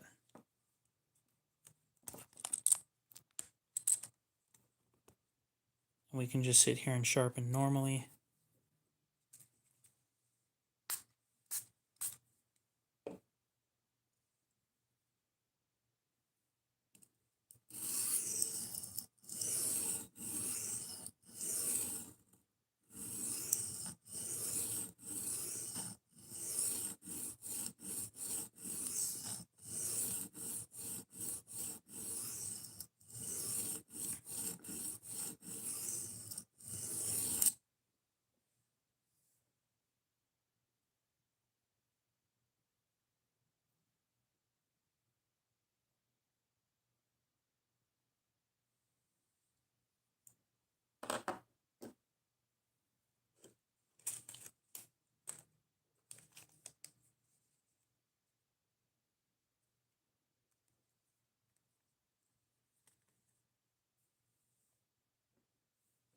Just real quick. There's a burr right there. Right there on my finger. It looks like a hair.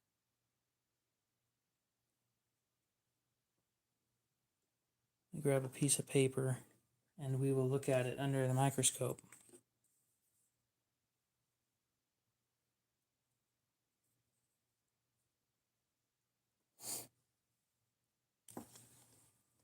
And the stone that I've been using is called an SATC, all caps, 400/1000.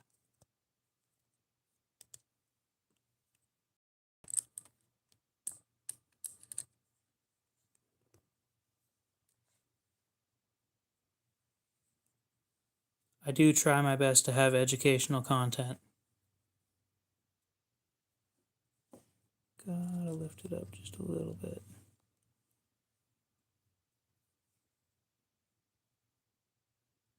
So there's the burr.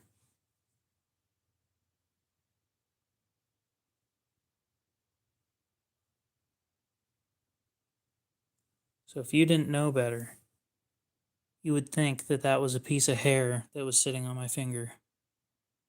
But that's a piece of 14C28N that came off of a Kershaw leak. Now if I can move things just right, and I can drop the camera slightly,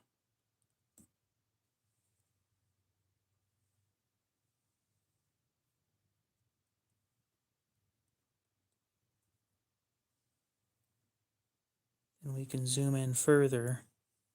Oh no, that is as far as it goes.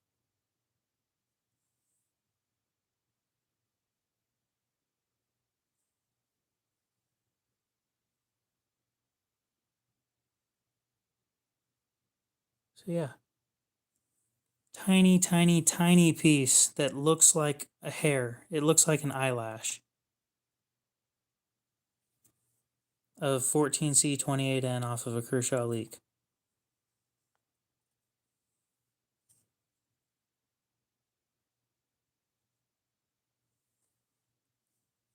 And y'all would be none the wiser if I just did that. It's a little shiny. Other than that, that just looks like a hair. You'd have no clue. Now, just because I want to save this for later, because I think it's really cool that this happened, I'm going to be putting that in a bag. So maybe in future live streams, I can show that to people so they know what to look for when they're looking for a burr.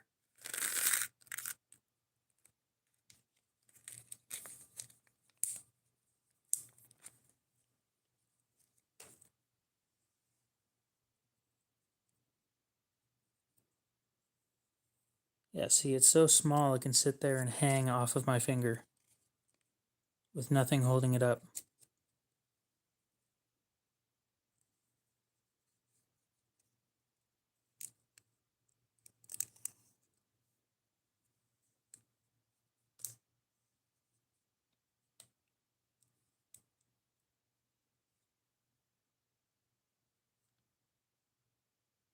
There we go.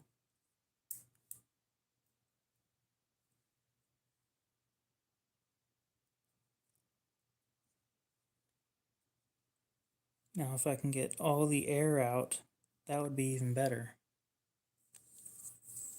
So I'm going to see if I can do that real quick. Because it's right there. Now, not everybody's going to find this cool, but it's hard to get that on camera.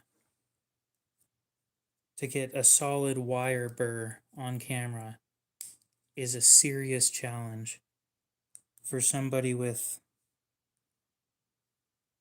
the stuff that I have.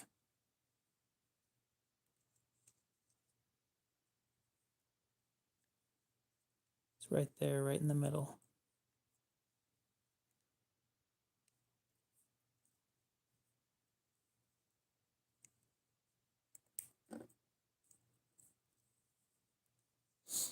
The least amount of air in there as possible.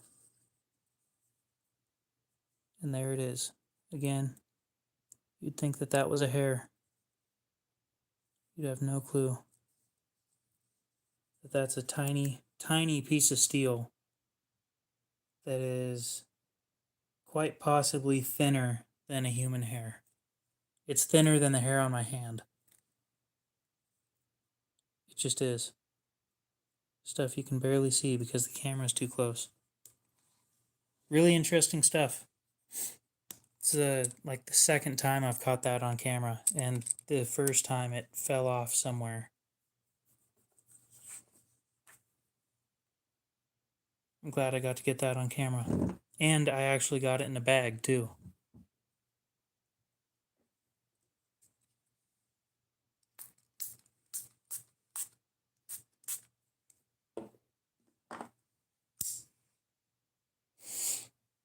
Okay, we're getting close to being finished.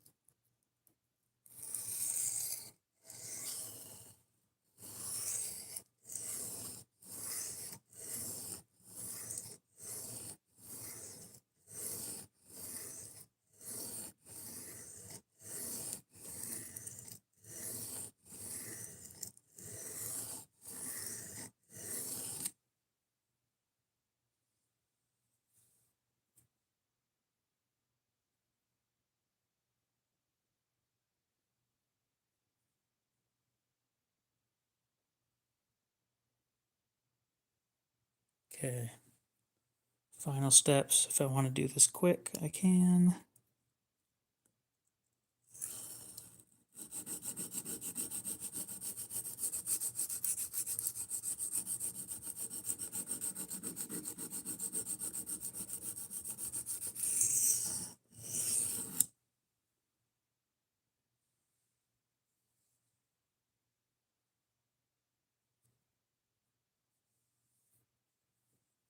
Okay.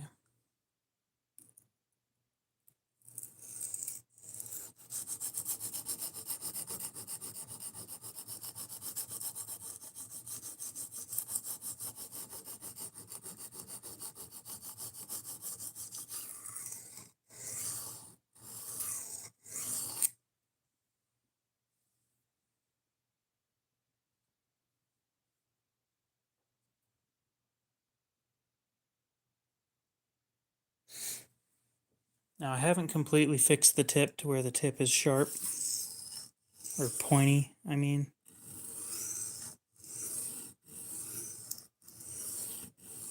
Because I didn't have a point to begin with, so we're slowly getting there, taking our time now.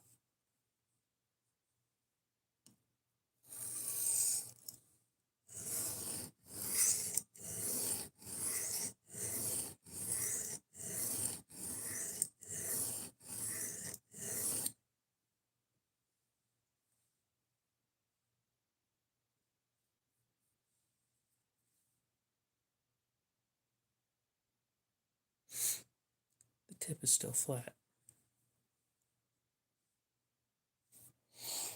Oh, that's one of those issues I'm going to come up with often.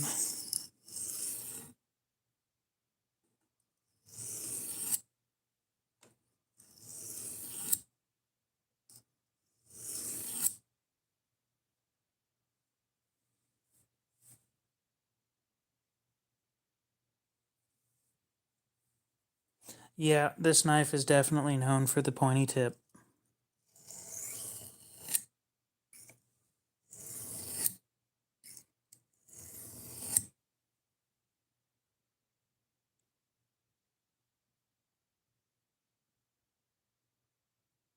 Well, not this specific knife.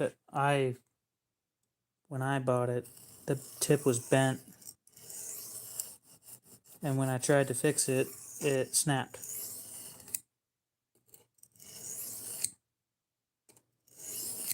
So it was either have a leak with a bent tip or have a chance at fixing it, but it might snap.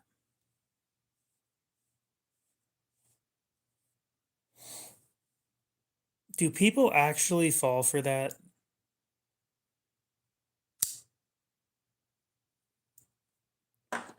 Why would I apologize? You can make me apologize. Try it, I dare you. YouTube chat service. I dare you, make me.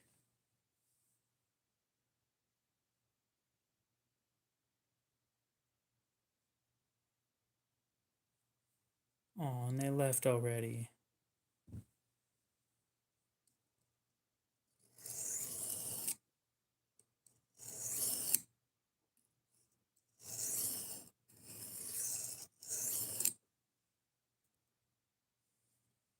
Their whole name should be blue. At the minimum. I was kind of hoping I was gonna be able to have some fun with that. Yeah, so did I. Because I'm gonna apologize for something. Man, I'm one of the nicer people on YouTube. Up towards the tip is now sharp. Now we move up in grit.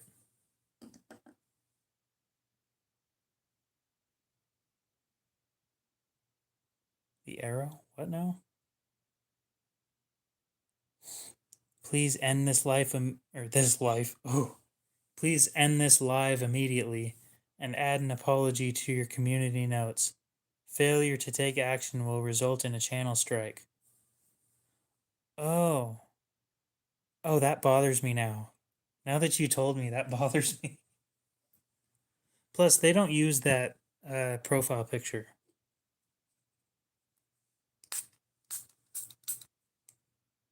I'm running out of stuff.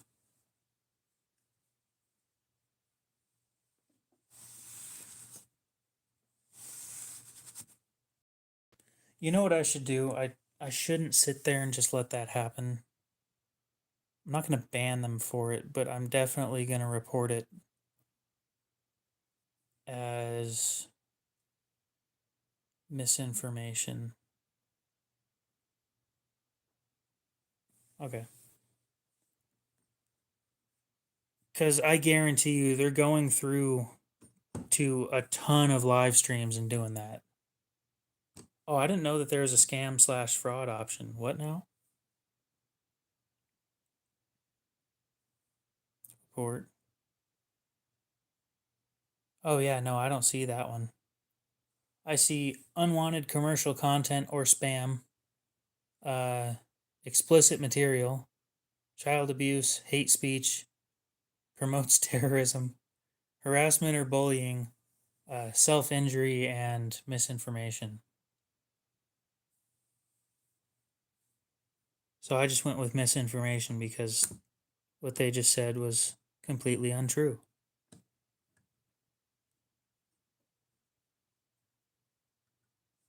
I could see that happening, yeah.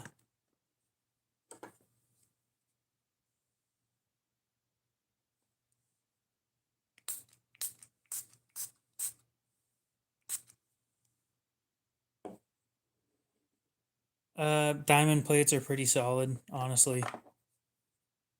I go diamond plates almost all the way, no matter what steel I use.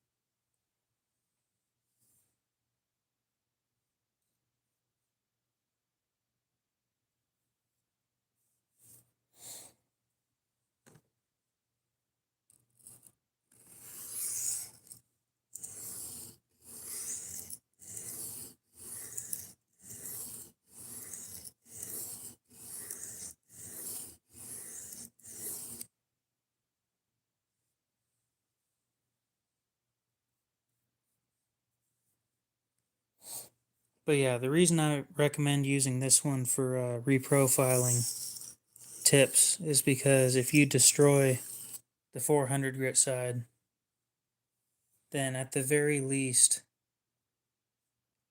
you can just replace it for like 20 bucks and it's not that big of a deal. A decent diamond plate brand, look into SHARPAL or Atoma, ATOMA.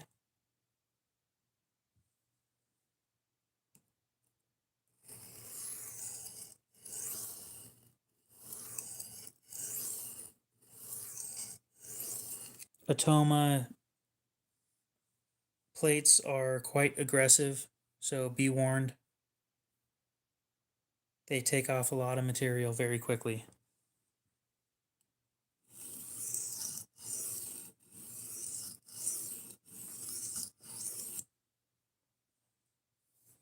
Now for a good starter stone, this one. It's 22 bucks on Amazon. And honestly, just for a decent starter stone, it's got what you need.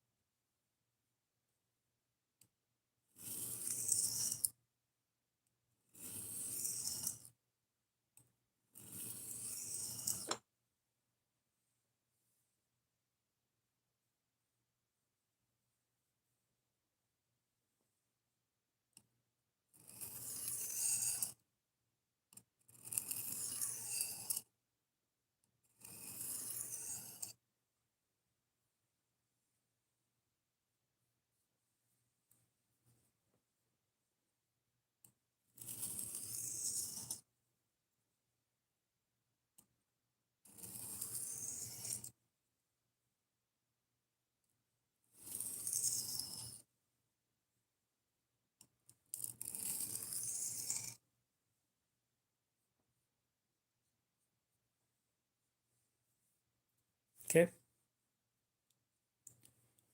Now we're going to strop.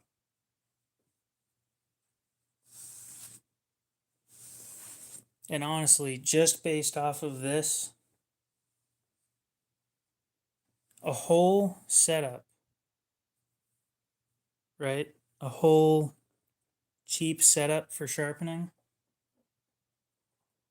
can cost you as low as, let's see, 20, 40, $45, $60, $70 for a decent sharpening setup. Not bad, not cheap, decent.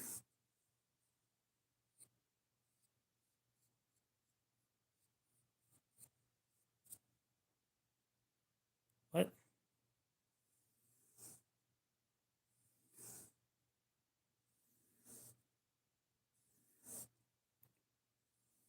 I have a hobby, my guy.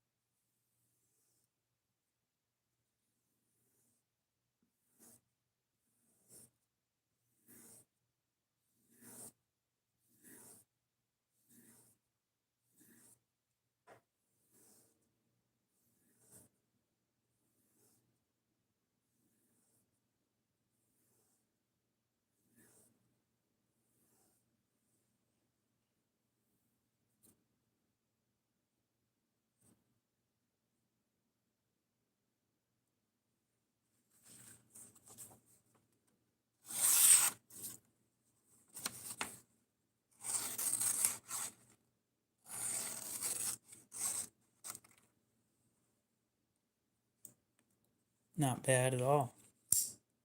Paper towel.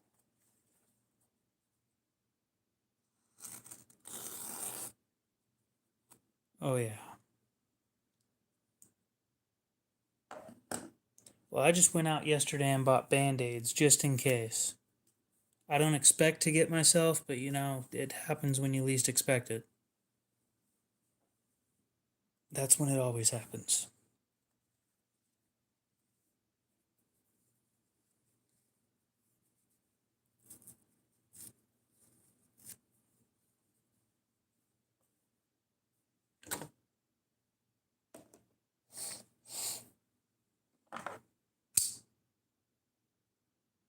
All that and a fixed tip that doesn't look like shit, by the way. A lot of people, when they fix a tip, it looks horrible. Oh, oh no. My feelings. I've gotten a thumbs down in chat. Oh my god, I'm gonna die. Oh. How's your day going, dude? Gotta add a little bit of drama. Keeps people watching.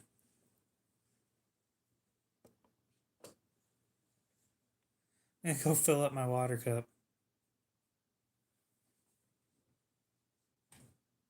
Yes, they come in grits like sandpaper. This one's 1,000. The one I was using earlier was 1,000, and then the one before that was 400.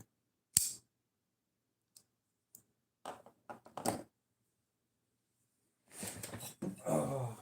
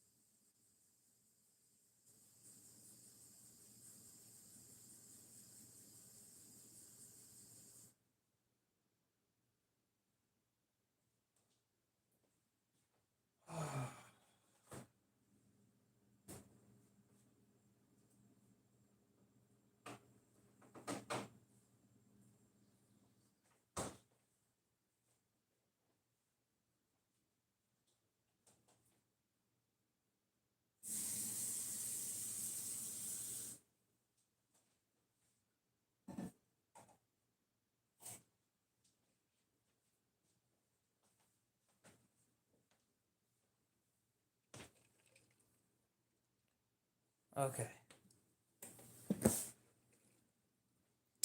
I think sandpaper goes pretty damn high too.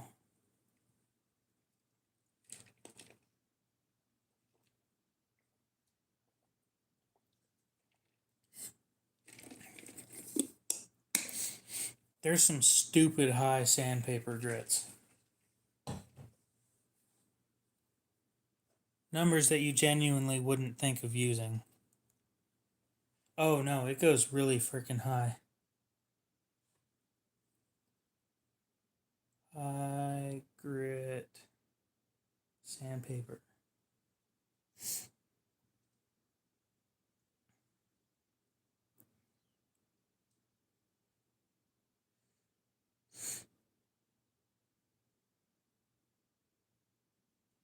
Well, here's some that are 10,000. And yes, for polishing.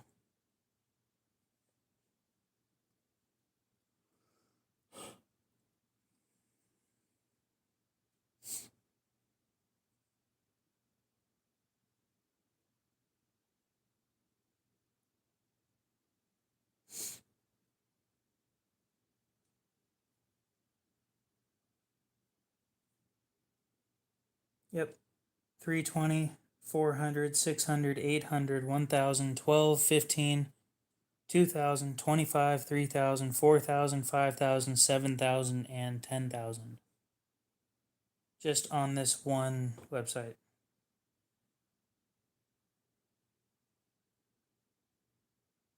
And they are 9 by 3.6 inches.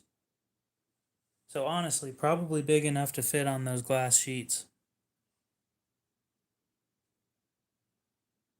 So you see, I don't mess with buffers after learning that apparently, even if what you're working on is smooth, they might still decide to catch on to whatever you're working on and send it flying across the room. If you're unlucky enough, it gets thrown back at you. And what would I be working on? A knife. A knife that gets thrown back at me. That doesn't sound very good.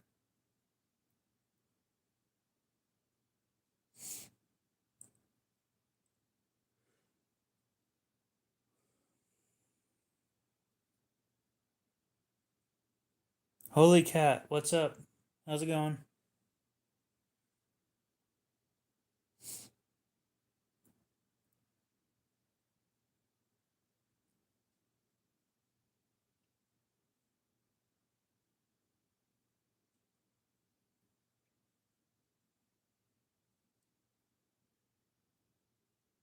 Hmm.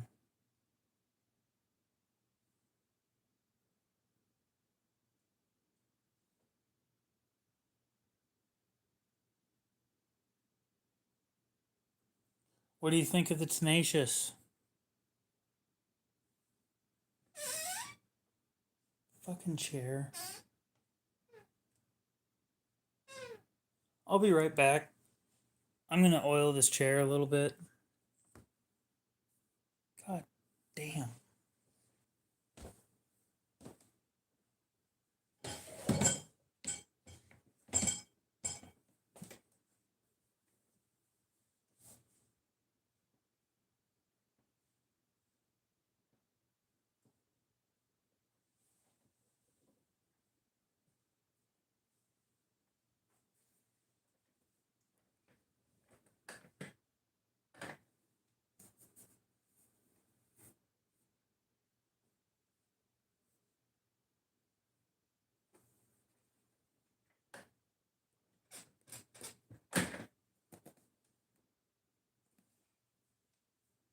Never mind.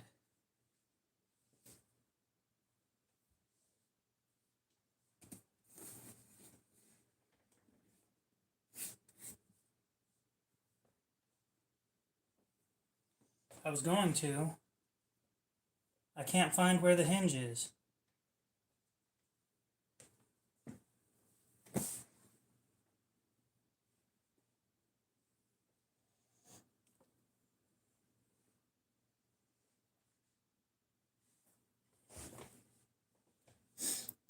Not necessarily. YouTube sucks at notifying people. Something else to keep in mind is there are hundreds of people, God, thousands of people that are constantly streaming all at the same time. The fact that any of this shit works at all blows my mind.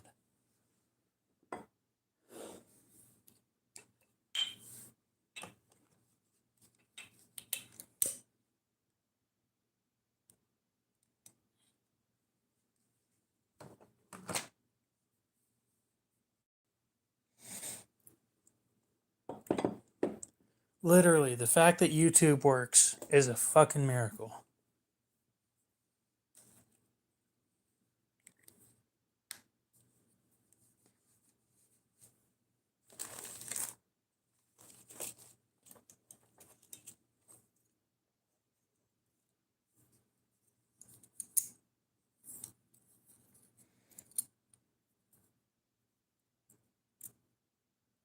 So I got good news and I got bad news. In front of the stone, that's a Kershaw knockout.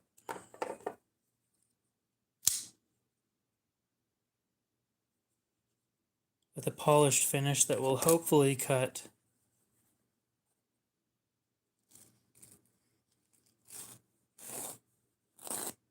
Oh yeah.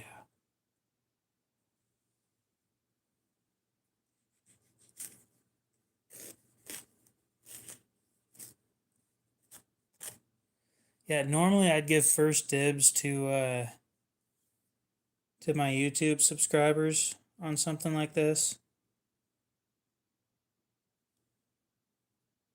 That's not sharp at all.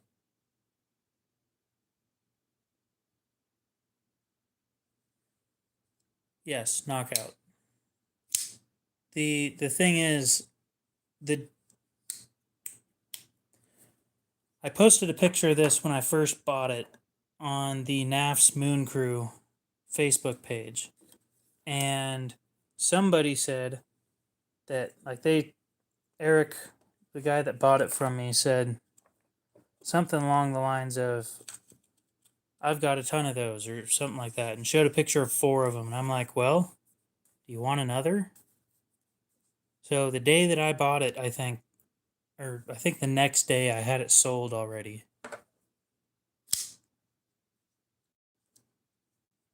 And it's one of those knives where I found it at the pawn shop. The edge was just destroyed when I got it. Or when I first got my hands on it, it was just mangled. So I put some time into sharpening it, gave it a nice edge, and then I was waiting for somebody to buy it at the pawn shop. And I waited a couple weeks and nobody bought it. And I'm like, dude, this is an American made knife. It deserves to have a chance, you know? So I bought it. And I said, I'm sure I could find somebody who wants it. And I did.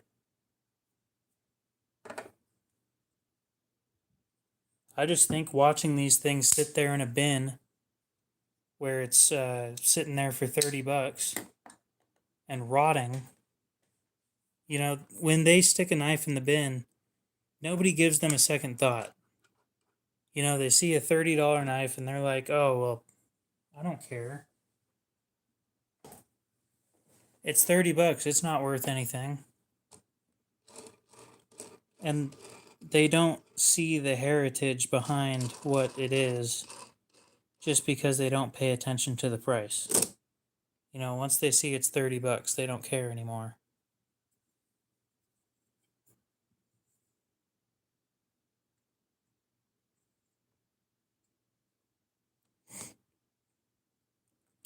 I have a Facebook account. I'm not sure if I have it linked on my profile yet, though. Let me check if I do or not. That goddamn squeak. Mm. Mm. Mm. Mm. Yes, I do have it linked. And you can also find me talking every once in a while in the NAF's Moon Crew on Facebook. So if you want to join that, that's where I tend to post the most, other than my live streams.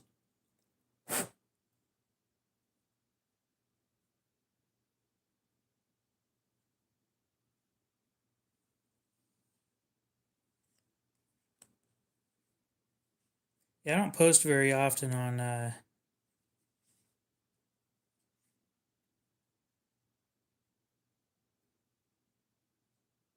Instagram. Every once in a while, I post a new picture, but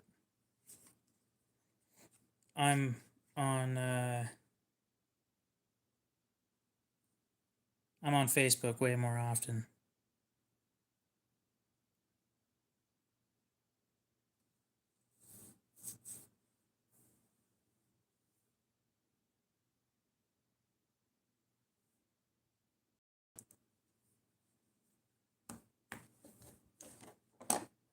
So let's fix this.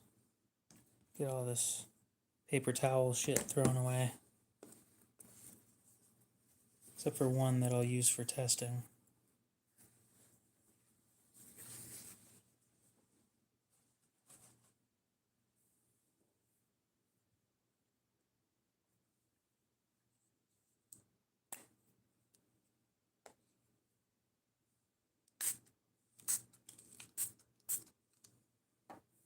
This is the diamond lapping films again. But yes, it is a piece of glass with basically diamond embedded tape on top.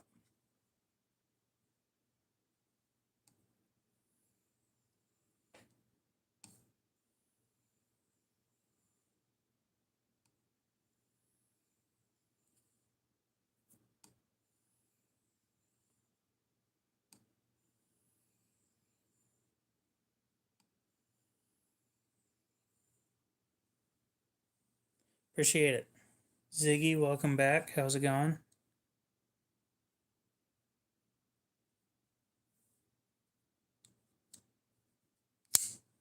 So by the sounds of it, Holy Cat, you're definitely in a different time zone. Right after my live streams, I tend to like watch YouTube and then go to sleep.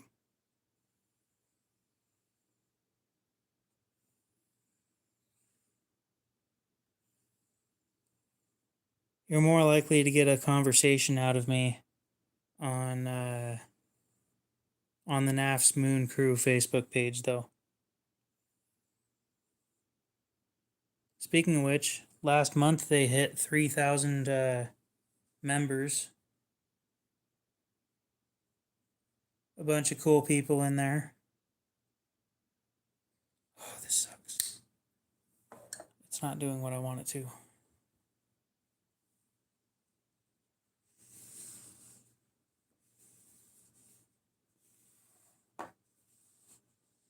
So I don't normally talk on Instagram for one reason or another. The main reason is Instagram notifications are like at the very bottom of my notification situation or whatever. So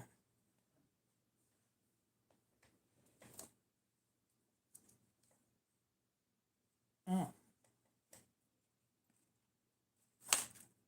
Yeah, you say patience, you do this. You sit here and do this for as long as I do.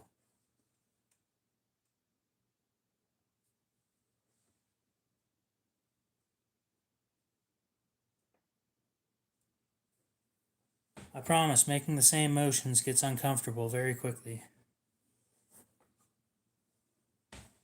And yes, this is one of the diamond sets.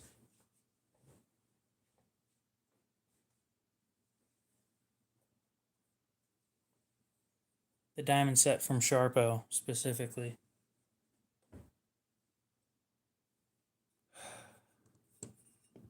Starting back at 400 again.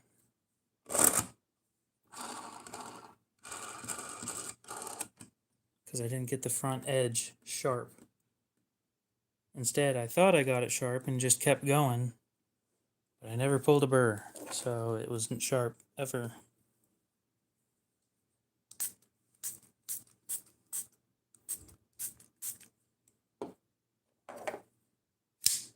Yep, I just can't afford guns.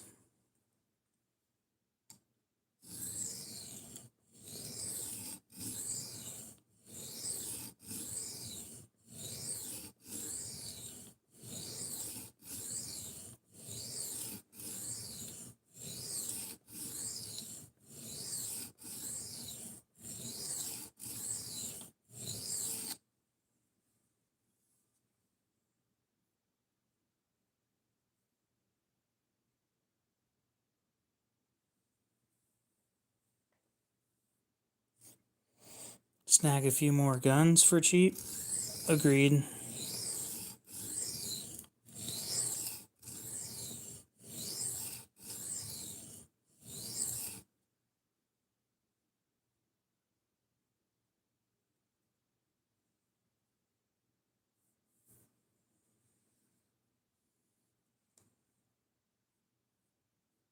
You have to know people.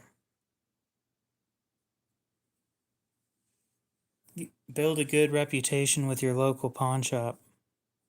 That's what I've done over the past few years.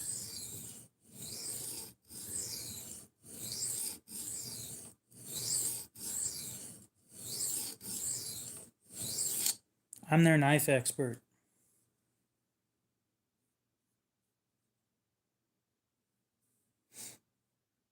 You know, they call me when they need to know about a knife, and I tell them whether or not it's a knife. Most of the time, it is a knife, in fact. When they call me, it is usually a knife. However, sometimes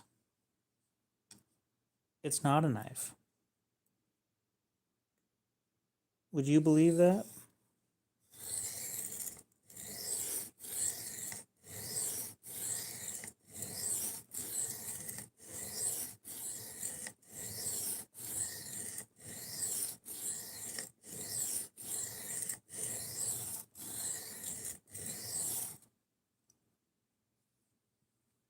No, they stopped buying swords because nobody buys them. You know, it's a pawn shop. They're there to make money. But if nobody buys the stuff that they have up for sale, then they won't buy it anymore.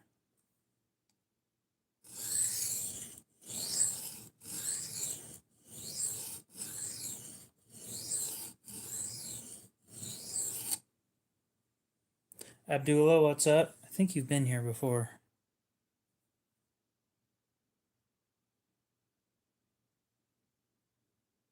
Huh?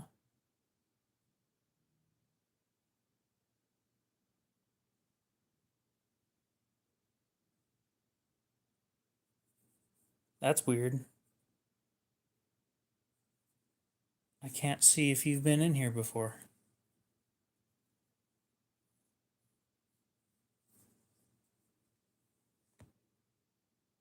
Okay, that makes sense.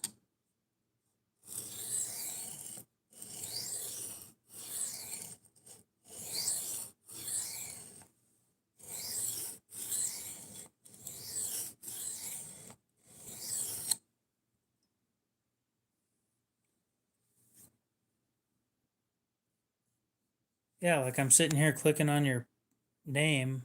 Oh, there we go. Channel activity. Yeah, so you've been here a few times. It is a little past 3 a.m.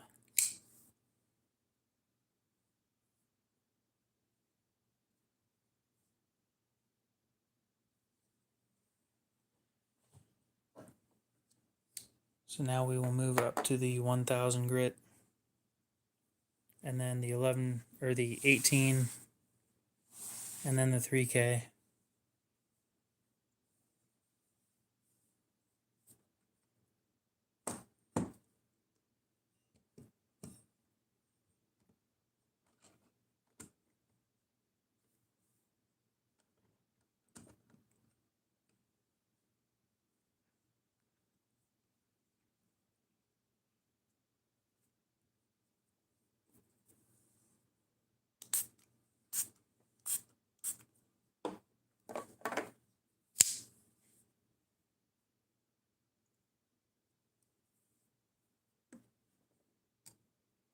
just a few hours ahead.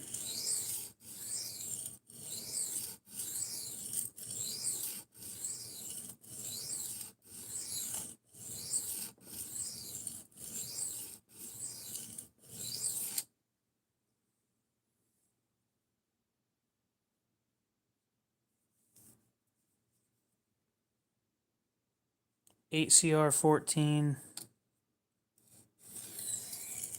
Not the best steel.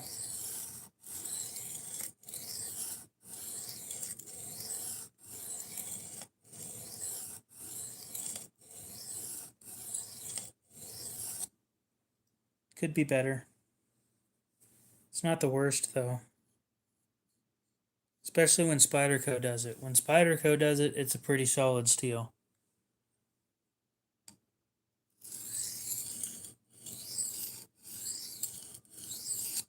Most other companies screw it up though. Or it's just slightly not good enough. So as long as you don't hit it on the plate, it'll be fine when eating.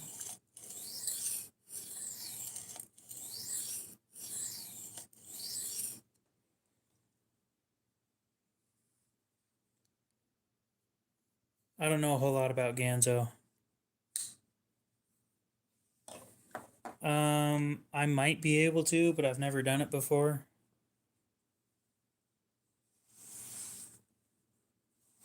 Sandpaper wears out a lot faster than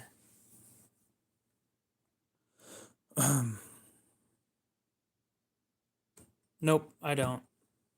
I know it's really cheap though.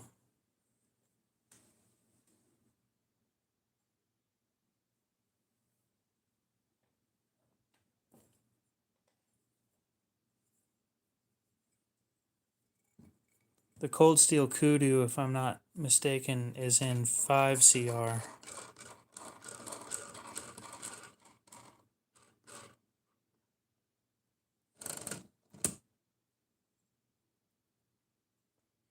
My ETC changes every week.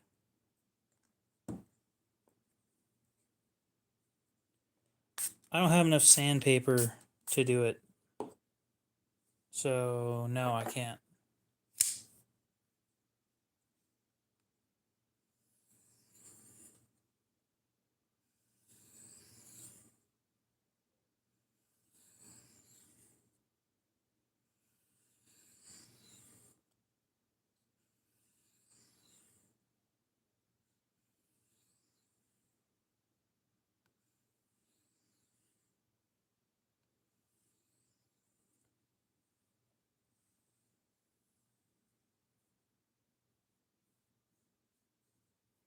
Well, mine changes weekly because I do. Well, I can't use that as an excuse anymore. So, this is diamond lapping film from Sharpo. They've told me I'm only supposed to do sharpening like this.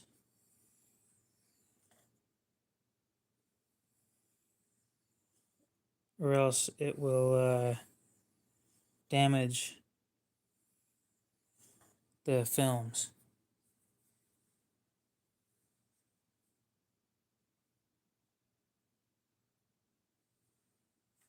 Paper.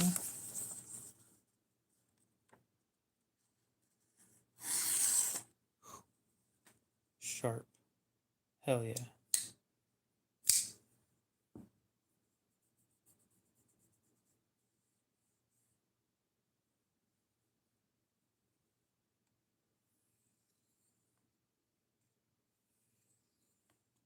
A good slip joint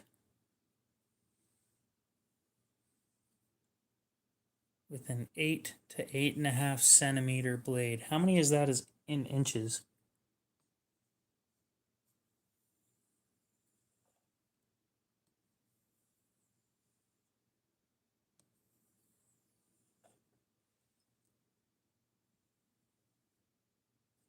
$5.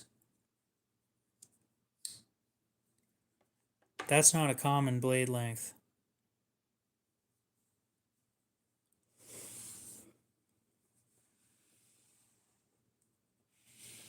Nope. Open-Ls are friction folders with a safety ring.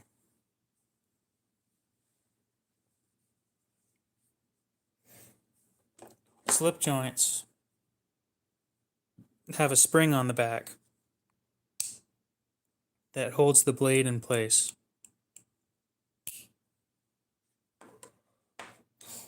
3.346.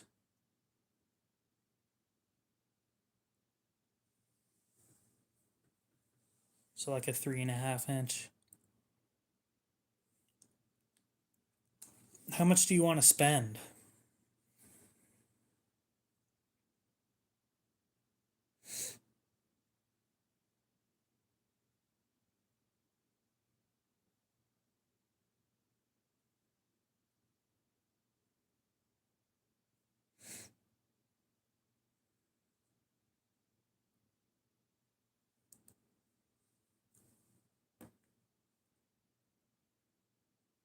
$80.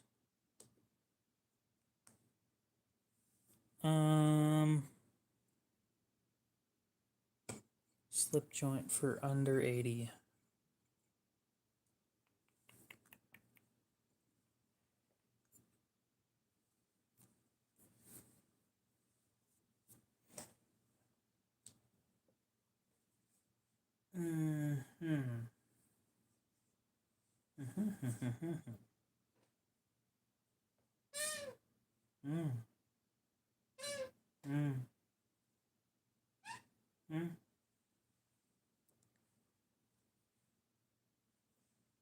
Knives.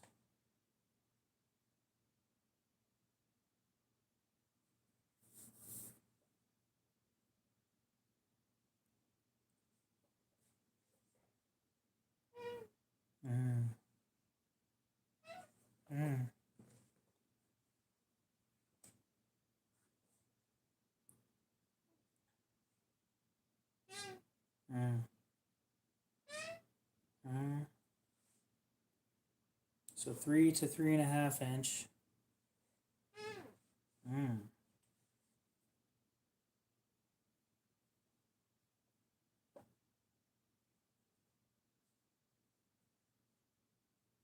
That is a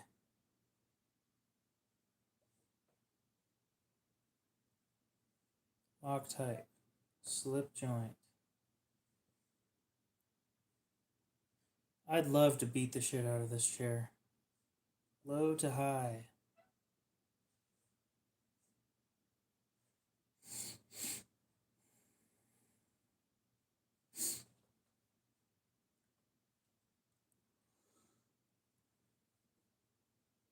Never mind. High to low.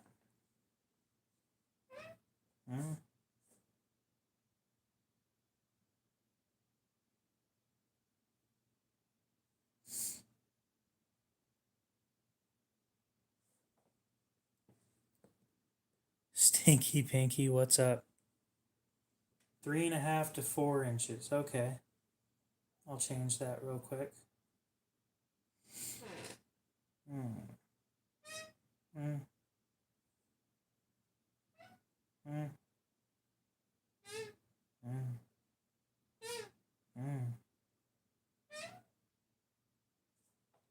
This damn chair.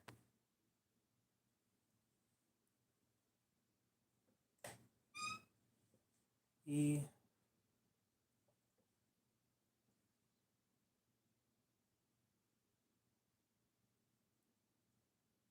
Do I play video games? Sometimes. Not very often.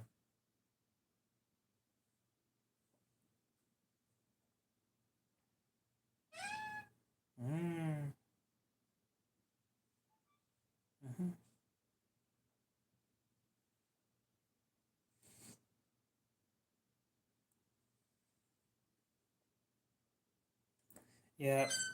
Holy shit.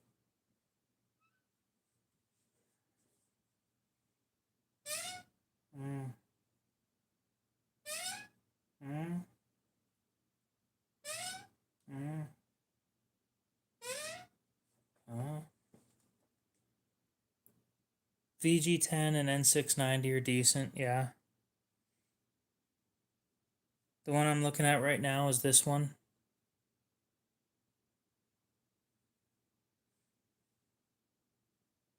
No, the chair needs lubricated. I don't need a new chair. So that's the one that I'm looking at the moment. 3.5 inch blade, a slip joint, G10 scales with a wire pocket clip. Honestly, I might end up with one of these because I kind of want one. I just want one in a better steel. Fucking autism.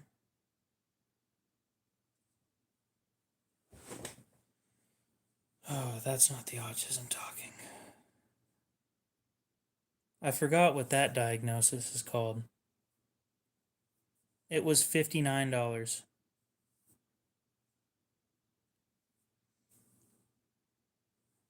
$59.60.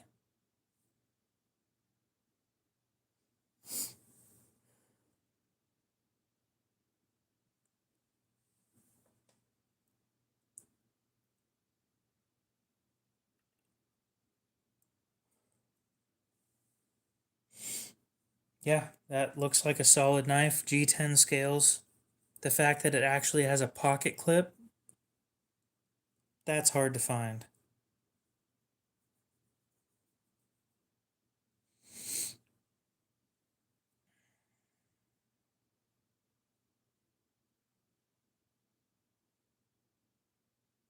Finding a slip joint with a pocket clip is not easy.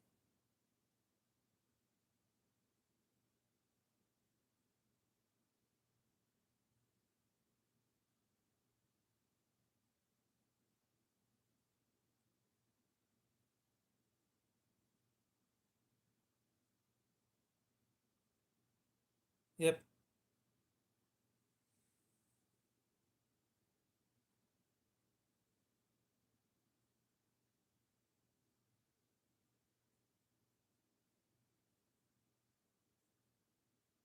I definitely think I'm going to be getting one of these.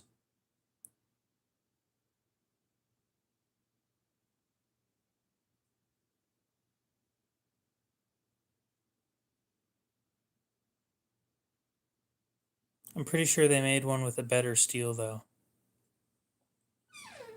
Yeah. Real steel. Hell. E. E.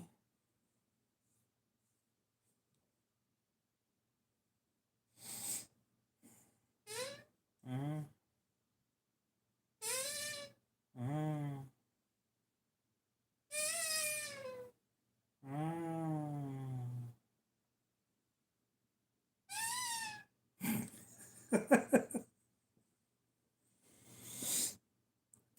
Yeah, I think the other one was a Blade HQ exclusive, which is what I want. Or we could get the smaller one for like $5 less.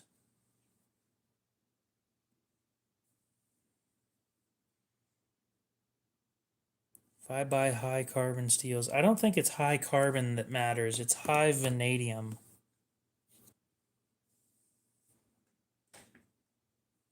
Is that too expensive?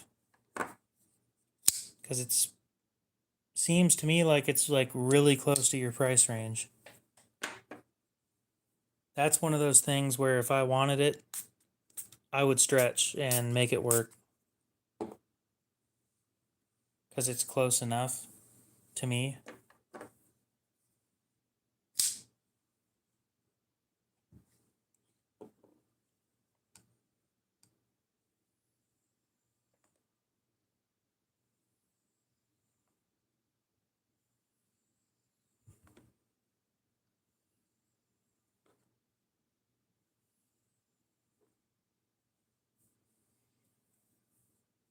But yeah, the only high vanadium and high tungsten steels that I have are Maximate and 15V.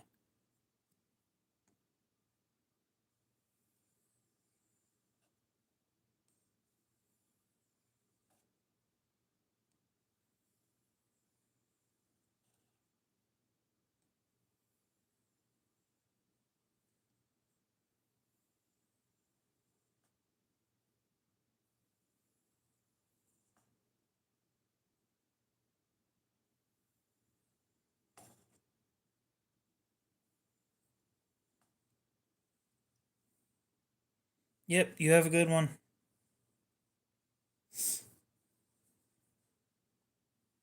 Your full budget is 80. So that means you can't stretch to the 90. Okay. Next option. God. I just lean back to relax, and every time I do, or that,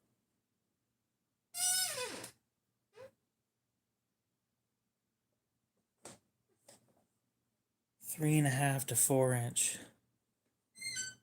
Yeah.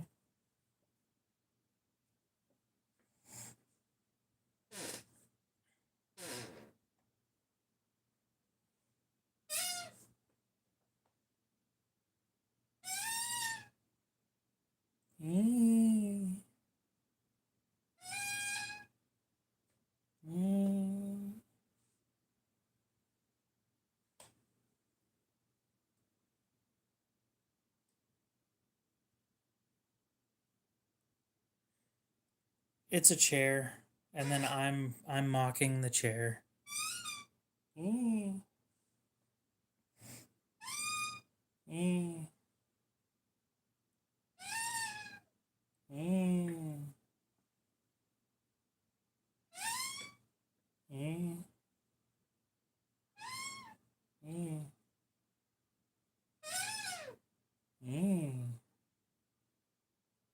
Specifications: blade length 4 inches.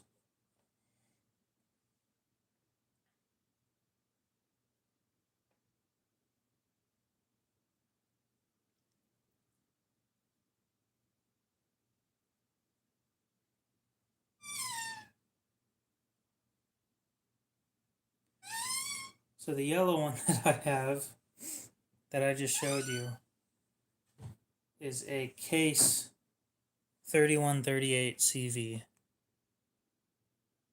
But I'm pretty sure this blade is like over 4 inches. Nope.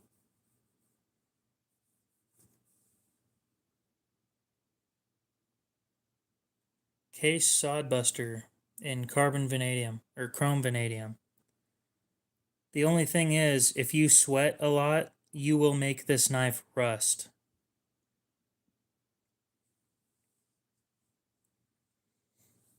It is not a high temperature friendly knife. It doesn't like water.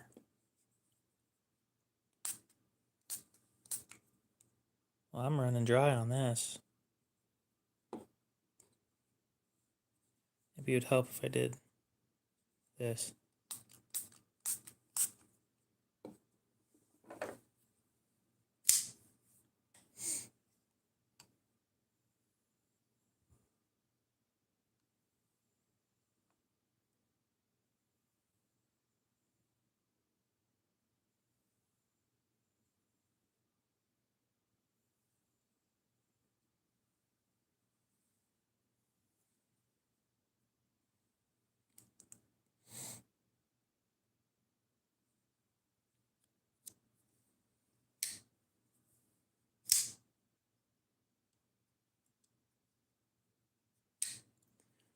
The slip joint with the screw and pin. What? Nope, I don't like Tontos. I absolutely hate Tontos because I don't like sharpening them.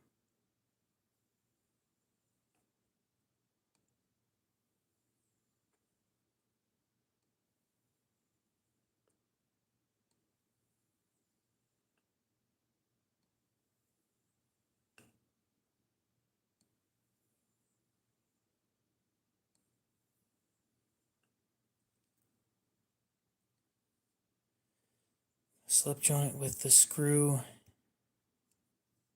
Oh, that sucks. Yeah, I hate Tontos. They are the worst blade shape to sharpen. Other than anything with a recurve. Arguably worse than the recurve. My favorite blade shape is the sheep's foot. Super easy to sharpen.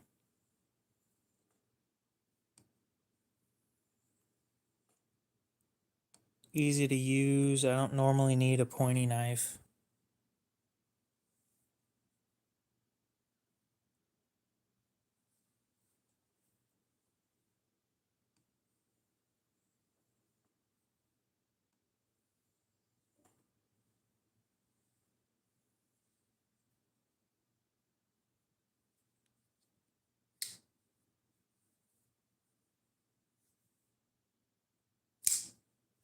I don't think I have a sheep's foot knife on the table.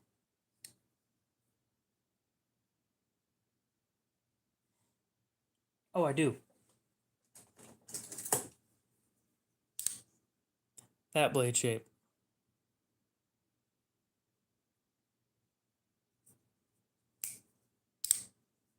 Very, very user friendly.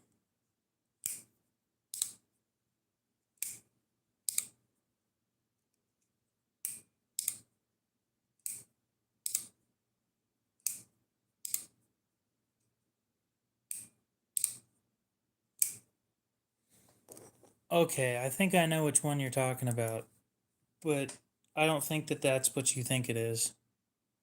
So that's called a bail loop.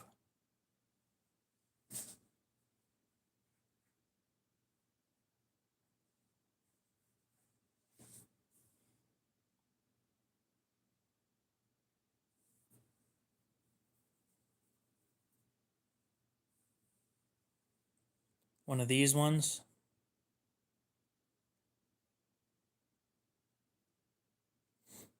So that bail loop right there is basically what it actually is like a lanyard hole.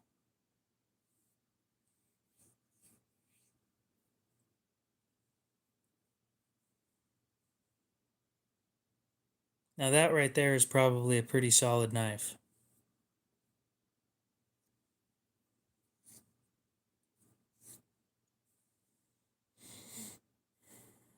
I do have a rat one. I have two rat ones. Once I'm done sharpening this, I'll show you.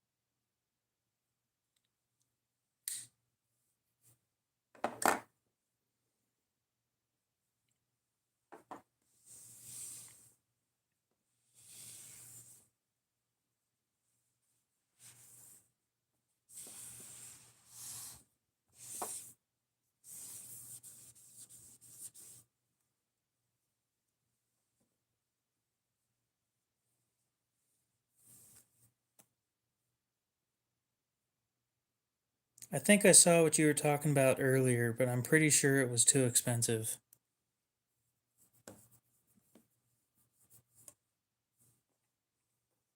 Nope, serrated blades aren't my thing.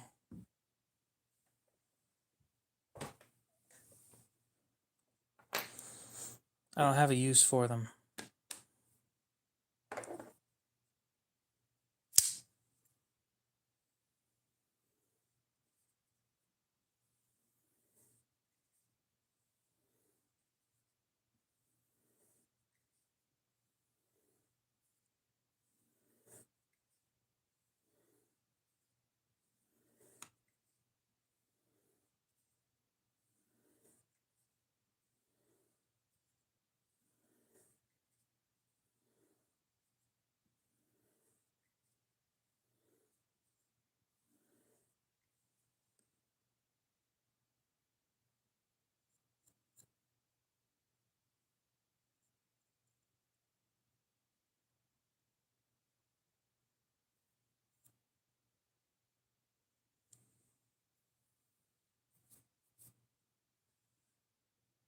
You have a good one, Holy Cat. We'll see you later.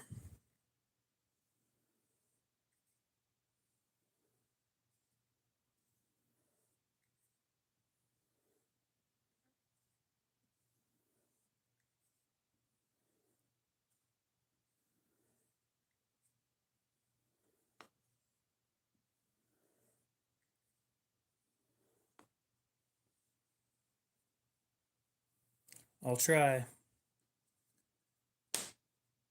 Oh, we didn't get to see the rat one. Here's the rat one. It's a big knife.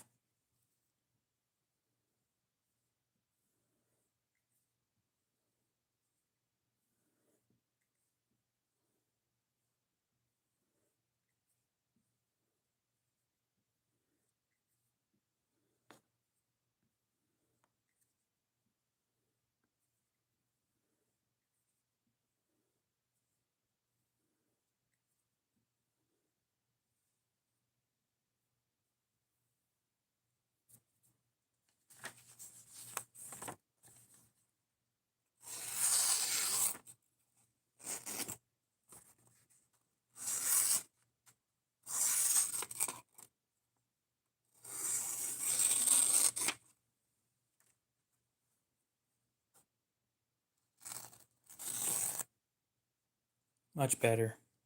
As it should have been. Now I'm happy to ship it.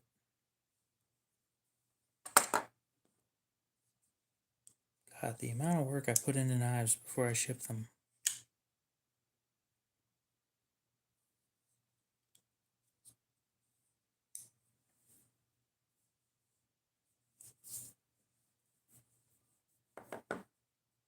They gotta be almost perfect.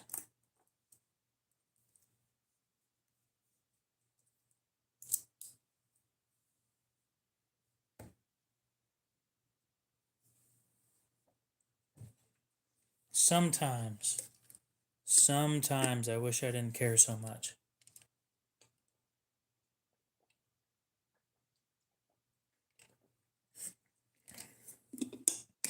But who's going to recommend somebody that sucks at what they do?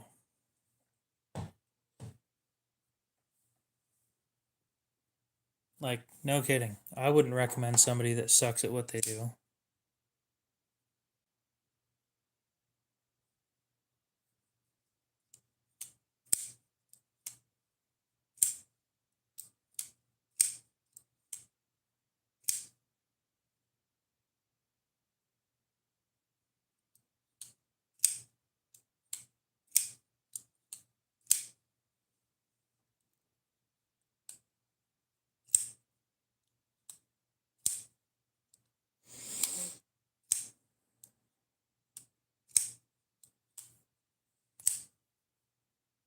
I need to sell this one.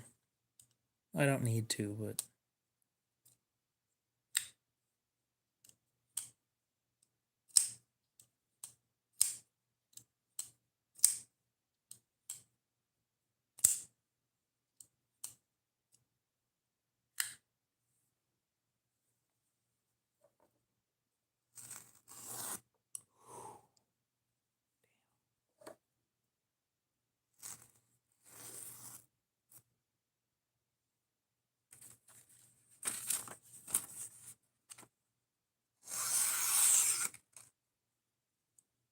Oh, yeah.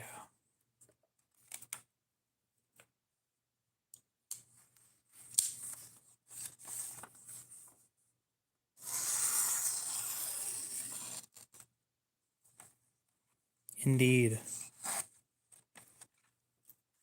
It's used. I'm sure I'll get what I'm asking for it.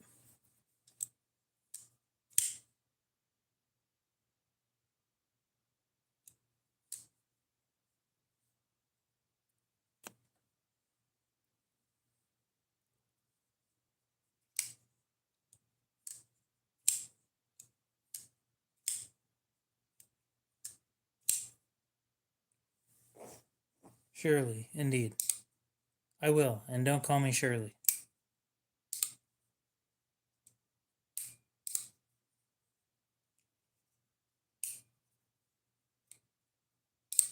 you're in the comment section and you understood that, leave an emoji that perfectly explains what it came from. There's one emoji that's acceptable.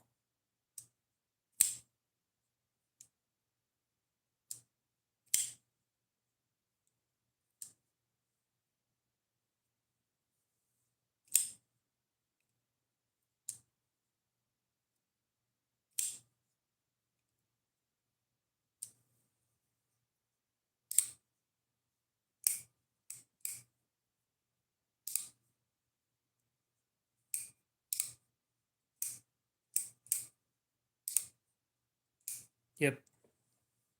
That would be the acceptable emoji. Glad somebody got that.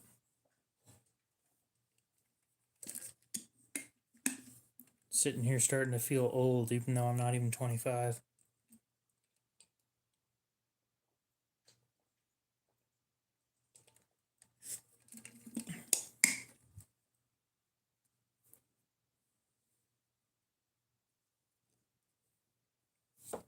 You know, the only thing that makes me feel young is the fact that I'm not old enough to rent a car. Don't get me wrong.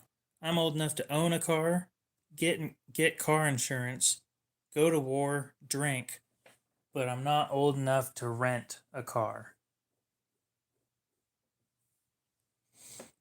Now that is called stupidity.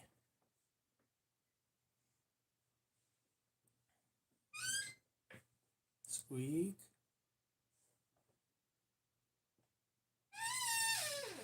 Squeak.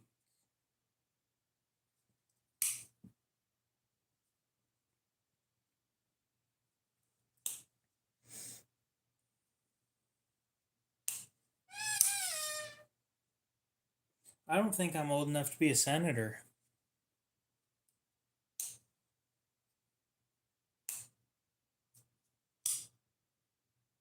Or a congressman in general. The weird side of that being, when I compare myself to most of the other congressmen that I can think of, I'm like 30 years younger than all of them at least.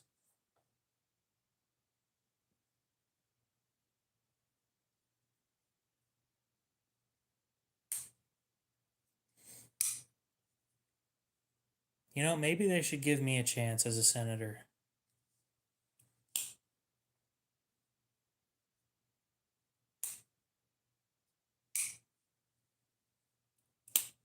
Boy, would that be fun. Oh, I don't know if you'd vote for me. I'm a radical gun owner. Ooh. So spooky.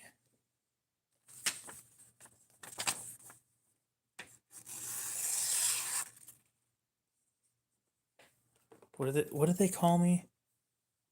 A radical right-wing propagandist or something?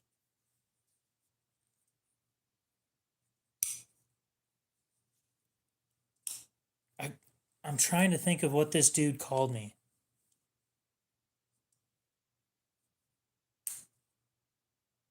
A radical right-wing Trump supporting propagandist. That's what it was. I'm sitting there like, dude, you just joined. You don't even know me.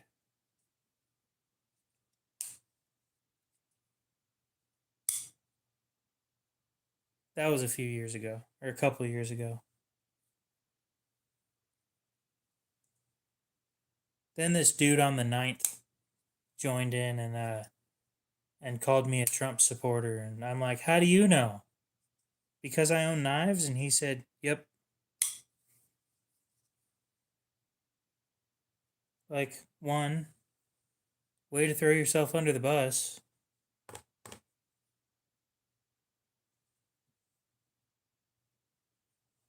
Two, yes, I voted that way, but you didn't know that. That was just mean. Well, not really, but it was kind of funny.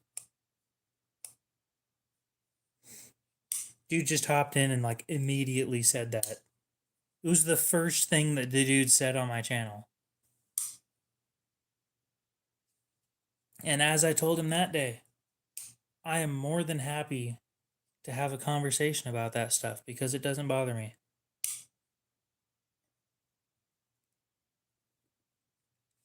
Having a conversation about these things is what keeps people, it helps us all know that we are still human. You can't demonize the other side in the middle of a conversation. Especially when you come up with something that you agree on. It makes it really hard for you to look at them as evil.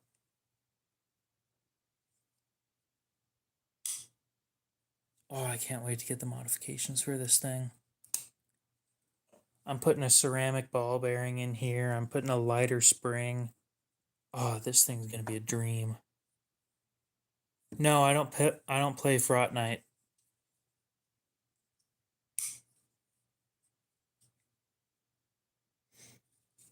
Dude, those upgrades are cheap too. Relative to the knife anyway. I think the upgrades are gonna cost $30. I collect pocket knives. And talk a lot. That much is obvious. I'm a YouTuber. That's kind of how we do things. Well, it's about a fifth of the price of the knife, so we're doing all right. The downside is by the time I'm completely done with this thing, my favorite knife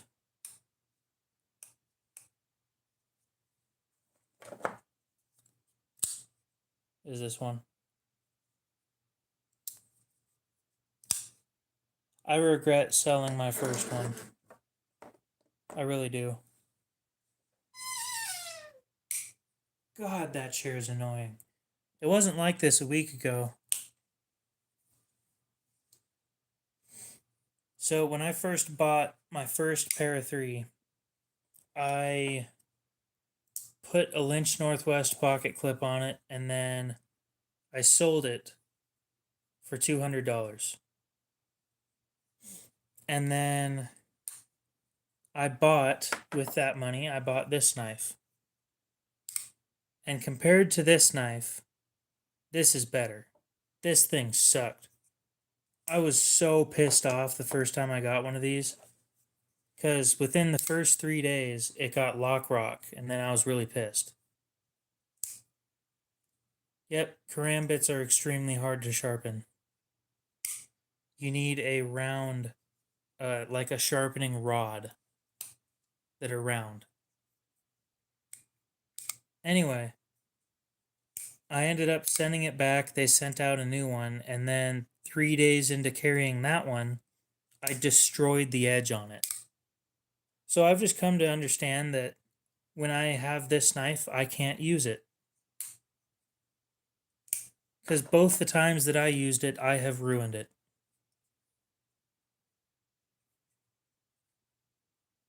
That's why I can't have nice things. Makes me scared to drop $700 on a knife. That's my most expensive. No, it's the most I've ever spent on a knife. It's not the most expensive knife in the collection. It's just the most that I've spent on one.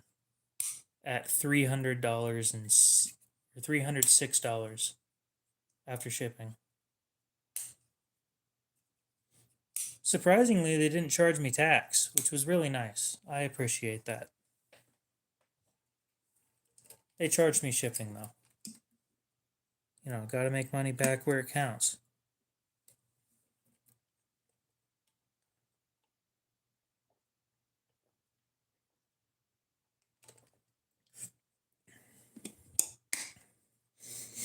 Now I just need to break another one on accident, and maybe they'll send me something better. For the Sandin representative that's watching this stream right now, That was obviously a joke, and if it wasn't a joke, or if it wasn't obviously a joke, I meant it as a joke. It's a nice knife. I just hate the fact that I can't carry it without breaking it somehow.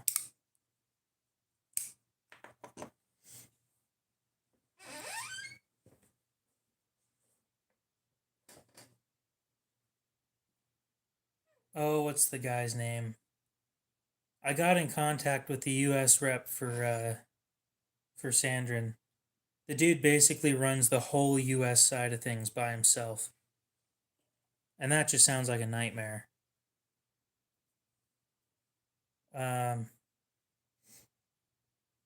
Nice guy though. I think his name was Brandon. But yeah, the dude's a nice guy. He's just busy.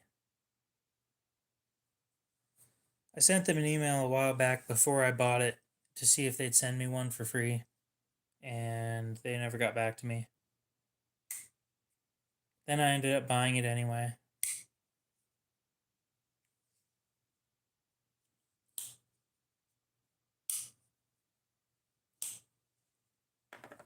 Oh, how the turns have tabled.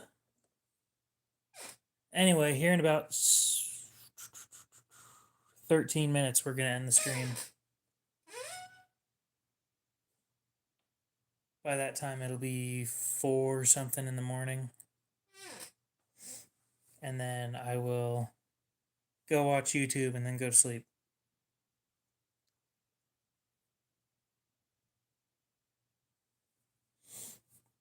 I always wonder how we get so many likes in these things. It never adds up.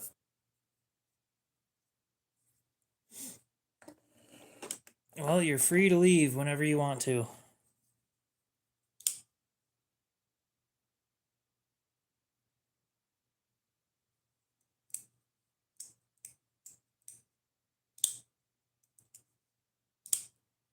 Ye old clip. What's up?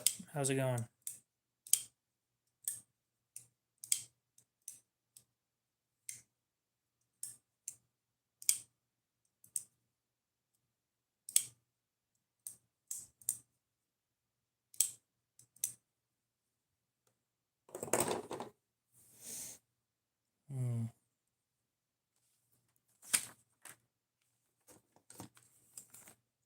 So here in about a month, which sounds stupid to me, they should have shipped them out already. I'll be getting the blade for my Para 3.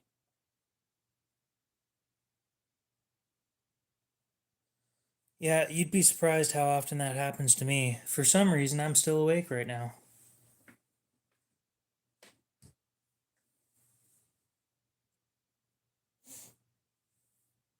I usually don't go to sleep until past 5, so go figure. That needs to change.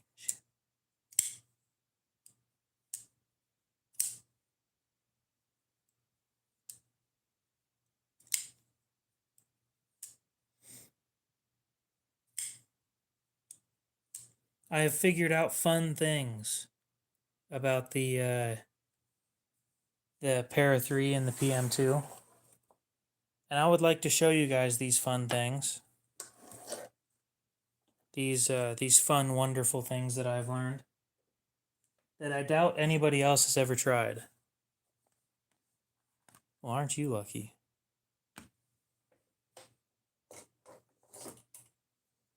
This is a PM2. This is a Para 3. Okay, the Para 3 is smaller than the PM2 by a reasonable amount. I'm pretty sure we all like fun in here, so we're going to be learning something today.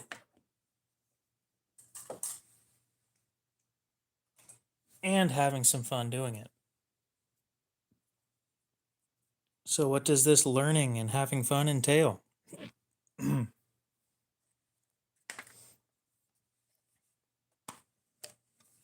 It entails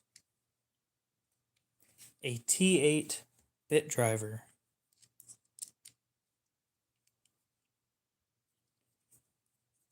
and these two knives. Am I sure that's a T8? That's bigger than a T8. Oh. T10, maybe?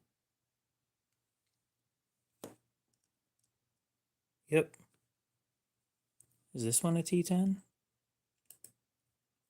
Oh, it is. I've been taking these things apart with T8s the whole time. Apparently I've been doing that wrong. Anyway, you learned something new right there. But that's not the new thing that we're trying to learn today. Today, we're learning about something else that is quite magical about these knives.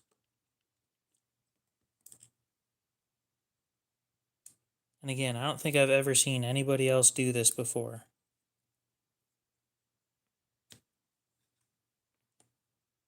So there's the blade out of the Maximate one.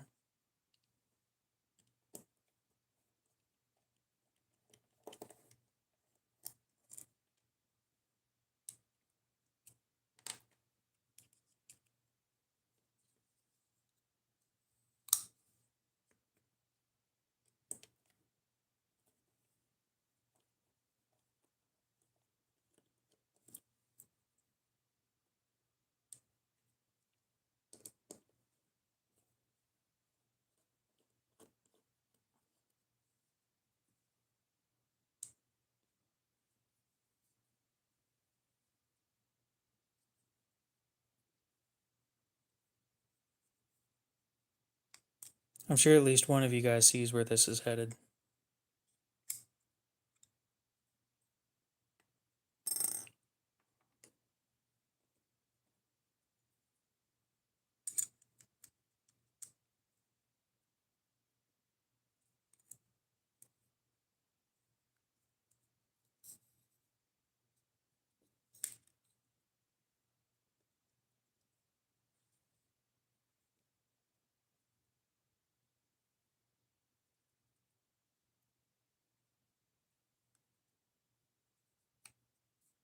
Now, I'm not sure that this is going to work out, but it does look weird as fuck.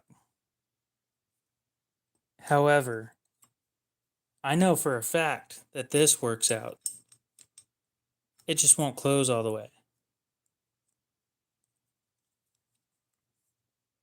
So you can have a PM2 blade on a para 3 handle.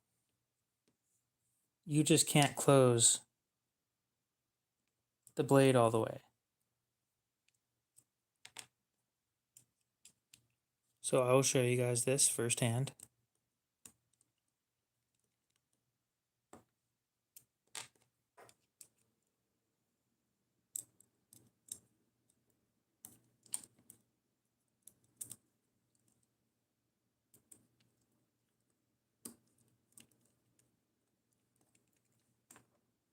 Roadrunner, what's up?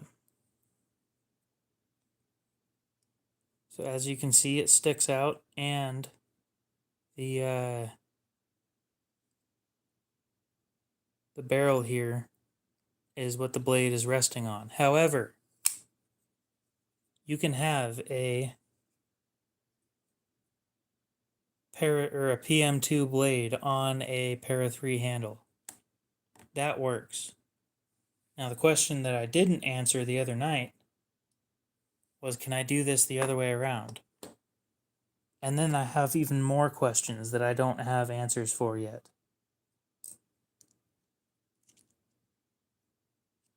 You're at school? You should probably focus on schoolwork then.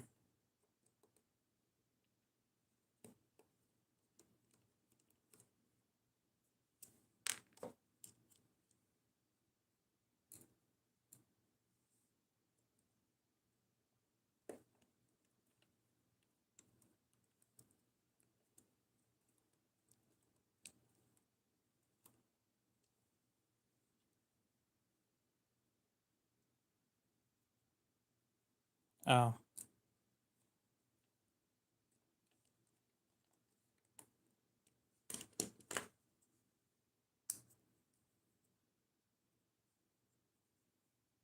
That doesn't feel right.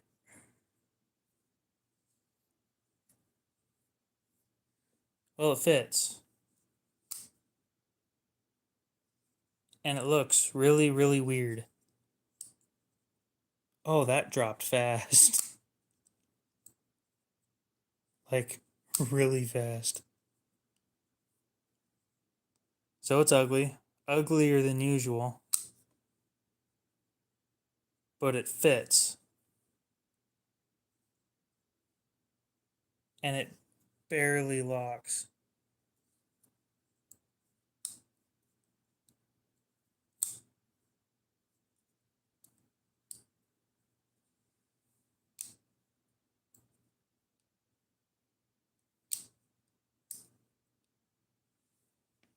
Like almost no lockup.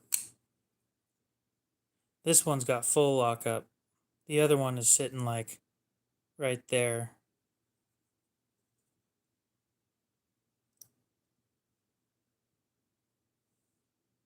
Is this special on its own? No.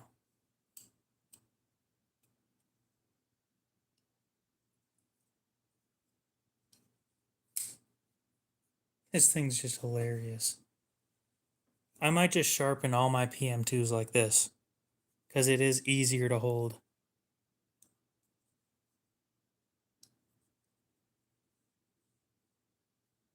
Pointy.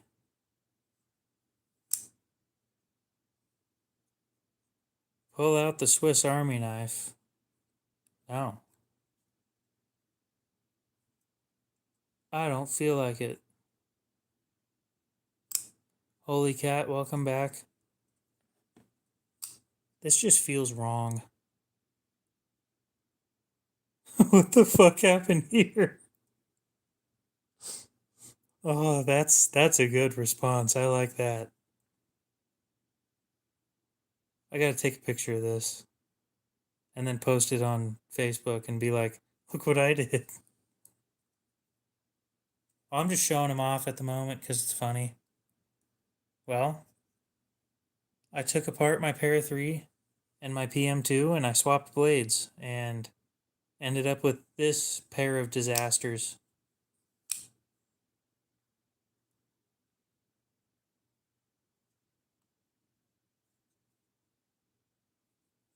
How do I feel about it?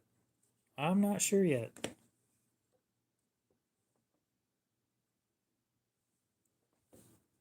Magnet, get over here.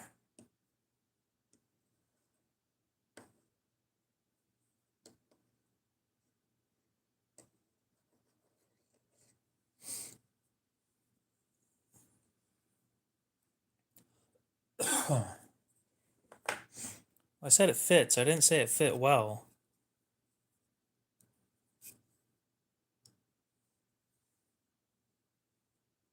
See, it fits. It's still sticking out a little bit,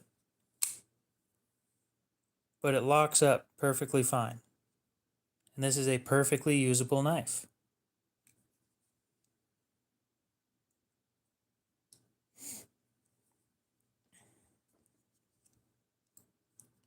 This one just looks like that one kid that got bullied in high school.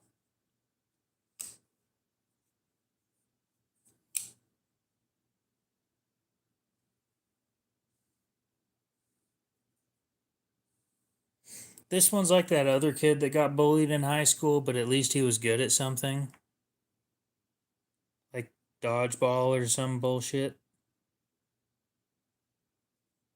Oh, these are not nice. Not after what I've done to them. I'm swapping the blades back, but I have to take a picture of this shit.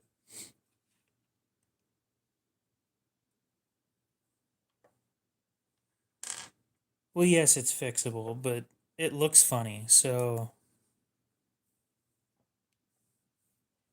Oh, this is going to be the worst picture I've taken in a long time. Because I'm taking it on this old-ass phone.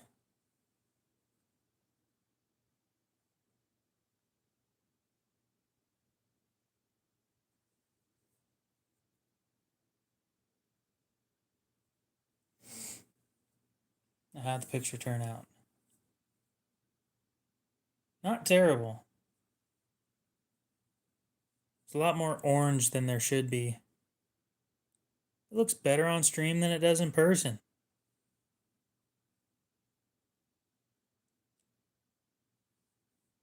Well, that's going on Facebook.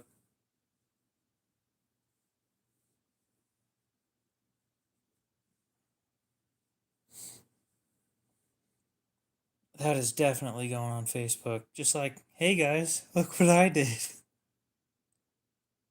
Oh, I need to take a picture of them when they're closed.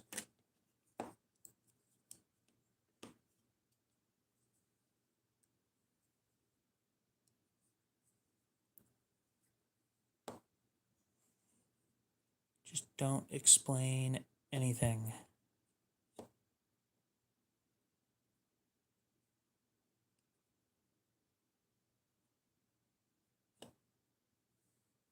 Fine. Let me stick something under there that'll...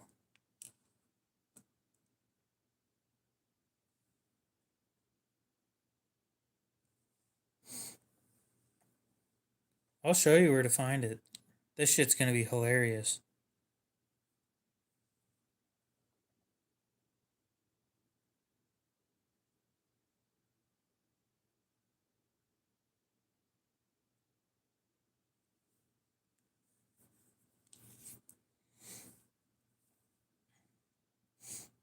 So if you go onto Facebook, there's a group that I'm in.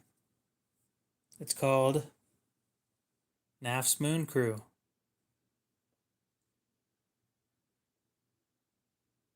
And you get a lot of just general knife questions, comments, and stuff.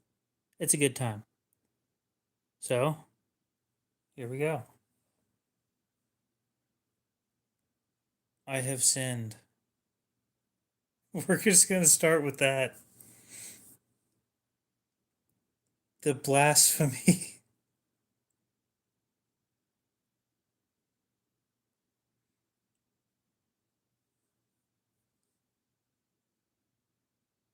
The blasphemous creation I have come up with.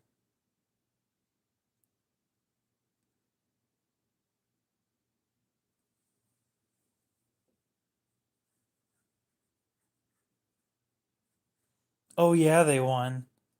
But now you have me wondering. Evil Twin, you want to see some nightmare fuel? They are abominations. The blasphemous creations that I have come up with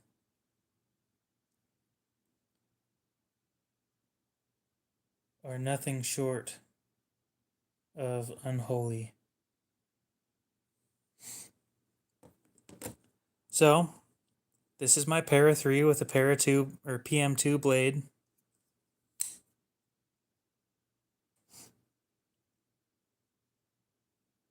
I wish I was high. This shit's hilarious though.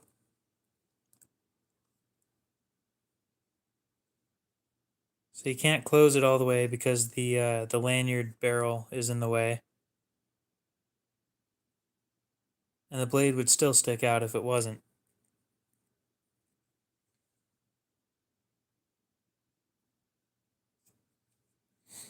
Now, for the other side of the nightmare fuel, this is my PM2 with a Para 3 blade made out of Maximit on it.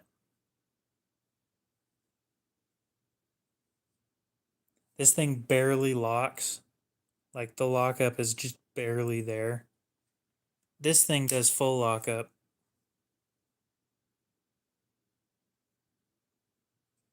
But yeah, this is just pure nightmare fuel.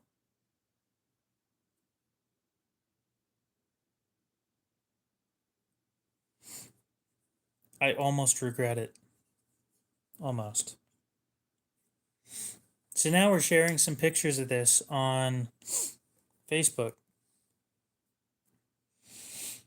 I have sinned. The blasphemous creations I have come up with are nothing short of unholy. I shall not be forgiven.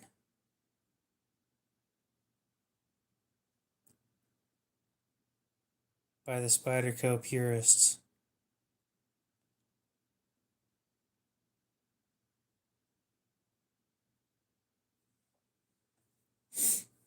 I'm putting the blades back on real quick because this is. I want to play with my pair of 3, but I can't. You have a good one, Roadrunner. We'll see you later.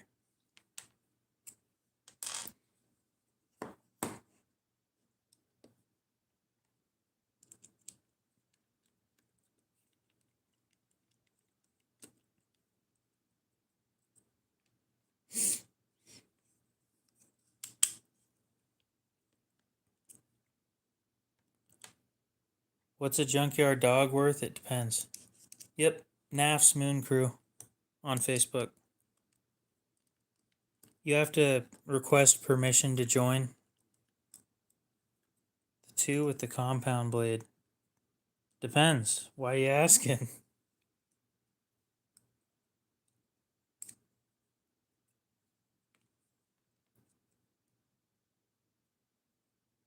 There are various answers that I will give you depending on your reason for asking.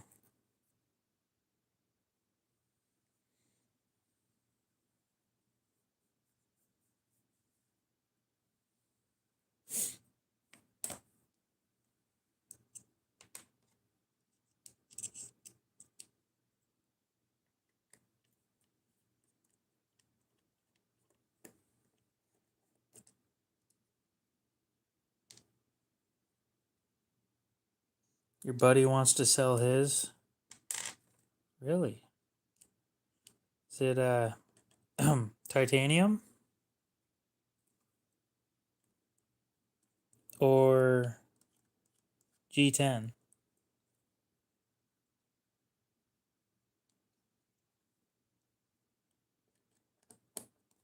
That's the main question in pricing.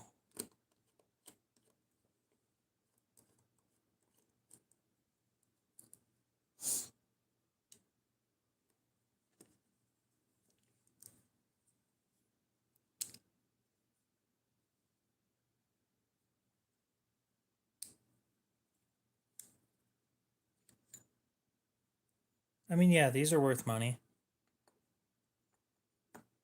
G10, okay.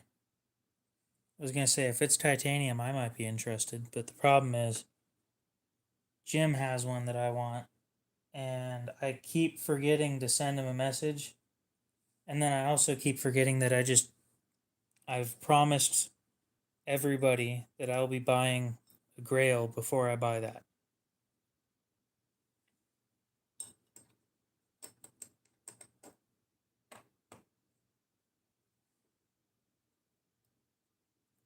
So the G10, let me guess, D2 blade.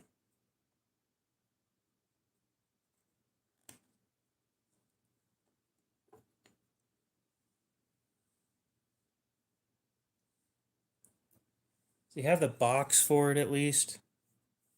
I know, stupid question, but it pertains to value, so I can't tell you guys the Grail until I have it already. Just trust me, it's worth the wait.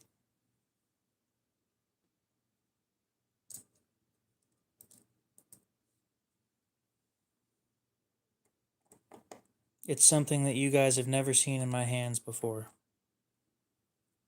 Nothing? Okay. How much of a user are we talking?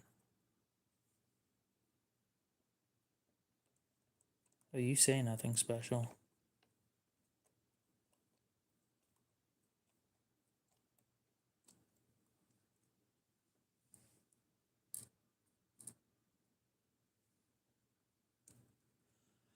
I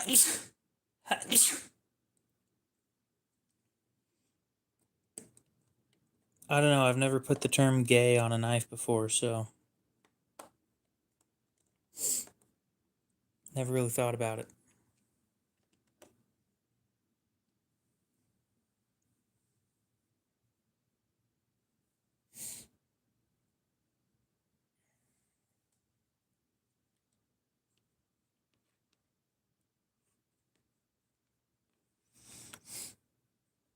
I don't think I've ever said gay and knife in the same sentence.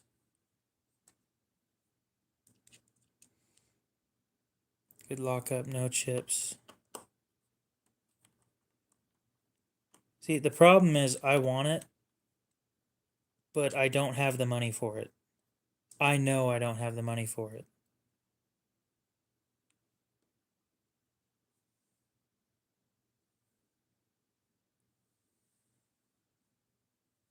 I'd probably stick it up.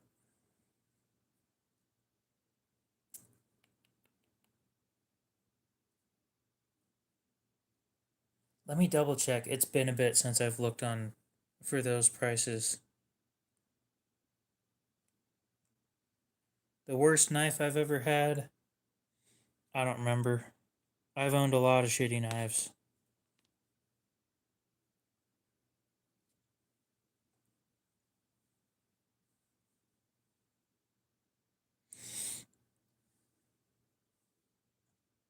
Is it serrated?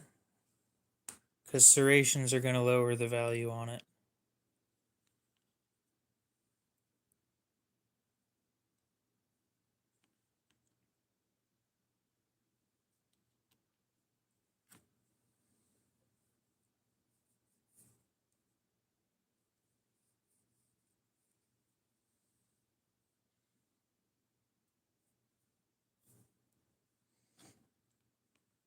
Oh, another question.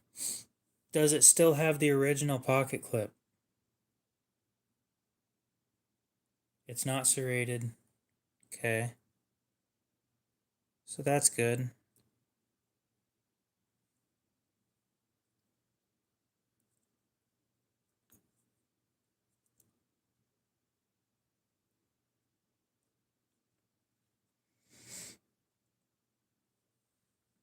They don't make that pocket clip anymore, so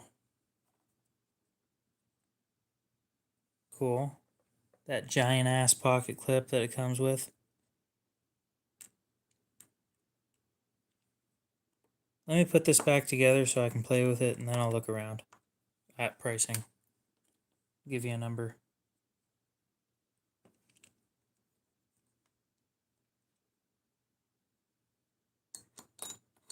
It was definitely kind of funny to look at.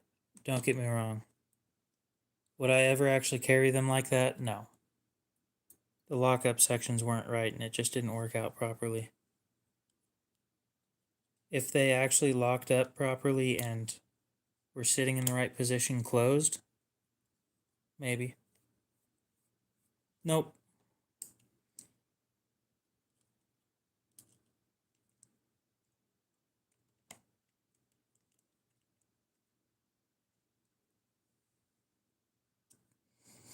Oh, so it's an earlier. Huh. Well, on the blade it should say what year it was made and the month.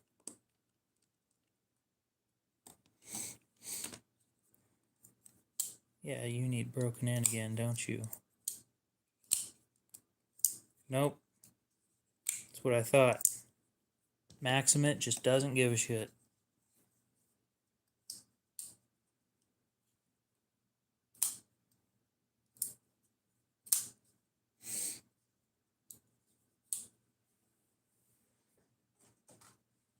So they're worth more than 75 now. Oh shit, I didn't finish that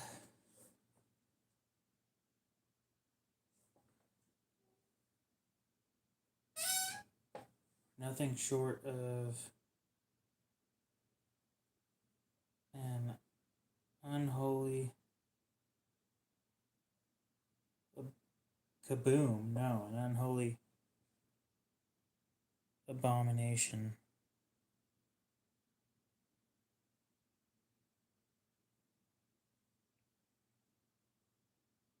Forgive me not, fellow collectors.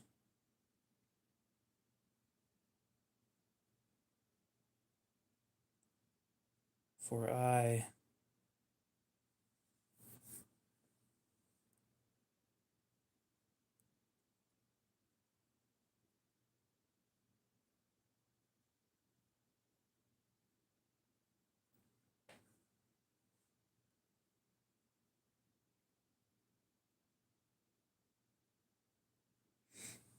So here's what I said.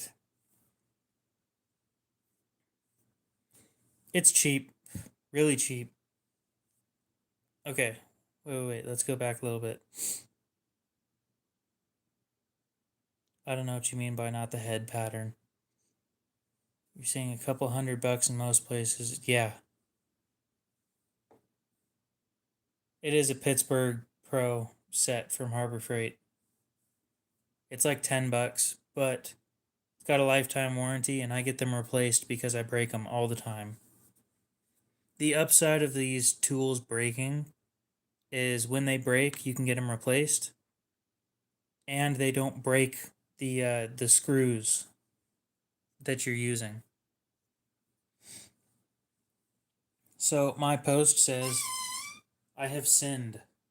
The blasphemous creations I have come up with are nothing short of an unholy abomination. I shall not be forgiven by the Spyderco purists. Forgive me not, fellow collectors, for I have lived beyond your meager box."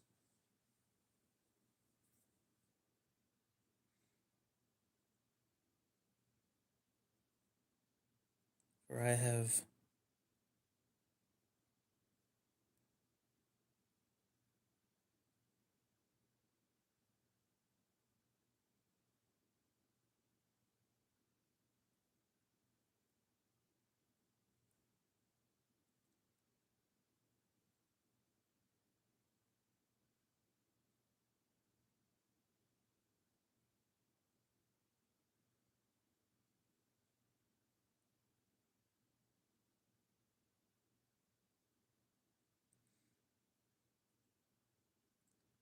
thought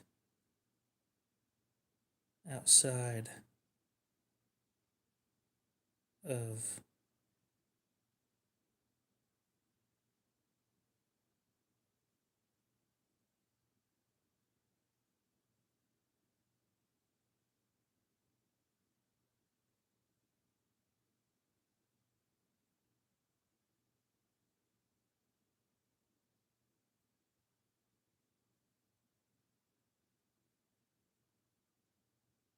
there. Yep, no problem. Always happy to help when I can. Yes, I will allow Facebook to access my photos.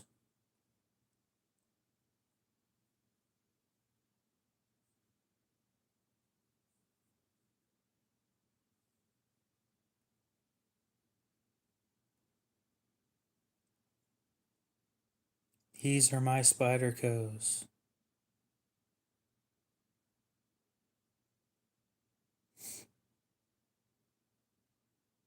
Spyderco knives.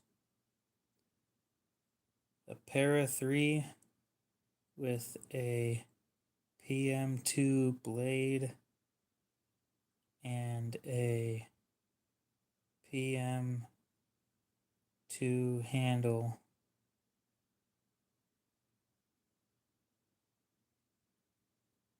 with a Para 3 Maximate blade. Fear me.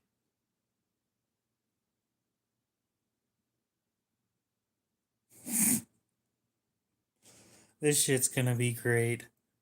Para 2.5.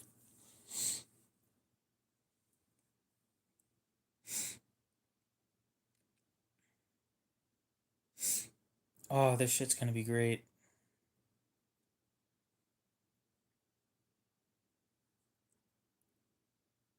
Hendy didn't even get to see it, I don't think.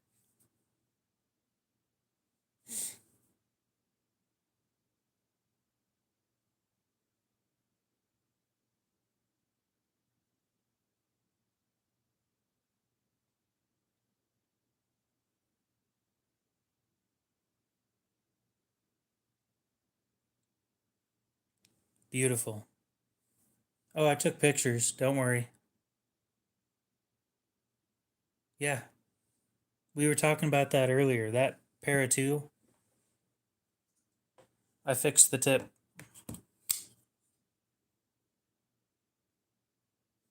It's kind of hard to tell.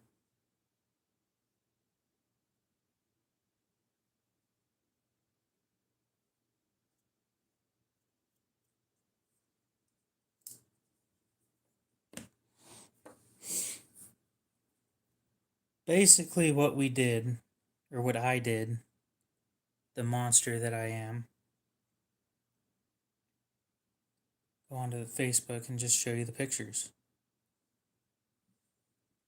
I took the blade from this knife and put it on this one, and the blade from this knife and put it on this one.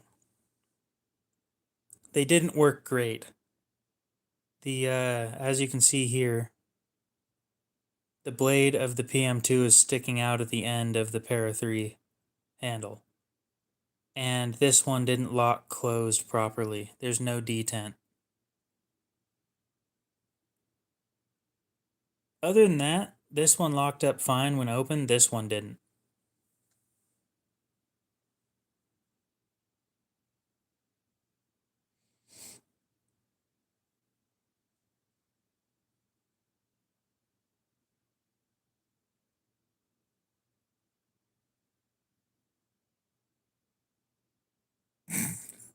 This post is just great. I wish I could get better pictures with this phone, but I don't really care at this point. I'd be removing a shit ton of material to make that fit.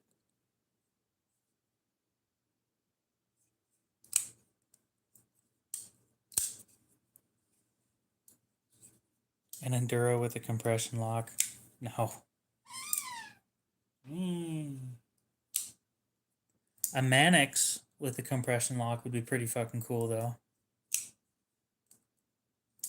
Or a Para 3 with a ball bearing lock that doesn't suck. You know, light spring, ceramic ball bearing, and a wider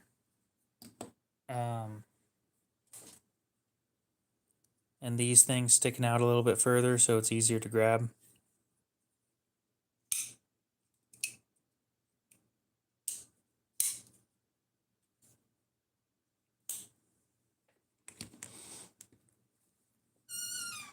Mm.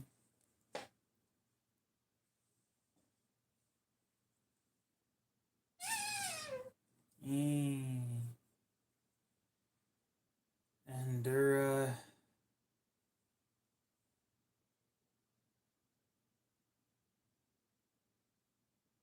Compression lock. Mm.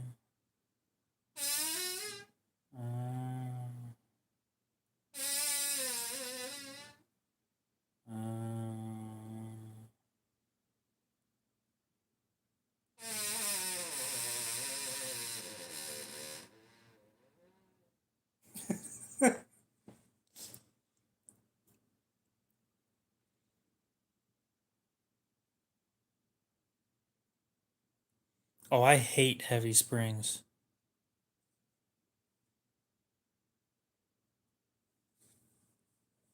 I got those soft hands. Somebody in the knife community has to have soft hands, and I'm perfectly fine with that being me.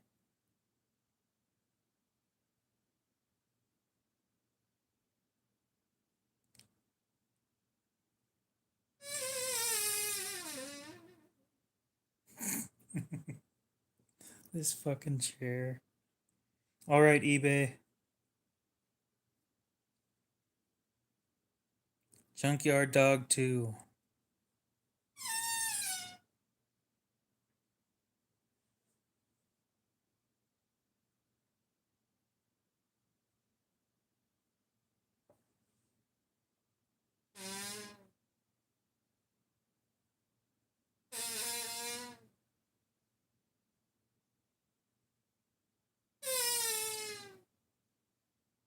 Okay.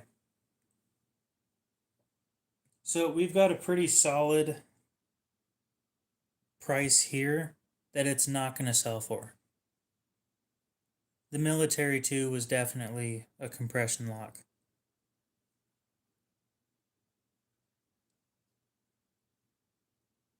So this person's trying to sell theirs that's in solid condition without the box for 145 starting bid. And by the looks of it, nobody's gonna buy it. So, and it says new. Does it come with the box? No. So it's not new. Douchebag. Tell people that.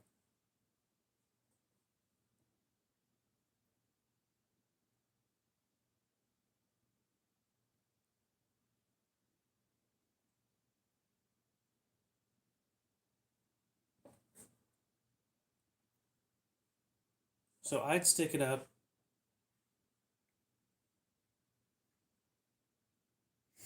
for like 120.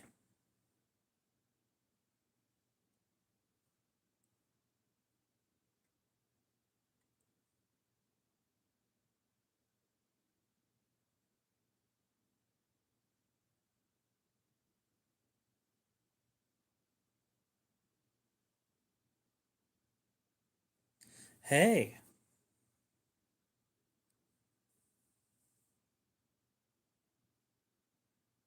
another Kershaw Junkyard Dog SG2 came up for sale. This shit's trashed. Dude wants 375 for it.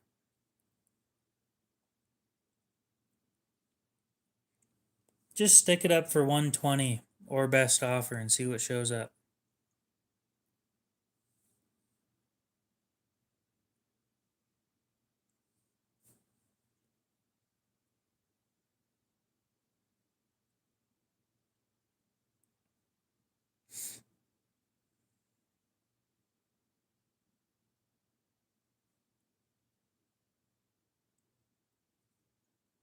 Let me see what. Okay, so I only looked up what they're up for sale for. Let me see what they are selling for.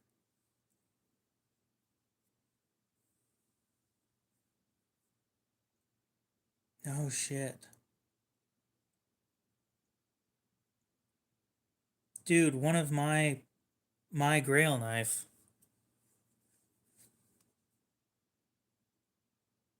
just sold for 214. Damn, you know what? That sucks. Cuz I kind of want to have all 1000 of them. Just kind of a little bit, you know?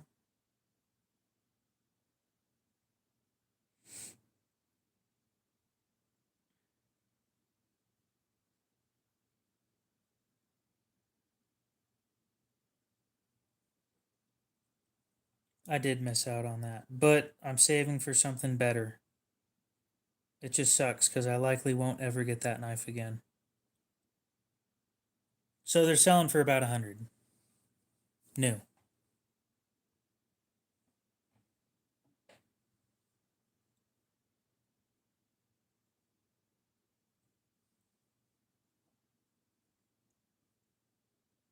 The only one that I saw that sold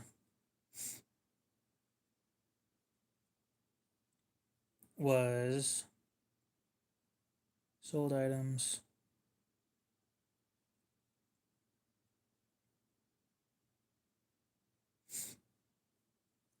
Was this one, and it sold for 95.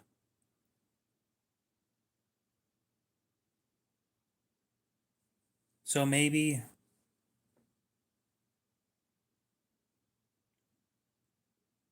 1725 frame lock? That doesn't sound familiar. Are you sure it's G10 scales? Not titanium?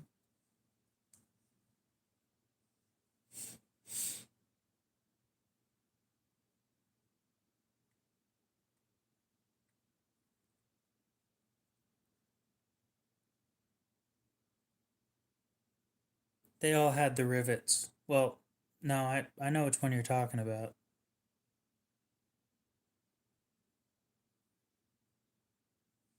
You're talking about like this one. And it's this one's not a frame lock right here. It's gray G10. with a liner lock.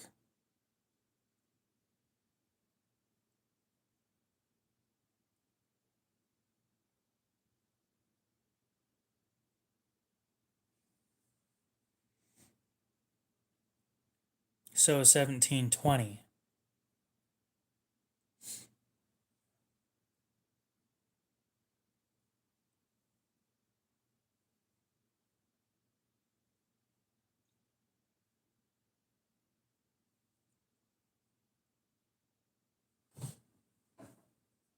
The 1725 is the full size. The 1720 is the small one.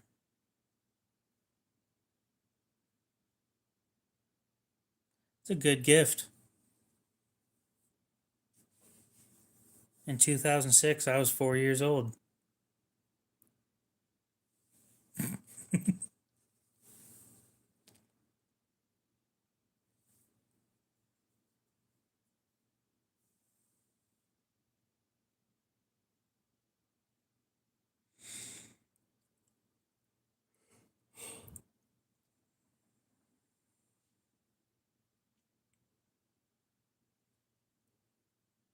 I like the Atomas. Atoma makes some solid stuff. Actually,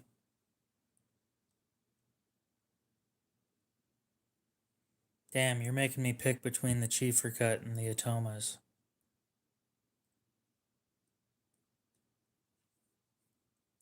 The Atomas will take more abuse without showing wear than the Chiefer Cut will. But supposedly, the Chiefer Cut will last longer.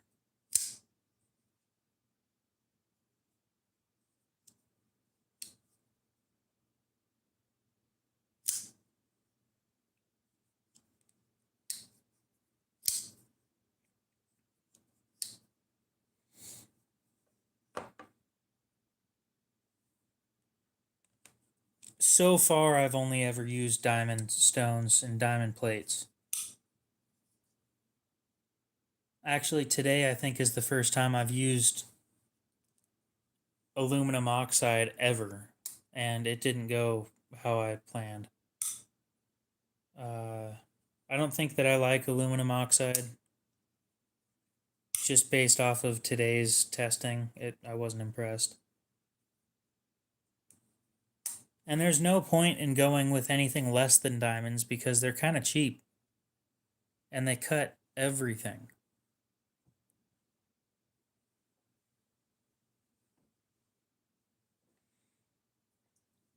No, it just didn't do what I wanted it to.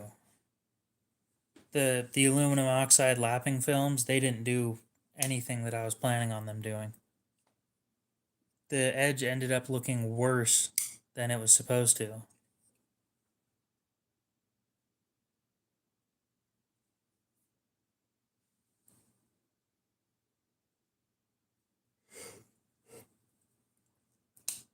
I don't know, I think I'm just going to stick with my diamond stuff. It's fairly cheap, low maintenance. Except I'm going to go for a Shapton 2000. Pretty sure I'm going with the Rockstar.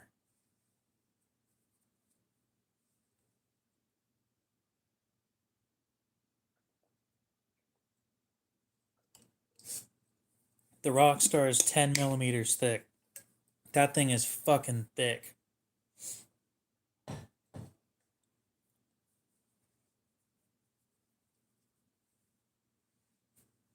It'll be my first 2000 grit stone, and it's an actual stone.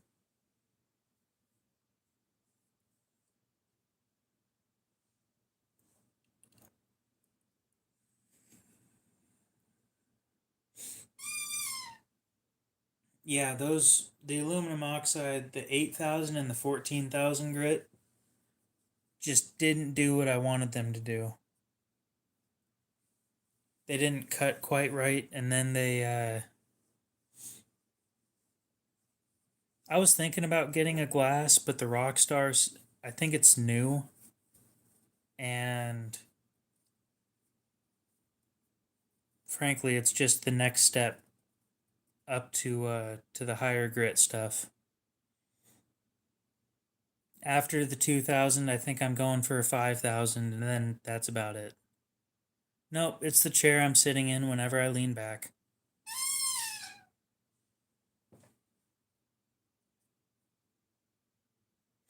Exactly.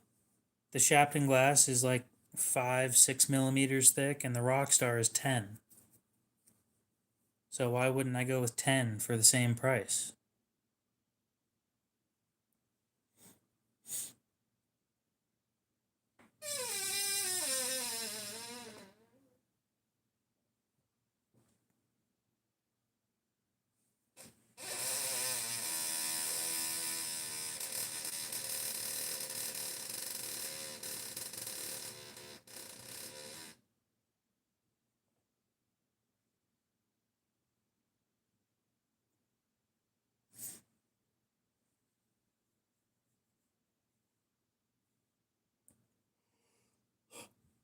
Well, I meant to end the stream 37 minutes ago. Then the interesting people showed up again. I'm having a great time. I really am. I've been sitting here for over 5.5 hours.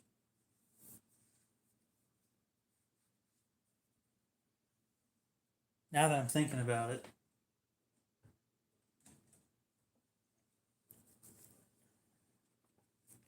Hendy, you have the Tops MSF 4.0 being held for you. I'm just checking in on how you're doing with that.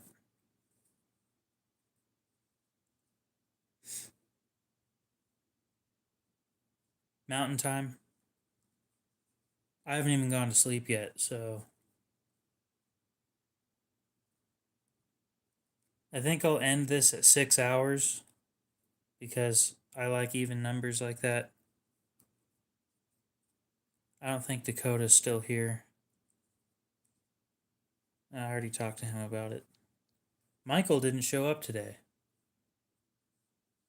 He said he would, but he didn't. My feelings. Tell me about it.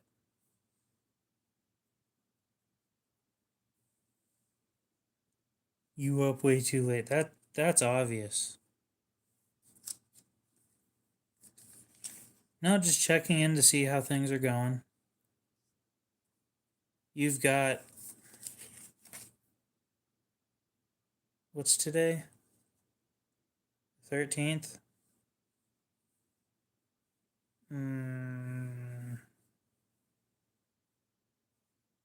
You got like 26 days or something. No, Michael Roper didn't show up today. He was supposed to buy my other pair of 3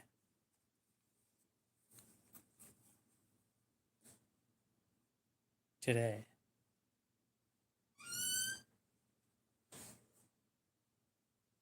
I don't think Ethan Kell is going to get back to me on the Arius. $1,650 is a lot to just ship to somebody and then expect a knife in return, but it's the internet.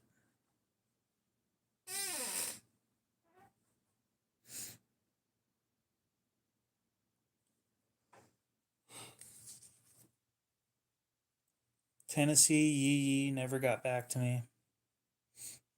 Randall's just didn't show up lately.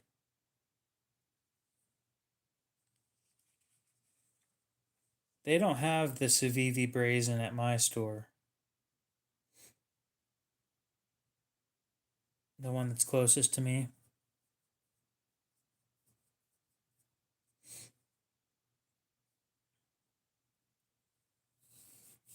I'll be honest, I get a lot better sales here on my live streams than I do through Blade Binge. Not only do I sell more stuff, but I make more money while charging less. It's so much better for everybody involved except for Blade Binge.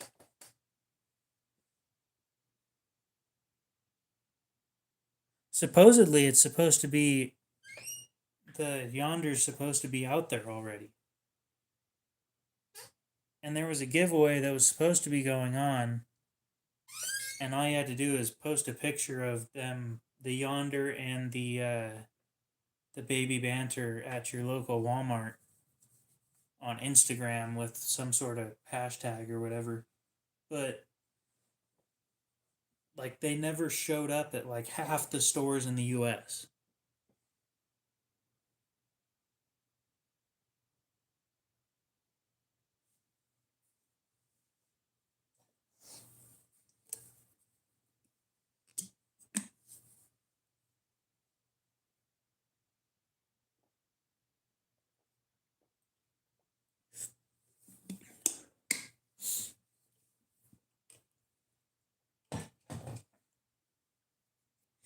Abdullah, welcome back.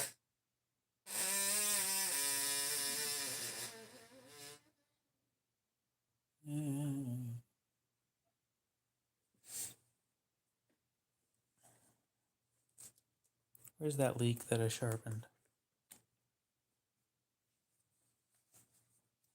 Damn me and losing my knives everywhere. There it is. Sitting here.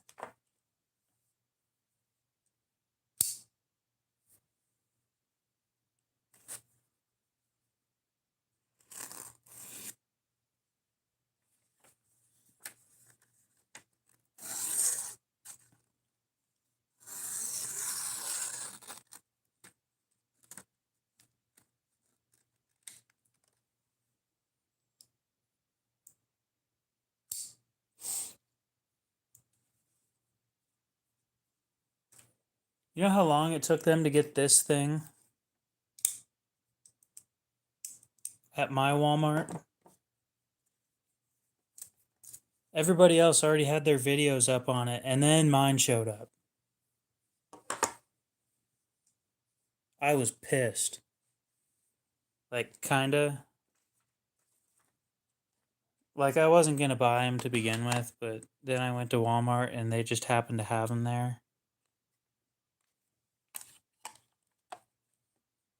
Well, let's just say that I was pissed because it seems a lot more dramatic than it really is.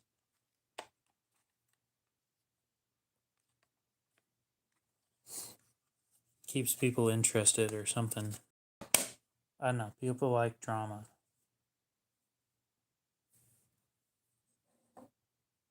Yeah, this shit, their first shipment just showed up like 2 weeks ago at my store.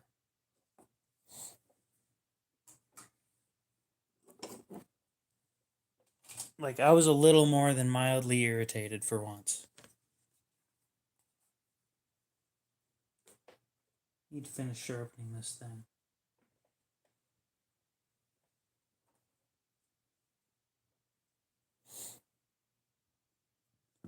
No, because when the orange one came out, I was like the second person on YouTube to put a video up.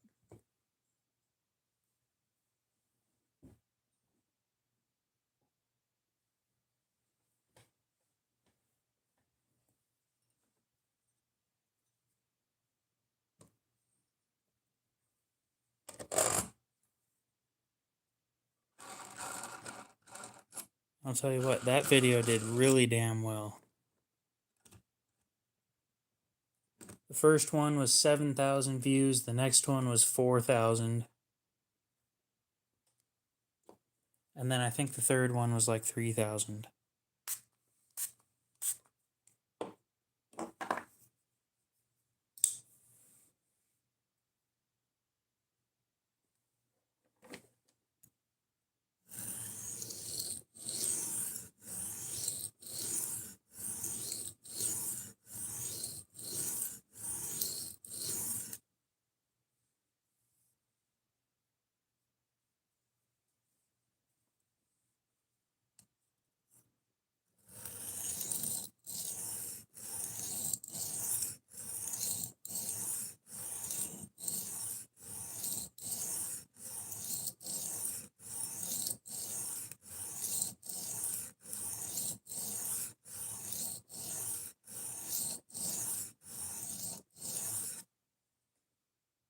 I wonder if Knives, I guess, is streaming right now.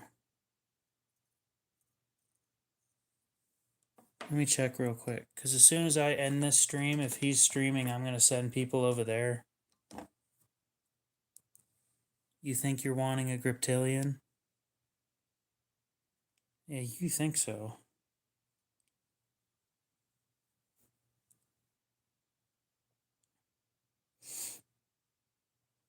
I'm debating on selling mine.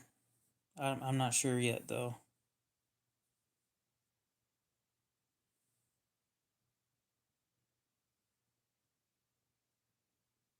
Knives, I guess, is not streaming.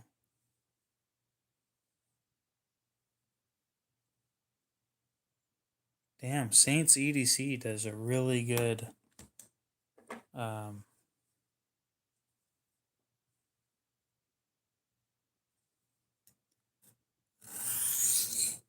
he's one of my buddies on YouTube.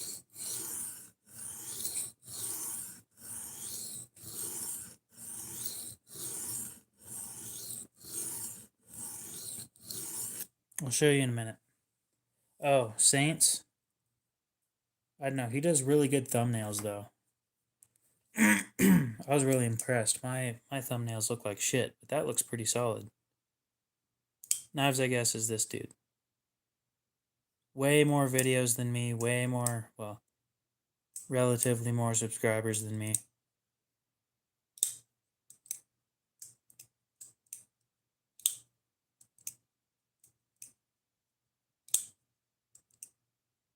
Did I send mine for work to get the screw fixed? What screw? What? Okay. Well, if you look up Knives, I guess, all as one word, he's the first person to show up. So, dude's popular enough to be the first person on his own search. Oh, no, I haven't sent it in yet. It's not a structural failure or anything.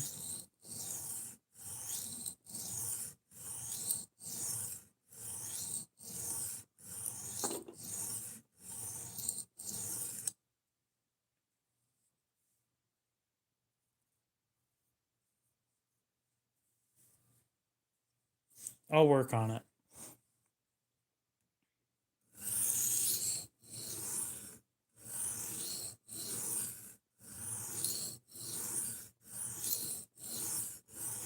Or if you want, my local knife shop still sells them for like 160, where I think it's still somewhat reasonable instead of everybody else that swapped over to 180.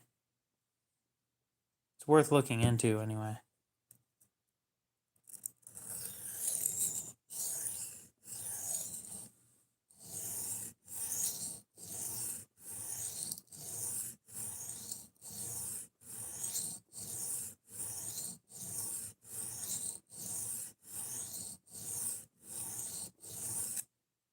Or, hear me out. Well, here's the thing. The warranty covers the original owner as long as you don't disassemble it.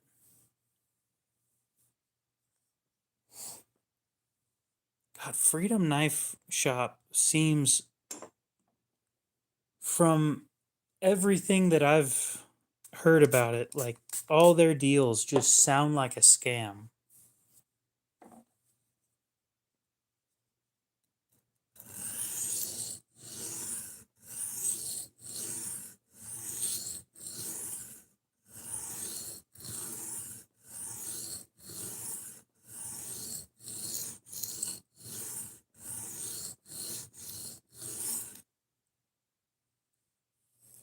I didn't know that they weren't a scam.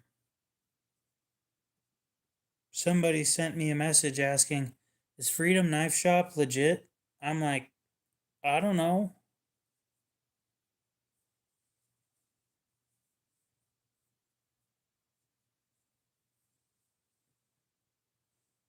Well, the dude asked me because he put a PM2 in his cart. Then all of a sudden, the thing's like $60 off, and it doesn't make any sense.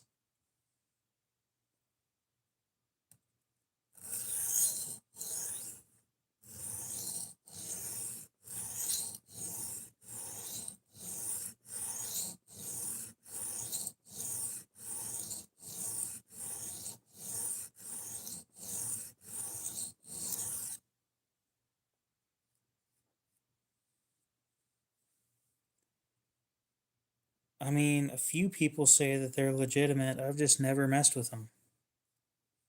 I don't mess with places that I think are a scam. It's not worth losing money. Do I like my rat? Yes. The rat is one of the most comfortable knives that I own.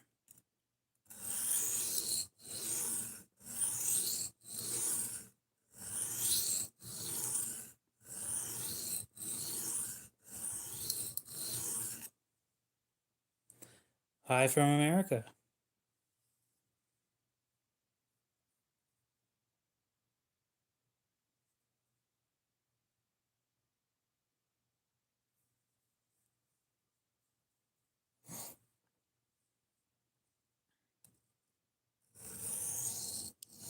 Why do you ask about the rat?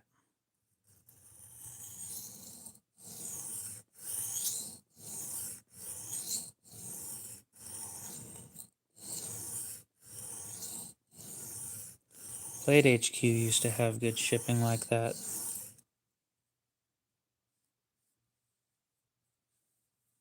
I've got a Rat 1 up for sale at the moment. It's a Rat 1 and Os 8. Scary ass edge.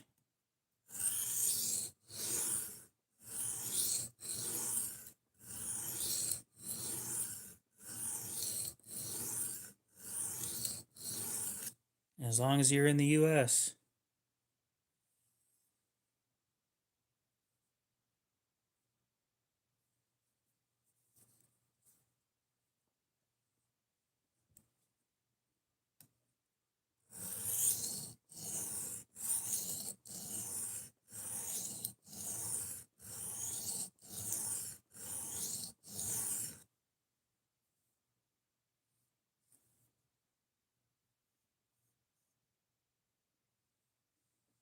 I don't usually play around with the low end steels anymore.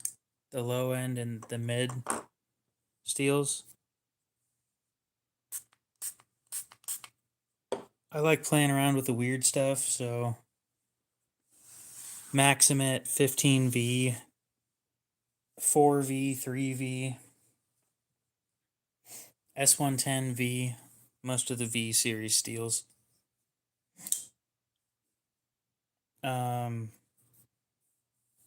Carbide steels, or just carbide in general. I'd love to get my hands on some SM100.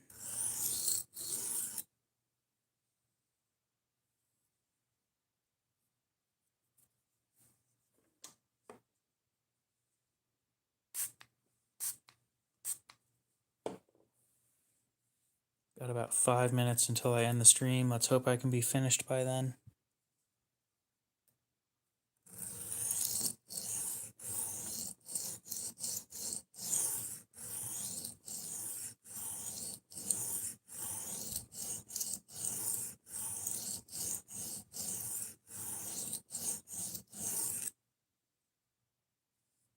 Let me guess. Oh, I was going to say a chat broke, but apparently not.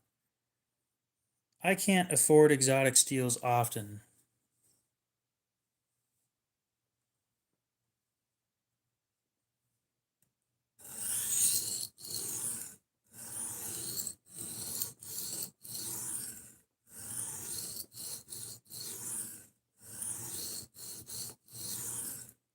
So what I do is I buy and sell used knives to be able to afford the nicer things that I have. Either that or they're given to the channel. And gifts to the channel I don't usually give away.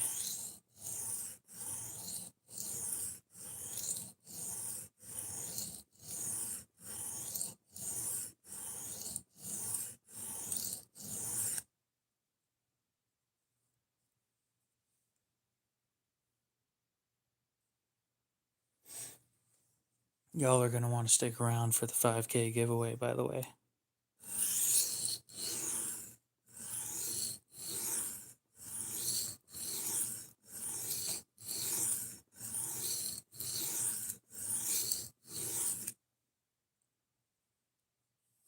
One winner. And Boy, is that knife worth it.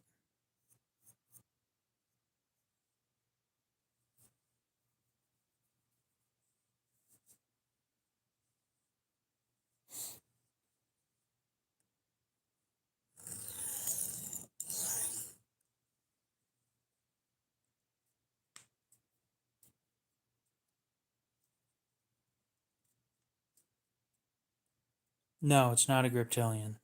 It's more expensive than a Griptilian.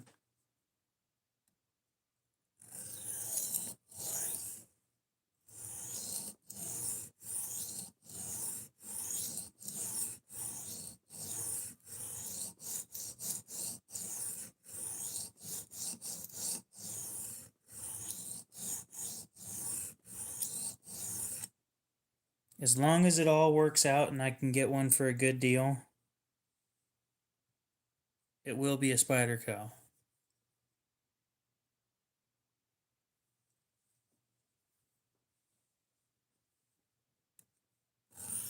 Not one of the Chinese made ones either.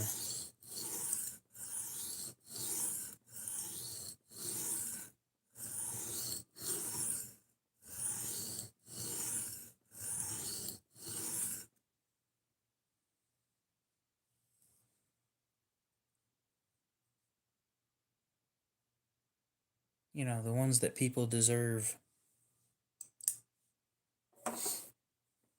As long as everything goes to plan, and if the stars align and I win a good auction again, one of them is going to be given away.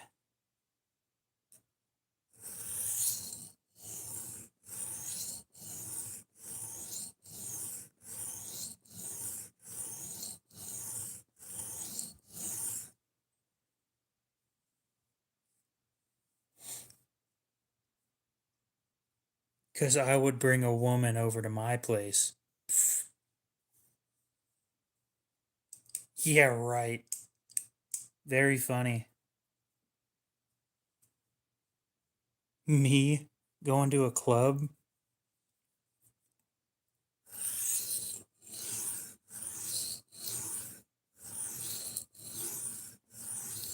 God, I'm offended that people would think so lowly of me.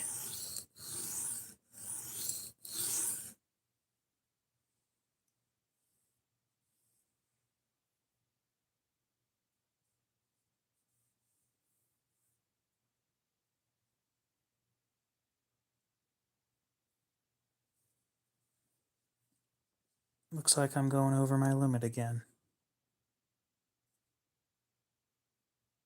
That's what all the squeak.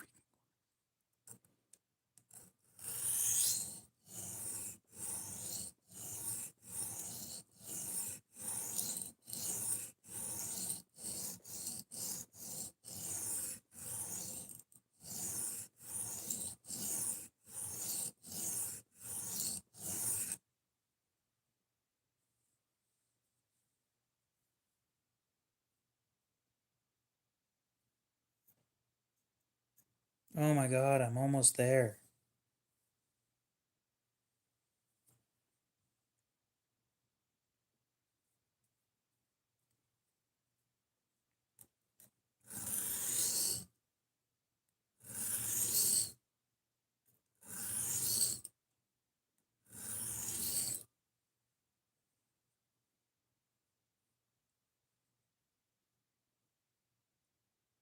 Who said I'd pay for that? I got a knife hobby to feed. You think I'm paying for that shit? Fuck no. I'm gonna continue to act like I'm broke until I actually am broke from buying another knife.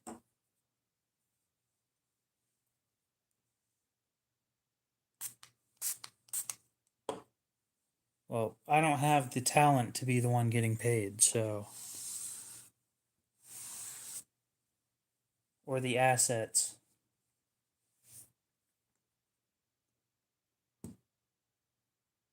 All people pay me for is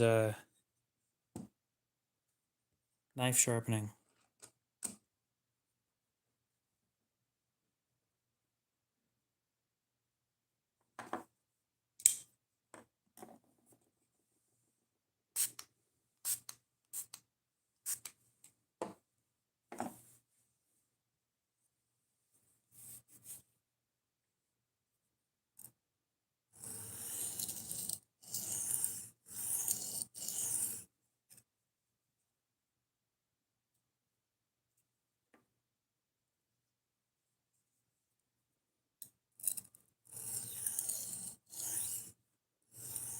Dude, I look like the fucking Marshmallow Man from Ghostbusters. Well, not quite that big, but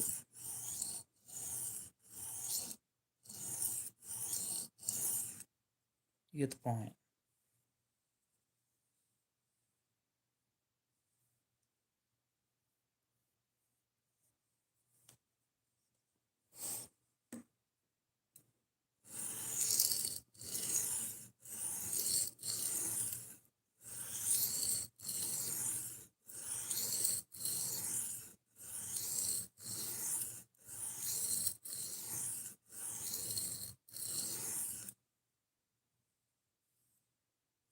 I'm gonna be honest, I never watched that movie.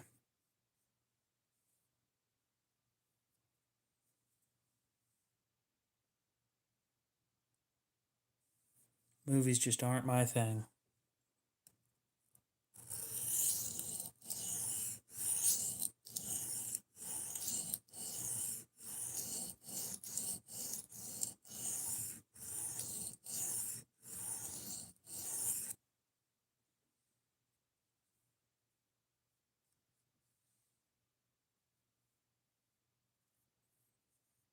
I've got them soft hands from uh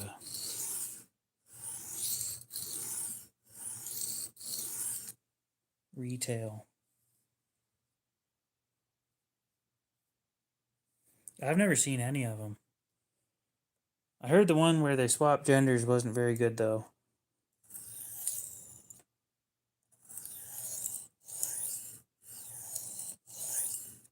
My cousin's obsessed with those movies, so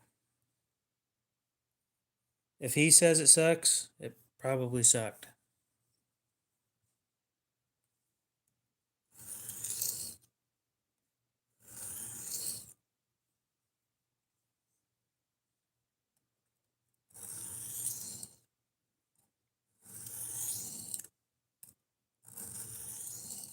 One of the few actors I actually know of.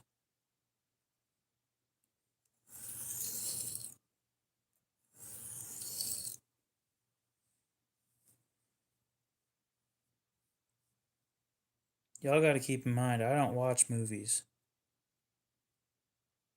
So, actors, no clue who most of them are.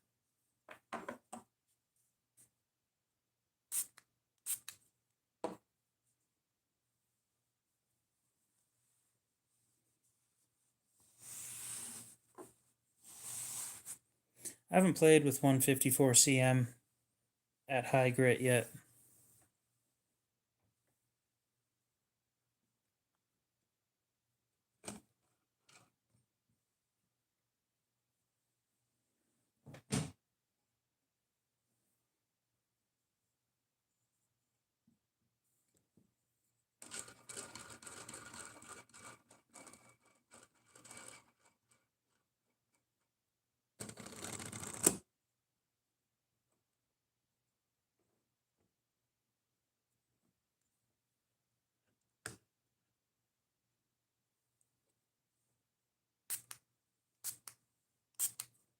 I'm almost out of this stuff.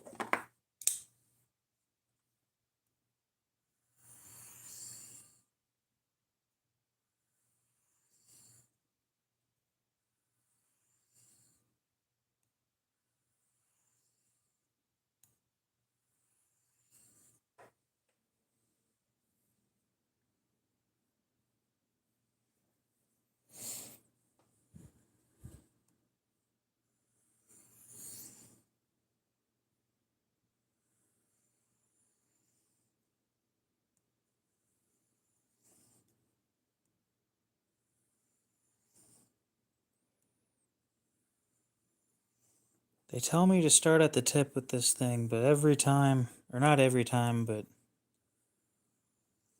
quite a few times when you do that,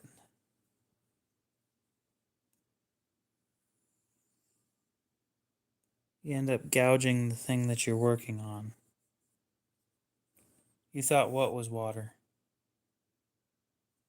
The spray mix or...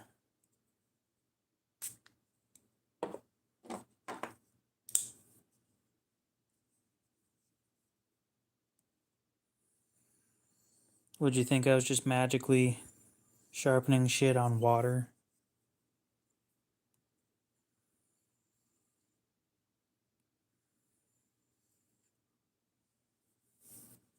It basically is soapy water with a little bit of flammable shit in it.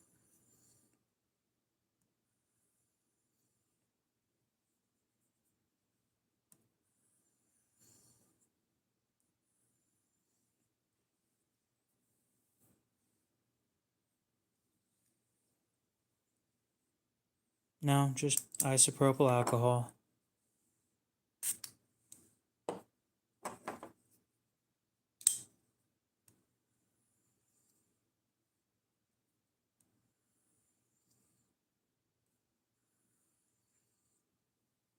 Shit's great at cleaning up tape residue. Really, really good. If you want to screenshot this, you can. This is what I use. I've dropped this to 80 drops. And I've put 2 drops of Dawn dish soap in it. I'll be changing this this sign here pretty soon.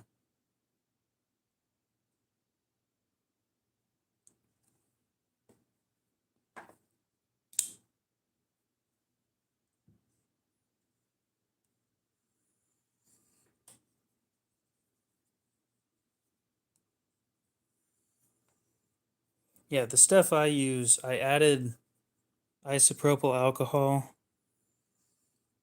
and I don't know why, but it's come to turn out that it dries faster, so it doesn't sit there on your stones and rust. Instead, it evaporates everything pretty quick, as I'm sure you've noticed.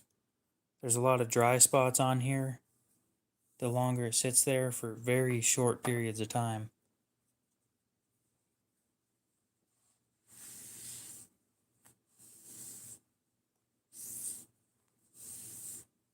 And then I put a little bit of mineral oil to help with lubrication.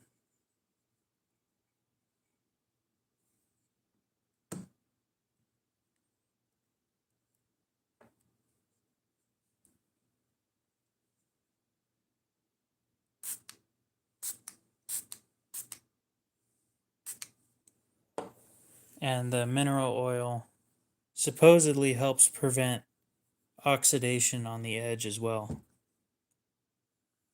I haven't been able to test that theory though.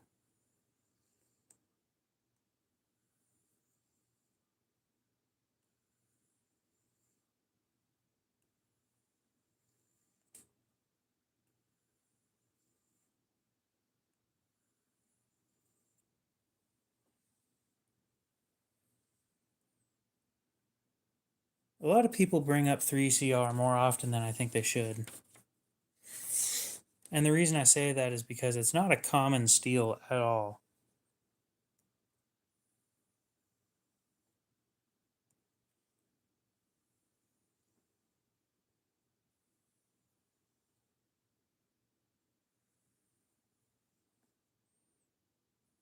It's one of the worst steels on the market. The only reason it's used is because it's stainless. Oh, but my knife started rusting. Well, stop using it wrong. Take care of your shit and it won't fall apart.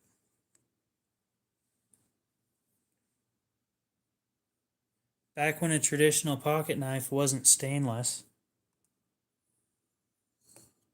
Don't get me wrong, it never held an edge very good, but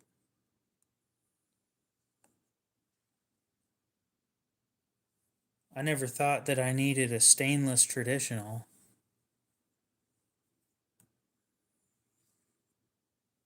Then all these other old guys that think, oh, well, it's stainless, it won't hold an edge worth shit. Fuck off.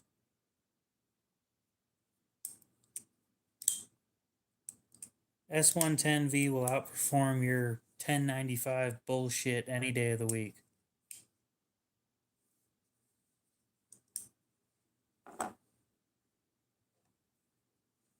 They're getting the wrong stainless. That's what's going on, right? You get the wrong stainless. You get something like 420J2 or something that sucks. And then they say, oh, well, all stainless sucks because this one sucks. You haven't even spent money yet.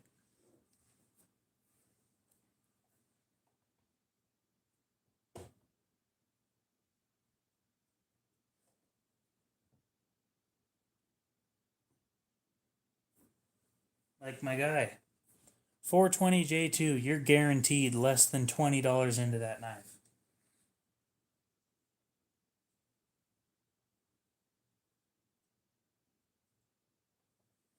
If you were dumb, 3CR, and you might be $30 in.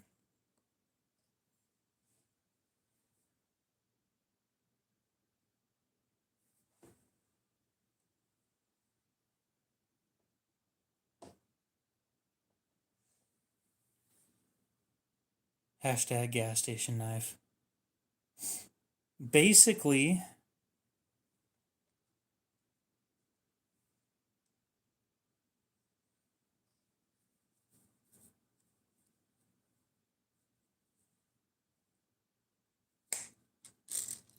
when they won't give the real shit a chance, that's where their opinions come from. From a lack of trying new shit. I'm sure that stainless back in the day sucked. I get it. I really do. Right? When I just started getting into knives, I didn't want anything that wasn't stainless. Now I've got all types of shit.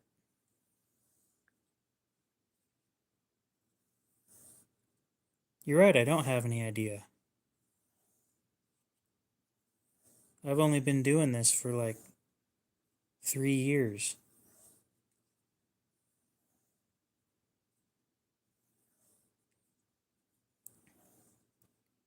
But I have an understanding that every steel is different. They all behave differently. And before you discount every single type of steel because it's stainless or because it isn't stainless, test some of the good shit.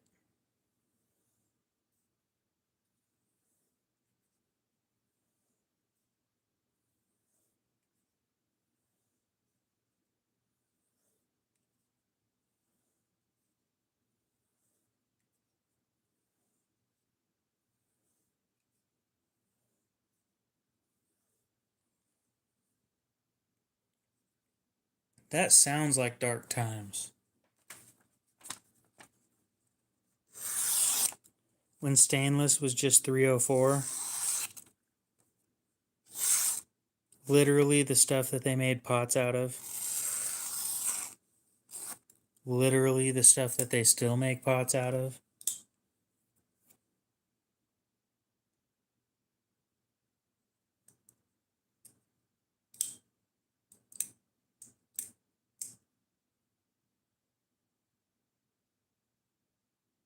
No. 20 years, well, let's put it this way. D2 started being used in the 70s for knives.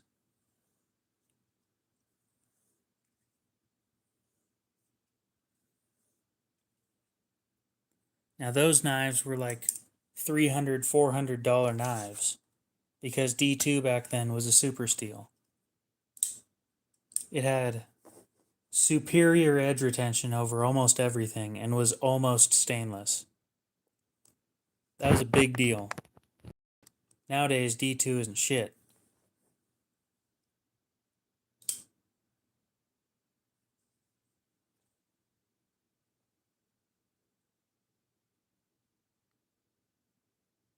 Looking good to me. Oh, wait. Damn it, I missed the edge again. I do this every time that I strop. Just fully miss the edge.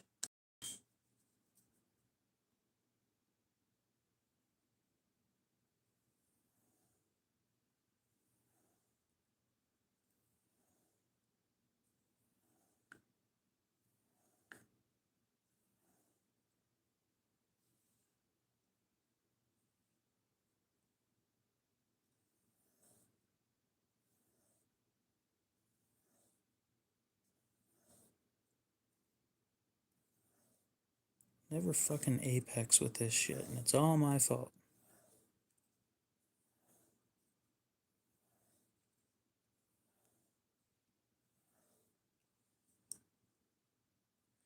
That should actually be sharp now.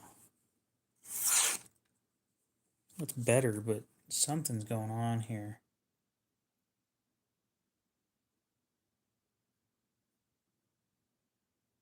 That just doesn't feel sharp.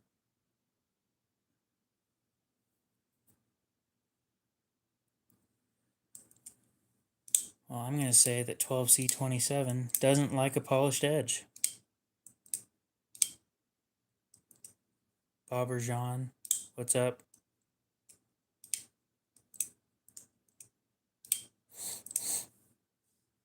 Well, as long as you don't get a bobbert in it, or a Cecil, or whatever you want to call it in there, then it's pretty good.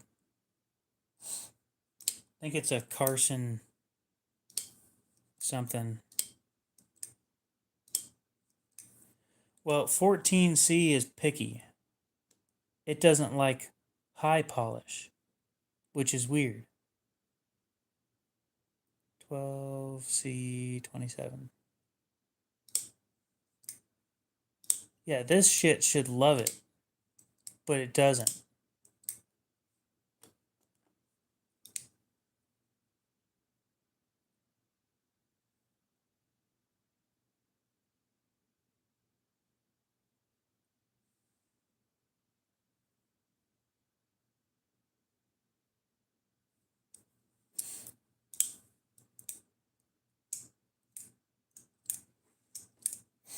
Honestly, I'm going to be completely honest with you guys. All this sharpening that I do is pretty much pointless. All you really need is a 600 grit finish and you're fine. You need nothing higher than that. Like 1,000 is overkill. The fact that I go to 3,000, completely pointless. 600 is more than good enough. I'm just kind of a pretentious asshole, and I kind of like shiny things.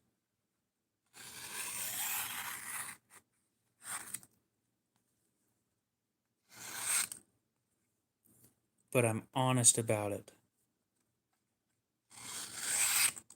I don't tell you guys that you need any of the shit that I buy or that I have sent to me. If it works, it works. If it doesn't, it doesn't. And if you guys want it because it works, that's up to you. But I'm not telling you guys that you need it because you don't. Honestly, all you need, like even 400 grit finish would be fine. All you need is some skill and a cheap stone that doesn't completely suck.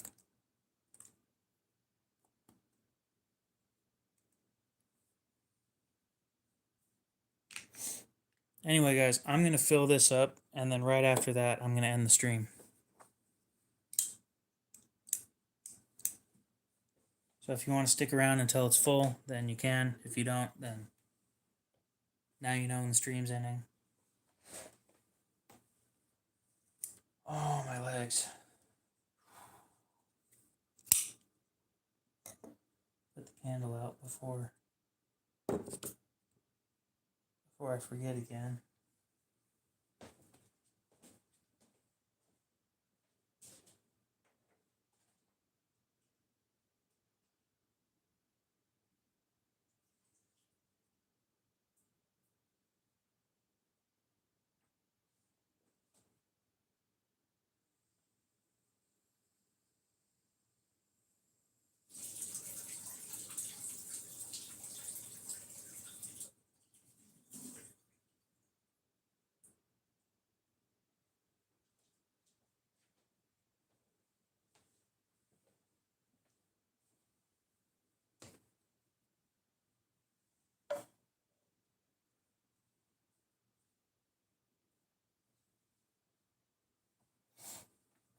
So Hendy, there's somebody that did some testing a while back,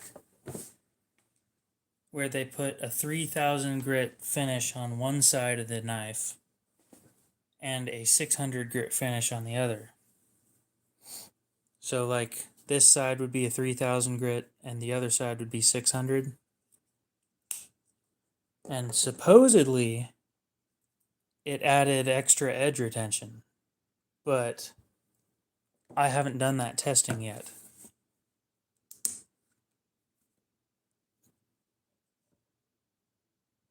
Well, glad I could help somehow.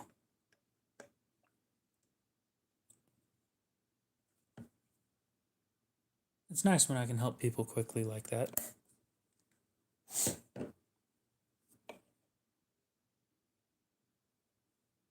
We'll see you later, Evil Twin. Have a good one.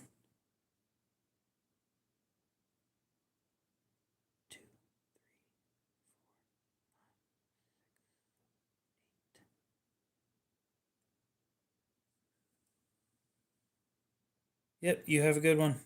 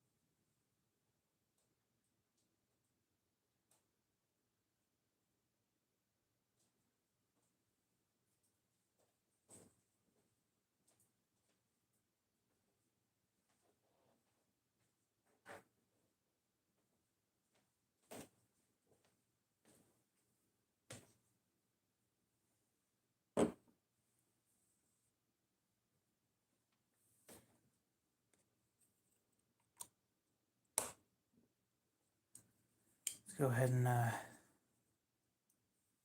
put all this shit in my sharpening box and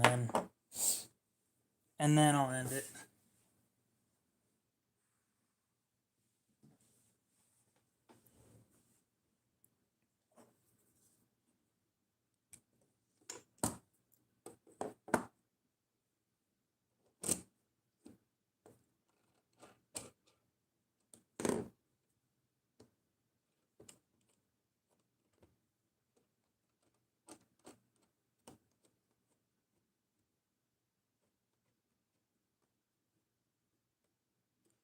So Cody, as I'm sure you've noticed, I don't tell any people to do, or I don't tell anybody to do that.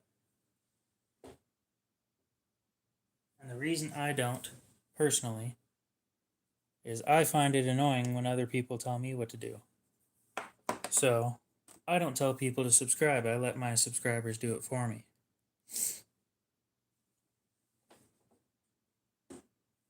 The only thing that I tell people to do is to go drink water.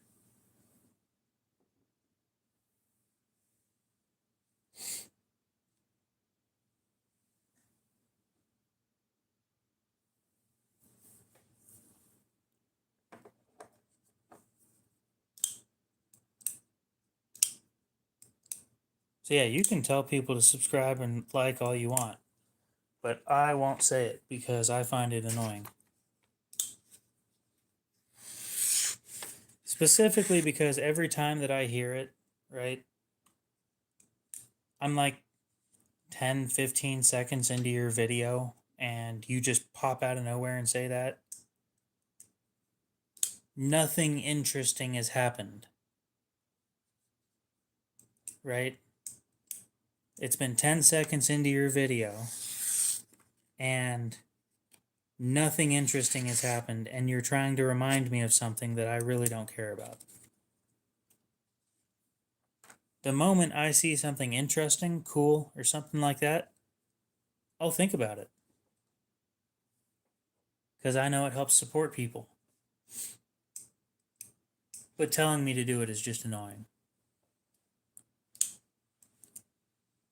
I think that's about everything that I need inside that case.